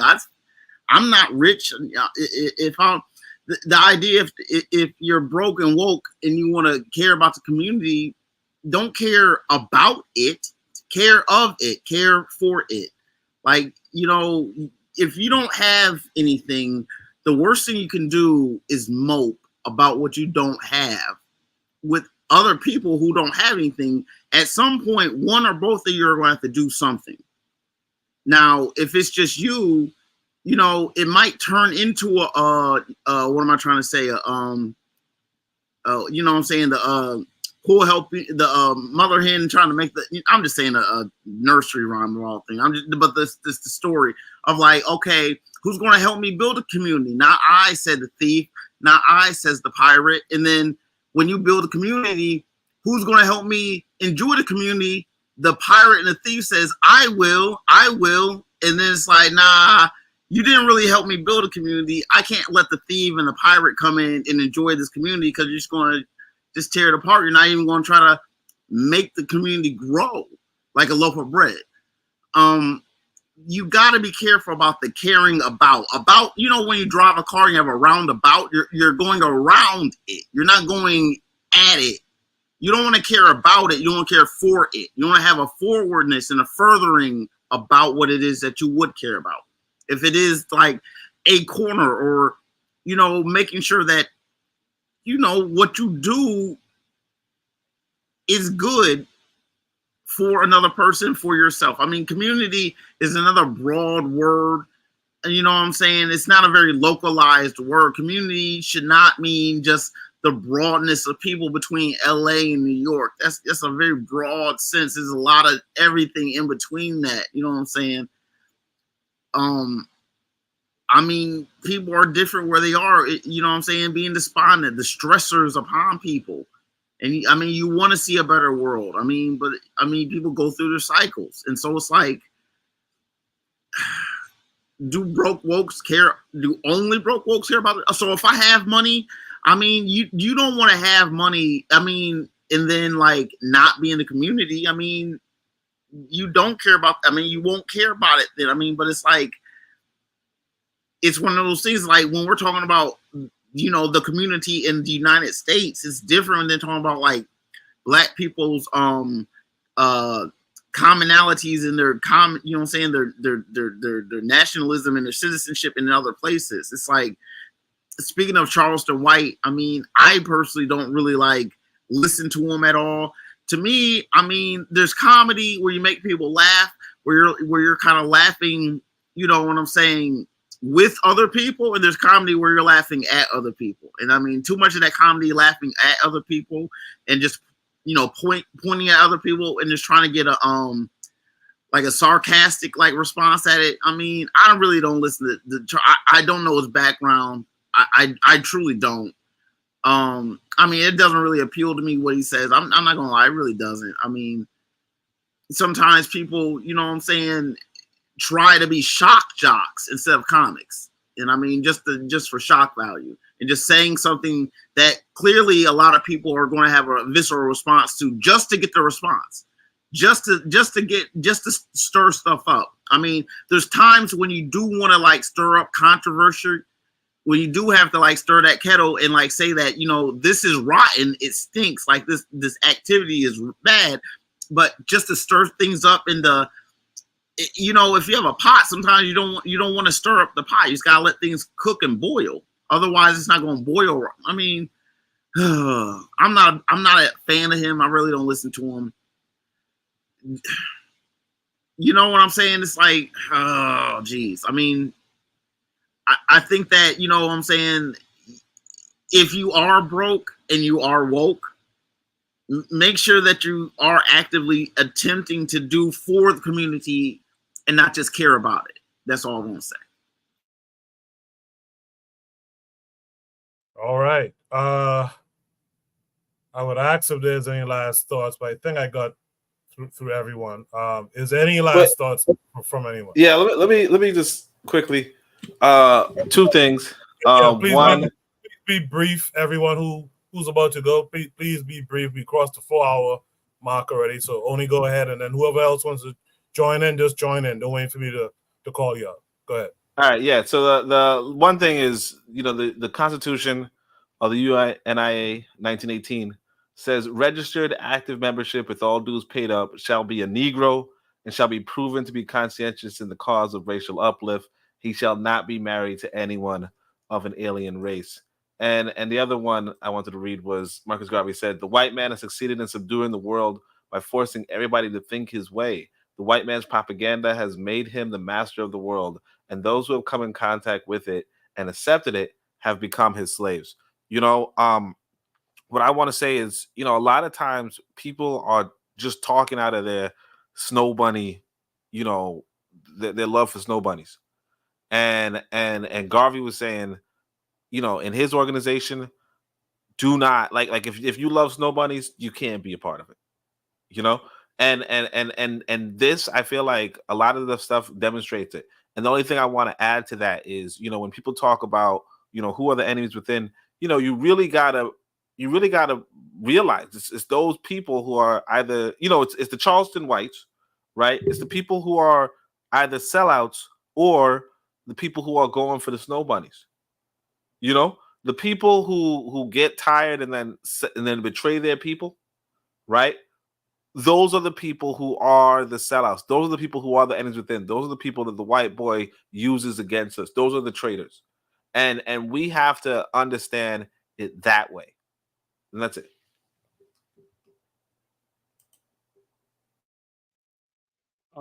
Like I was saying,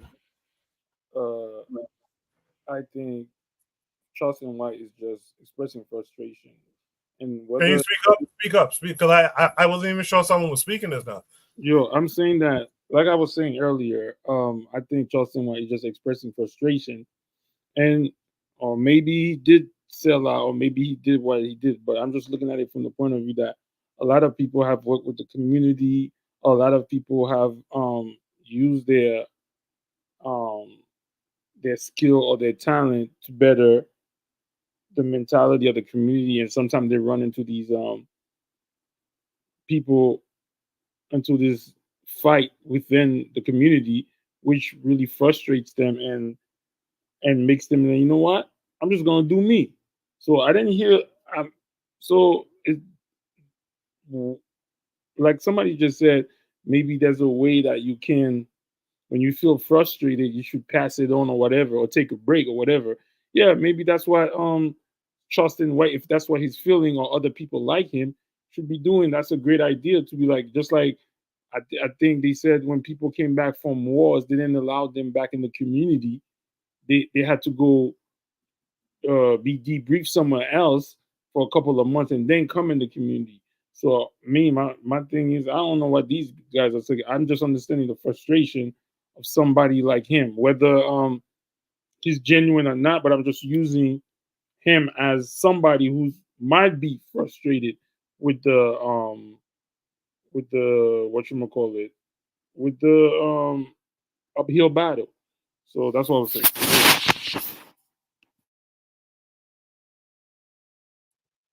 All right, that's the show for tonight. I want to thank everyone who was involved. Before you guys leave the panel, I would like you guys to give a positive shout out, or a shout out along the lines of Gavi tonight. So let's do that. You guys in the chat do the same. I'll try to read those. If you're still here with us, I'll try to read those off as well. I'll just go right down the line. Oni, what would you like to shout out this week? You know, when we talk about sellouts, and you know, who are the enemies within and all that kind of stuff, you know, we also got to remember that there are people who are just loyal and on brand, on code. And you know, always I think the shout out goes to my brother Ibrahim Traore, because you know, anybody, because it's easy to sell out, it's easy to get tired, it's easy to get frustrated, it's easy to see whatever. But this brother does not like he doesn't. He, you know, anybody could, you know, when you're in that position where he's at, you could be making good money. Dude rejects that. Okay.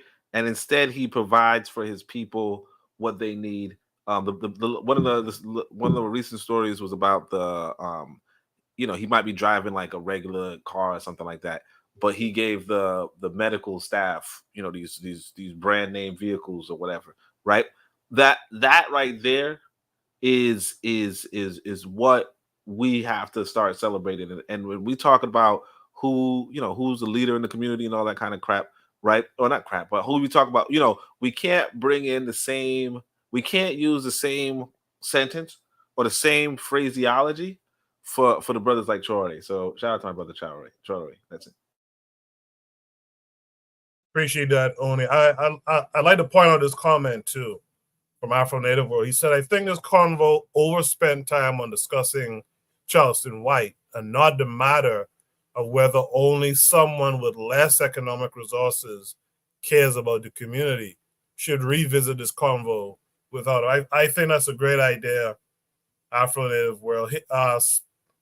Trigger, hit me up about it, or post a new prompt on it if you don't mind, and we'll use an attachment with someone less controversial, I guess. Buana, what would you like to shout out this week?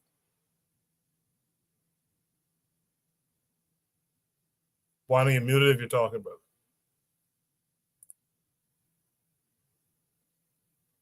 All right, can't hear Buana. Real Black Gentleman, what would you like to shout out this week? No. I'm here. So I want to quote Marcus Garvey, one of my favorite quotes from Marcus Garvey. He said that if you have no confidence in self, you are twice defeated in the race of life. But with confidence, you have won before you've even started. I want to acknowledge, first and foremost, Jose Bronze for getting me on message, because he made me eat my words tonight, because I usually talk about having confidence in self and being a do for self kind of individual and seeing yourself as the pace setter in the world. And when we ask, well, who is going to replace us? Who's going to replace the white man in power? We are going to replace. We are going to be the replacement. We are the rightful rulers of this universe. So we should be the replacement in terms of power in this world. So I appreciate him for telling me that. Also, let me say to Brother Bakari, I appreciate the fact that Brother Bakari is confrontational at times, but he speaks his mind, and as men, we should speak as men. He wasn't loud. He wasn't trying to argue, but he was very clear in what he was saying and staying on message, in disagreeing with our brother Azuli, but still being respectful of the conversation itself. I appreciate that kind of dialogue and conversation. I really do. As far as Anthony is a brilliant mind, absolutely brilliant mind, where many people could just sit down and just listen to the brothers talk, man. He's a brilliant brother. Straight up, man. Straight up. But to the brothers on the panel, I appreciate the dialogue and conversation, and I'm out, man. I really do. And Coco, you know what it is. I'm gonna get with you, but I'll leave it there. Yeah, I appreciate that, Buana. Let's go to Real Black Gentleman. What would you like to shout out this week? I'm gonna tag on. I'm gonna shout out the people of Mali. Right now, they being sabotaged in particular. They got a incident where I think, what was it? It was like Ukraine was talking about how they gave like support to the Tuaregs, and they you know what I'm saying, did an incident in there. It can't be easy, you know what I'm saying, when you know what I'm saying, you're basically you are putting yourself out there, you're attempting to shrug off any attempts of influence in any direct or indirect manner. You're attempting sovereignty over your territory, and you know what I'm saying, the whole idea is that the Sahel, you know what I'm saying, that alliance is really crucial. It truly is. I mean, should be emulated all over the continent. I mean, if it takes groups of countries of three, if it's just the template, I mean, I can't stress enough how political integration with other countries and just not leaving fissures, boundaries, or fake front lines for another country to propagandize and utilize. There should be no space. Just like the stones of the pyramids, not a paper can come between those three nations. You know what I'm saying? Not a slice of paper can come between those three nations. That, I mean, I'm just saying, like, that's a kind of profound way of saying it, but no little flimsy document should ever come between those nations. You know what I'm saying? As long as, you know what I'm saying, France or whoever else would attempt to, like, you know, divide and fraction this cause just dissension. Now I just want to give, you know what I'm saying, I'm going to keep shouting, you know what I'm saying, we should shout that out. Everyone, you know what I'm saying, should shout out anytime Black people are trying to unify, you know what I'm saying, and trying to at least have stability over, you know what I'm saying, their land and asserting it to their maximum. I'm gonna pass the mic. Appreciate that, RBG. Let's hear from Brother Bakari. Yeah, first I want to give a shout out to the host, man, for hosting this and his having his son becoming a freshman at Lincoln.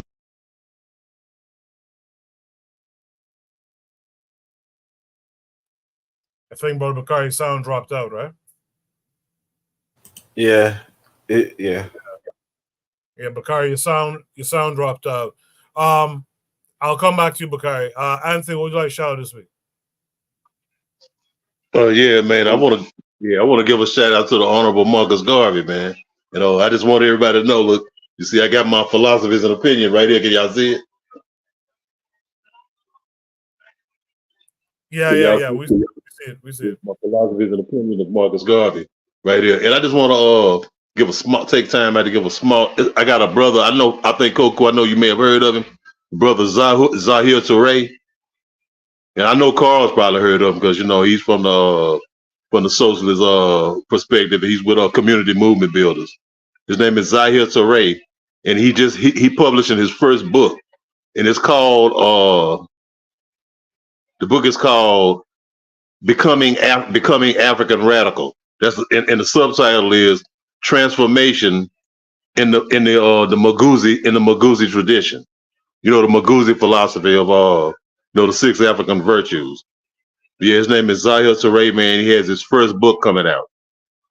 Yeah, and it's called Becoming African Radical. I just want to give a shout out to him, man, and peace to all the brothers on the panel, man, and peace to you, Coco. Yeah, yes, sir. Thank you for coming through. Thanks for bringing your sister-in-law through too. That's admirable. Also, I want to mention earlier we had a full panel. Someone was trying to get in. I forgot to mention this earlier, but we had a full panel at the time. So my apologies to whoever it was who didn't get in tonight. But come back next week and you could join the panel. Hopefully then. Azulias, and what would like to shout out?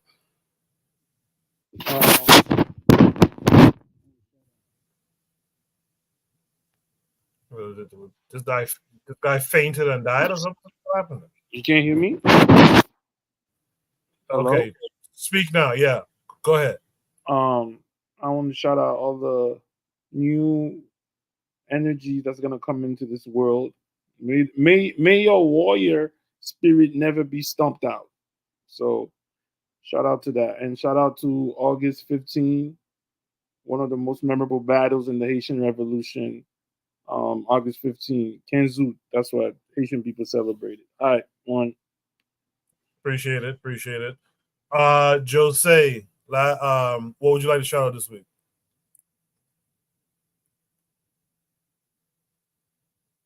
Jose, you're muted if you're talking. All right, I think Jose is gone. I think Bakari is back now. Bakari, what would you like to shout out?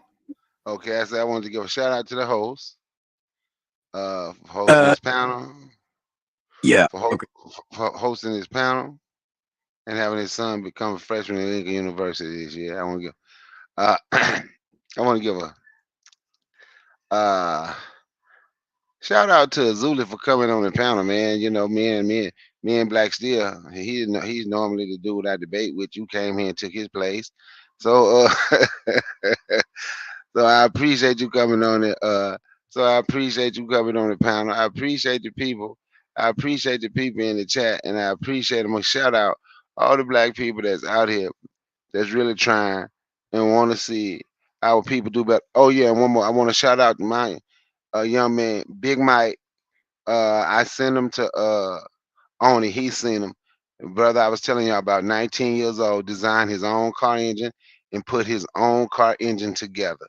So I think that's something we need to be trying to sew into a brother who already know how to design a car engine and know how to build a car engine. He said the only thing he need help with at time is the parts. So that's my shout out for this week. Thank you for letting me speak on your panel. Not a problem. Black Steel, last but not least, what would you like to shout out this week? I want to shout out to Carl for agreeing with me twice in one night. Big up yourself. Great show. I'll talk to y'all next week, Lord willing. All right, see you next week. Jose, it sounds like you're back. What would you like to shout out this week? Yes. Shout out to everybody Marcus Garvey was talking to. I mean, their ancestors. So yeah, the whole diaspora. I wish not everybody is going to go home, and not only because they won't be good for Africa, but also because they got a post all over the world, right? I mean, where we were brought to serve as cattle. When are we going to colonize that? You know, when are we going to work together and make those countries look like our like African satellite countries, right? So indirect shout out to our elder and ancestor Marcus Garvey. Wonderful, wonderful. All right, guys. Afro Native Girl in the chat says we give thanks to Nana Amy Jacques Garvey, because if it wasn't for her, most of us today would not know Papa Garvey's words. That's a good shout out as well. I second that one. We'll be back next week. So join the Discord in the meantime. Share the episode with your peoples. Let them know about the clips, Shoot the Breeze clips. They could go there and get the individual segments once I put them up there. I'll see you guys next week at 8 p.m. You guys be good. Peace.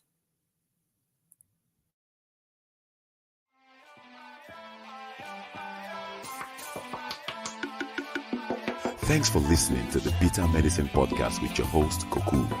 If you like what you just heard, we hope you pass along our web address, bittermedicineblogs.com, to your friends and colleagues, and share our show to all your social media. Be sure to check out our archive section on our website for previous podcasts. This has been a KWAZ radio production. Join us next time for another session of the Bitter Medicine Podcast. Follow us on Facebook at Bitter Medicine Show, Twitter, Bitter Meds, Tumblr, Bitter Meds, Instagram, Bitter Medicine.